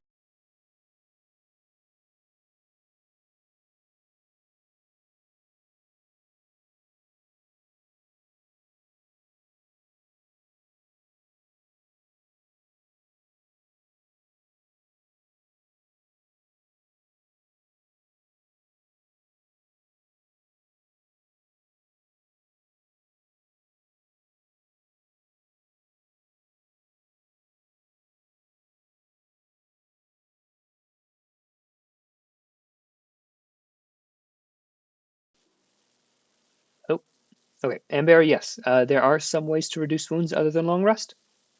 Some spells, some abilities can, but it's rare. So just expect wounds to be healed during a long rest, generally. There are some ways, but they're limited. And Matthew J. Cooper, I love that idea about the wyvern. The armor also lets you have cool flavor. Your players battle a wyvern, or maybe an onkag. They assume it's medium or heavy armor. Oh, but they discovered before that the wyvern shed recently, so it's all squishy. It's exoskeleton. It's just molted. That's awesome. All right, I'm gonna mute again so I can take another bite.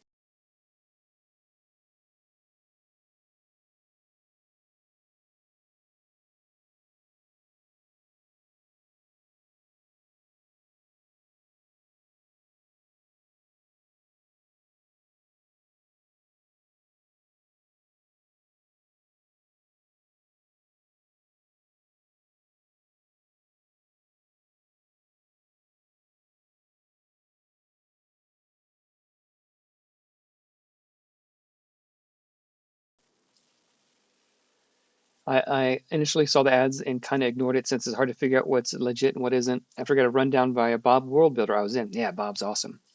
He's real cool. He and I think very similarly. I think about a lot of these games. His perfect game is pretty close to my perfect game. There's a train that never ends. Yeah, I won't sing the song to you guys. Twin Steel, it's always a good idea to have a go at rules as written before you house rule it. I say that as the owner of House Rules Quest. What is House Rules Quest, Twin Steel? Tell me about that, man. Matthew Bivens, you may have mentioned this elsewhere, but does this simplifying of 5e have any relation to for you to neurodivergent brains, i.e., keeping people with ADHD, autism in mind?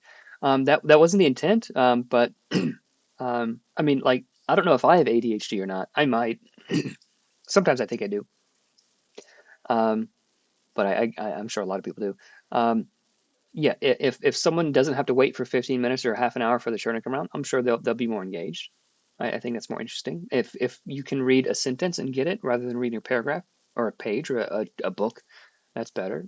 If you can just learn it by playing, that's better too. So yeah, I think in all those situations, that wasn't the intent. At least that wasn't the original intent. But yeah, I think people with different needs and different abilities could certainly appreciate it.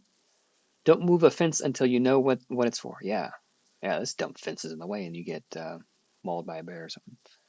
Starting to feel like a support meeting. Hi, I'm Chud, and I'm here because I found Nimble. Hey, man, that's cool. Everybody says, "Hi, Chud." Pepino, pan, pan, pantaloni. Honestly, my only concern is balance, but if the game has been tested, I feel like I could trust it. It's much better balance than 5e, I'll tell you that. There's no, what's that one cleric that is like completely broken? No, there's a couple of cleric subclasses that are completely broken. There's nothing like that. There's nothing that's completely broken. That said, I do want the balance to be better. I got so many spreadsheets, guys. Everything is going to be very tight. Not in the sense that's flat, like everybody does the same thing. Oh, I did my 12 damage, your turn, you do your 12 damage. Not like that. Different classes are going to shine in different spots and be less good in different spots, but it's going to be tight in the sense that everybody's going to feel like they're doing cool, awesome stuff.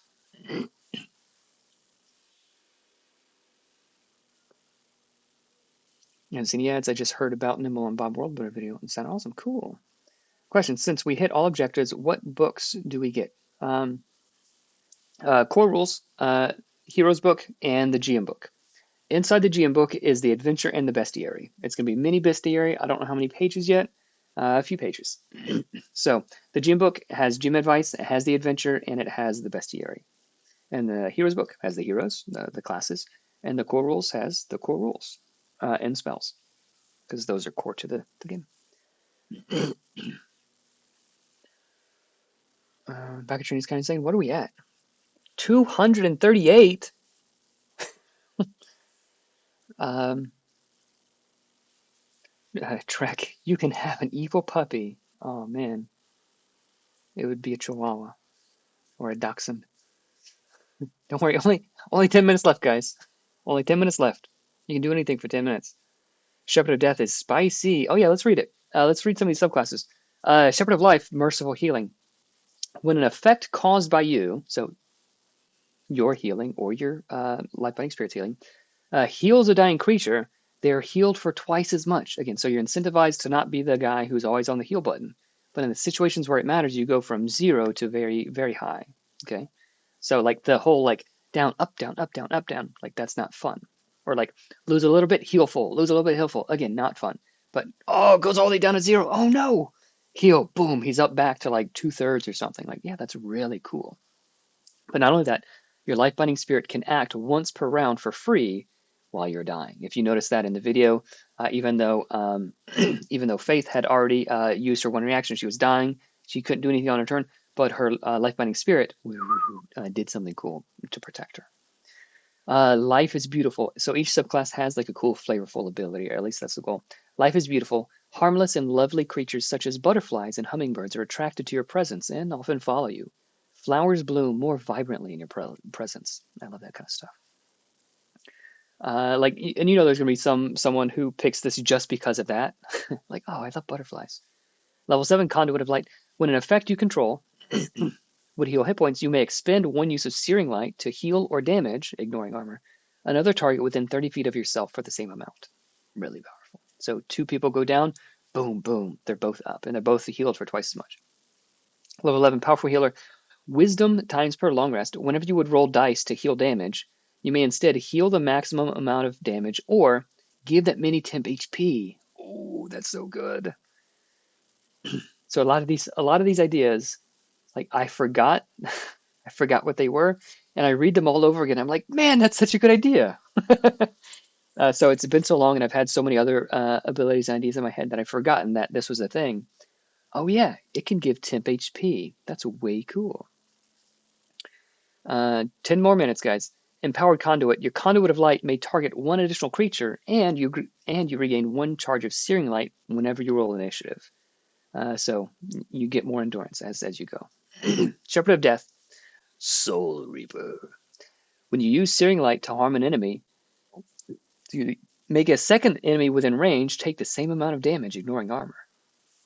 So you got a heavily armored dork here, and then like his little henchman, Searing Light, and then you just like crush the dude with heavy armor, ignoring his armor. Like, oh, that's so cool. Tactics, man. Or just 2 dudes, you just blast them both. Or if one is bloodied and the other isn't, you can boom hurt both of them too. Harbinger of Decay. Vibrant colors and lovely smells are suppressed near you. Food spoils more rapidly in your presence, and you frequently awaken to flies wherever you lodge.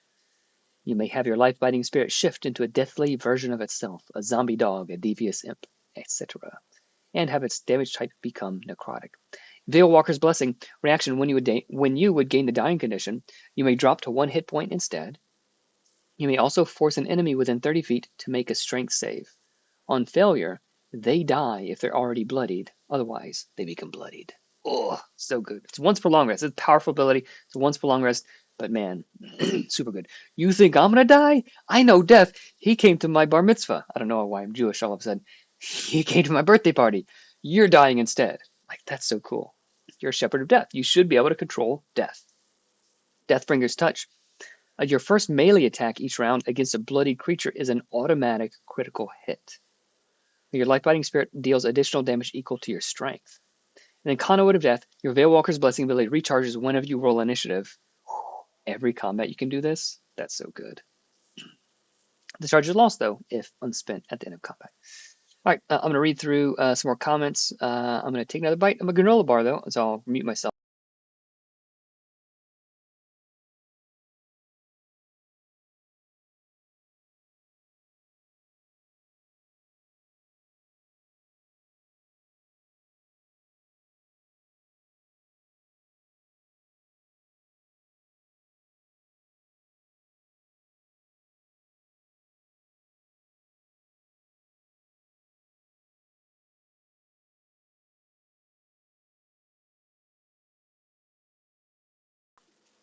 Yep, you guys got it. Cleric, Twilight Cleric, and Peace Domain Cleric. Those are stupid. Like, too good.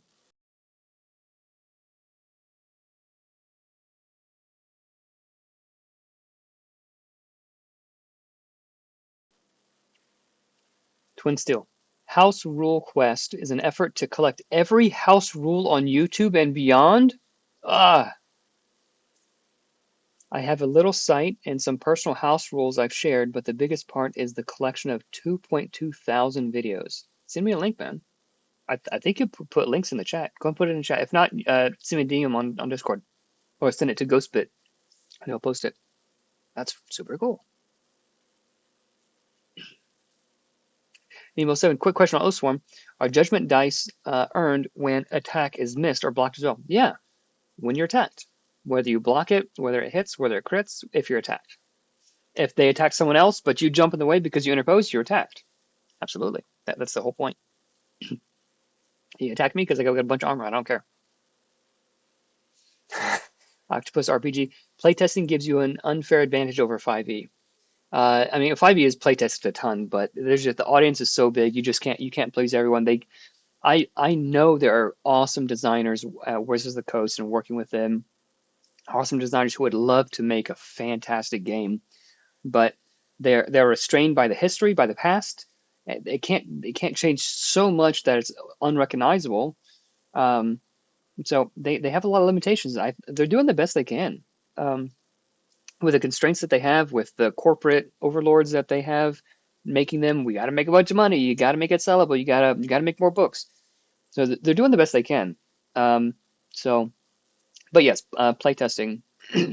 If it's a small, nimble group, hey, you can really take it in a different direction and do a lot of playtesting. I'm going to sleep, Nath. Have a good night, man. Appreciate you.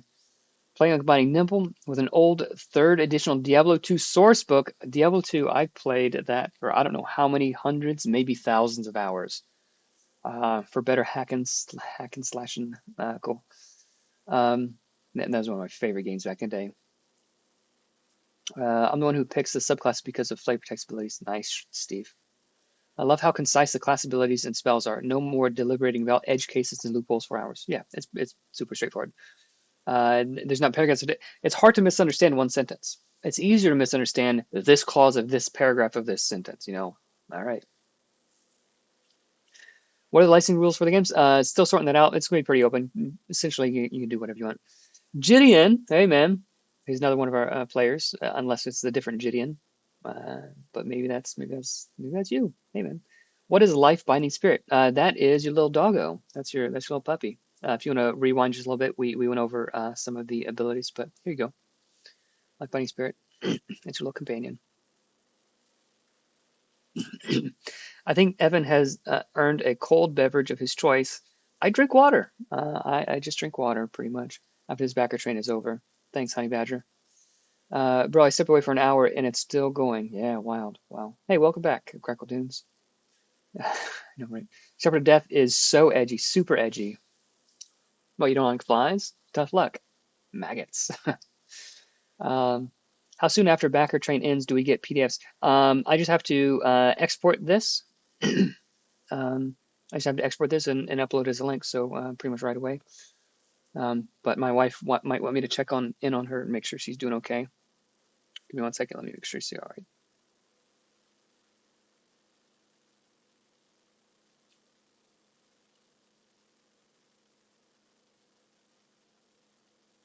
Okay, just in a little text. But if you guys want to hang out with me while I export that and upload it, then I'm able to do that right as it ends.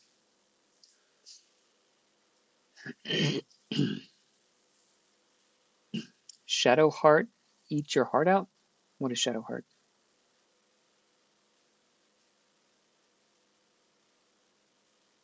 You mean Shadow Dark? I don't know. I noticed a message from Ghost about it being almost done 2 hours after he sent it. I was like, yeah, you're good. You got that. Panic grabbed my wallet to get my copy of it. Nice. Hey, thank you so much. I really appreciate the support. Amazing game. Congrats on some very successful back hit. Thank you, Desmond. Thank you for the support. Had you in the background while I was working. I thought for sure I would miss everything. Very excited for you that the train's still going. Thank you very much. Very kind of you. My administrator is going to update.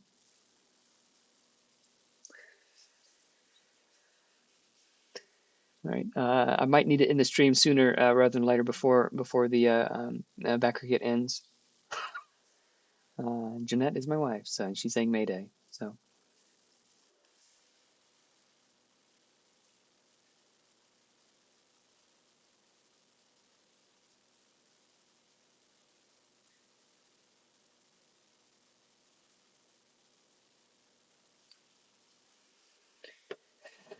I hope everything's okay. Crocodiles, I'm gonna make a Death Shepherd that has such a cute wardrobe, such a cute wardrobe you'd think is a life shepherd. Amazing.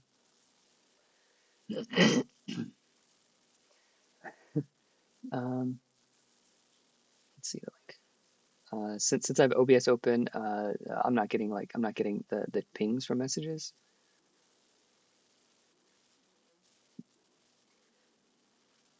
I don't think I got a message from you yet, Twin Steel. If you want to send me a DM, you can. Shadowheart from Baldur's Gate 3. Oh yeah, I played like 20 minutes of that, and then I remembered I had kids. Kids are great. 2025, I can already see myself running a Nimble campaign at the City of Arches. Yeah, from Slice Flourish. Yeah, I'm probably gonna run a City of Arches campaign. Independent content's amazing. Have you included any Easter eggs of friends? Oh yeah, oh yeah. Shadowheart, eat your heart out. I realize this is likely to be some time away, but what does the time frame look like for virtual tabletop support? Pretty soon. I think they've got it kind of working. I don't know. Not too long. It's been in development for the past few weeks already. I backed this to try and DM, but now I'm like, but I want to play. Brandon P. Yeah, I know, man. It's tough. If anybody ever wants to DM for me, I'd let you. My life bound spirit bunny named Mr. Fluff wants to heal friends and bite zombies.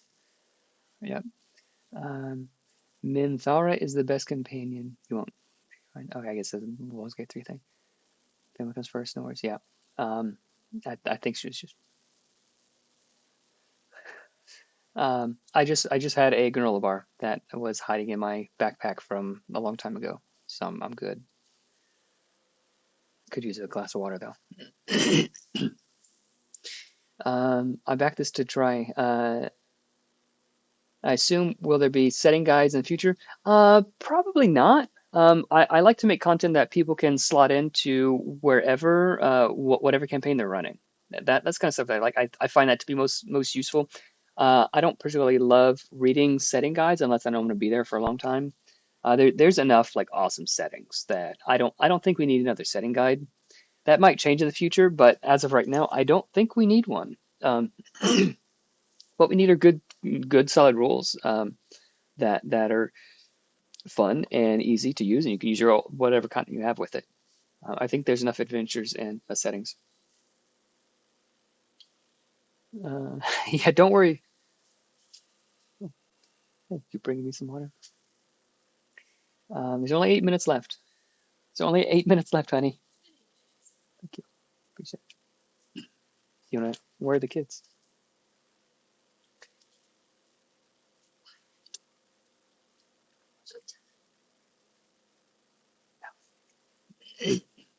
Sorry, just talking with my sweet honey.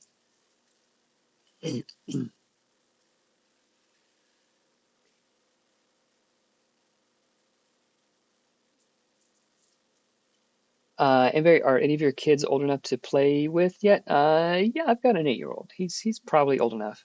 I've got a 6-year-old, but she's a little bit crazy. Just saw this project today and had it back at NAD on ETA on release. Alex, the PDF's going to be released as soon as this backer kit train ends. So who knows? uh, but everybody else can fill you in on the details if you want to. On the backer kit page, there is a information on schedule and all that kind of stuff. Uh, oh, Phil's still here. Hey, Phil. Looking to have something playable on the VTT in the next few days so people can get playtesting. Awesome. That's cool to know, Phil. Hydration check. Get some water. Yeah, I got some water now. My wife brought me some water. She's fantastic. Um, I'm just trying to get rid of all this coal on the train. Is your timer road? Can you put the cam on hidden in?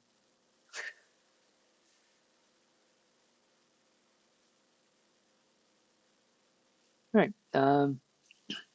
What else in the rules do you guys want to take a look at? You taking a picture of me, hon? There's backgrounds. Let's look at some of the adventure equipment.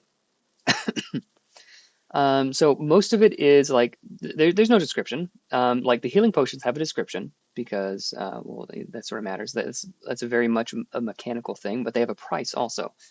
Um, so healing potions are a little bit better. There's 3 instead of 4 because I can never remember if which of the 2 high ones were the best. So healing potion, greater healing potion, supreme healing potion, easy. So one action, heal 2d4 plus 4 hit points. So increasing the floor just a little bit instead of 2d4 plus 2, 2d4 plus 4. 36 plus 6, 48 plus 8. So they're much better because I feel like if you're going to heal hit points, you need to heal enough hit points to get above to where like one attack won't just remove them and you just wasted it. Right? You need to heal more than you could defend for, right? But for the rest of the things, turn off this fan. It's been so cold.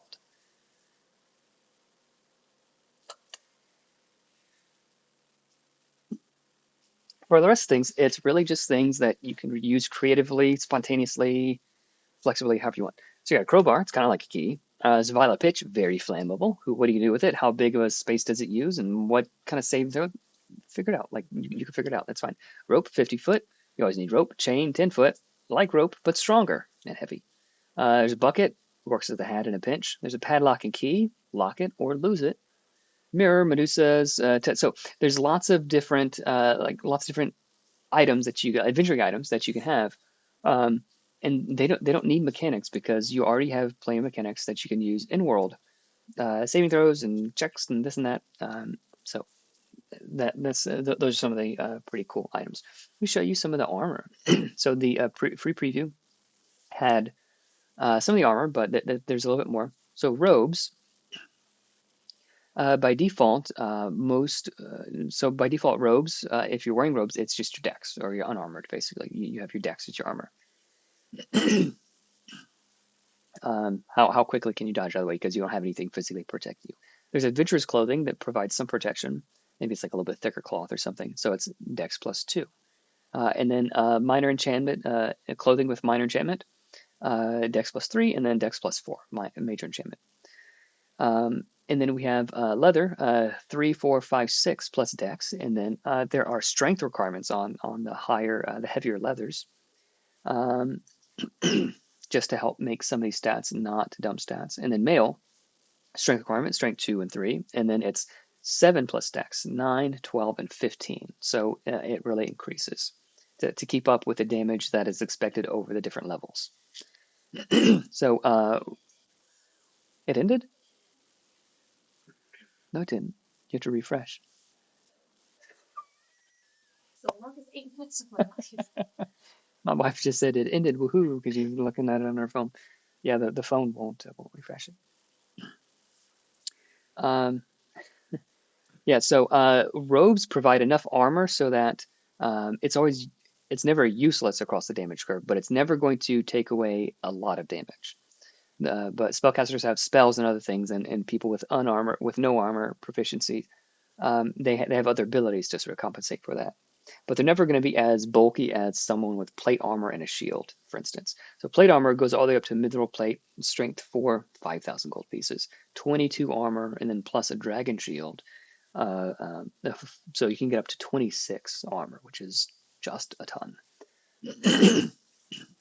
So that's the armor and stuff.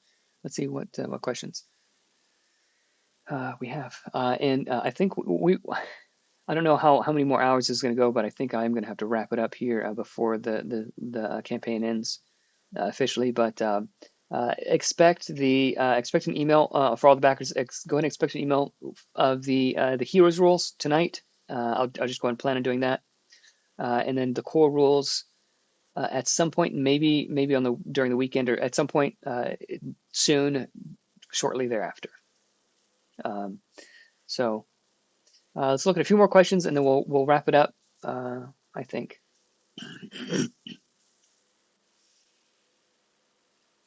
My 10-year-old Chris Barton says my 10-year-old nephew. Someone order Evan DoorDash stat. I'm doing all right. I'm not too hungry. Um,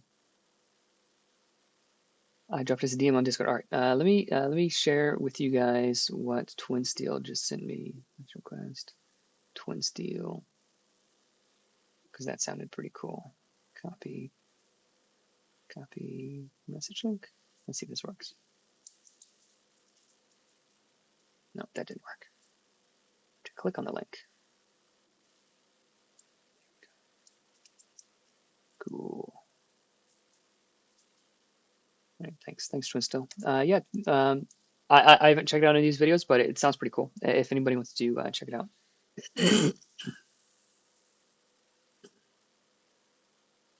Thank you, Zosha. Um, Chris Barton, my 10-year-old nephew played the other night, so I can say that base Nimble is still fairly accessible. Awesome. He was playing a Storm Shifter pretty well. All right, Storm Shifter is one of the more complicated classes too. Brendan P, one of the biggest draws to these rules for me non-mechanically is the flavor is free sections. Yeah, the rule of cool is good, but especially when it's non-mechanical. Wrap whatever flavor you want around stuff. Exactly. I want to see the races. Yeah, I'll show you some of the races while we're chatting. Is that core rules? Where even is this? What day is it? Some of the races. Here you go. Here's some of the races. There's a few more. Here's some of the weird ones. So there's oozling or construct, either one. What even is a people anyway? If you can squish yourself into a pair of pants or swing a sword like everyone else, why can't you be people too? That's their flavor text. So the ability is odd constitution. Your hit points, your hit dice always heal you for the maximum amount. So you can see a ooze just like getting cut and then naturally healing itself very, very well. But magical healing always heals you for the minimum amount. So like constructs and oozlings and that kind of thing. Super flavorful, like really powerful ability, really kind of strong drawback as well. Planar being is really interesting. Um, so a planar being could be any race that is just from a different plane, perhaps. You are not from this plane of existence. Your soul is not as strongly tethered to it as others. But with this vulnerability comes power, the ability to temporarily shift from one plane to another in times of dire need. Their ability is plane shift. Whenever you defend, you can instead gain one wound to temporarily phase out of this material plane and ignore the damage. But the drawback is very powerful. Drawback is they get -2 maximum wounds. So they're going to, when they do take wounds, they'll die more quickly. There's Stoatling, which is probably my favorite of all of them. Stoatlings may be small, but they're far from weak. With fierce determination and warrior hearts, they can take down foes many times their size. Small but ferocious is their ability. And again, it could be like a raccoon folk, or you could be a kobold that is small but ferocious. So you can reflavor them however you want. With the ability small but ferocious, whenever you make a single target attack against a larger creature, roll one additional d6 for each size that is larger than you. They do the same. So very, very high risk. You can output more damage than any other class, probably. So if you're small and you're fighting a huge thing, where you don't pull in like 2 or 3 extra d6 every attack, but whenever they attack you, they're going to be able to do the same. Birdfolk, they can fly. You have fly speed as long as you're wearing leather or lighter armor. But you also have hollow bones. Critical hits against you are vicious, so critical hits are a little bit stronger, and force movement affects you twice as much. But flying is very, very good. Orcs are relentless. Anytime you gain a dying condition, you may set your hit points to your character level instead. The goblins, they're shifty. They can move 10 feet for free, ignoring difficult terrain, after you become the target of an attack or a negative effect after damage is done. So there's some of the races. We'll read a few more comments to see if there's any other questions, and I think we're going to wrap it up here soon. Again, thank you so much, everybody, for backing, for following, for asking questions, and thank you for preemptively the fantastic feedback that will be coming, all the feedback that has been given already. It's just really been fantastic. Um,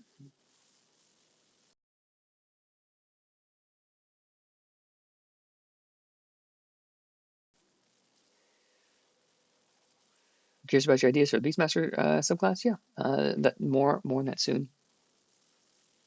Yes, there are.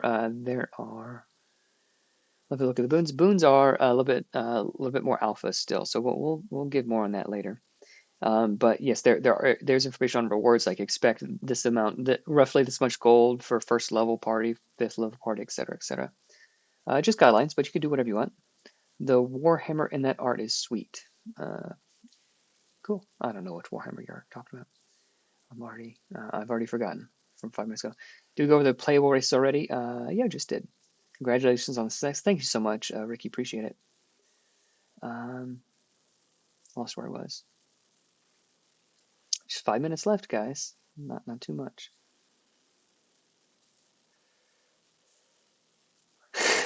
Us. Evan, take a break. Evan, let's look at equipment. Oh yeah. Oh yeah, that Warhammer. Yeah, that one was pretty cool. Oh, I just got a check to Trek's channel. Turns out I got suggested his video on a campaign that I watched that we will use now for upcoming. Cool. Yeah, Trek is awesome. Yeah, he's a cool guy. One of our players at PF2 used his soap to drop into a fountain to cause suds to come out to create concealment. Oh, very cool. 10 more minutes. Yeah, 4.5 minutes. We're almost done, guys. Would Nimble be suitable for a campaign based on Don Bluth's Dragon Lair? I don't know anything about that, unfortunately, but you can use it in a campaign anywhere you like.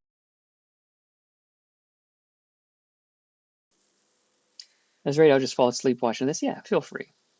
The armor is how much damage you negate when you use the block defend reaction. Yes, when you defend, absolutely. So it's either armor or your speed. It's a combination of however you want to defend. You dodge out of the way, however you want to flavor it. Um, Once per round, use one action. You can reduce damage by armor. That is correct. What's the 275 stretch goal? There are no more stretch goals. It is just gratitude, just gratitude. And I might be able to buy some more art if my wife lets me. Maybe. What's brown? Okay. I got word. Yeah, Centric, you should be able to see the PDF when you wake up in the morning, barring any foreseen backer trains that don't end. Do we get a 2 thumbs up pic sent out? I'll let you take a screenshot. Here you go. 2 thumbs up. There it is. It was a blast, everyone. Thank you so much for stopping by. All right, let's see if there's anything else. All right, guys. I'm gonna have to call it, throw in the towel there. I didn't think it would go for this long. I'm grateful that it has. Thank you everybody for the continued support, and we will definitely be in touch with with the feedback and with how the progress is going. Feel free to leave comments on the BackerKit page, or preferably if I need to see it, email it to me, or on Discord is the best place to do that. I just want to say thank you so much again to everybody. It's been much bigger and much more, just much more than I expected. So I really appreciate you guys. Okay, hope everybody has a lovely night. God bless, and we'll see when this ends.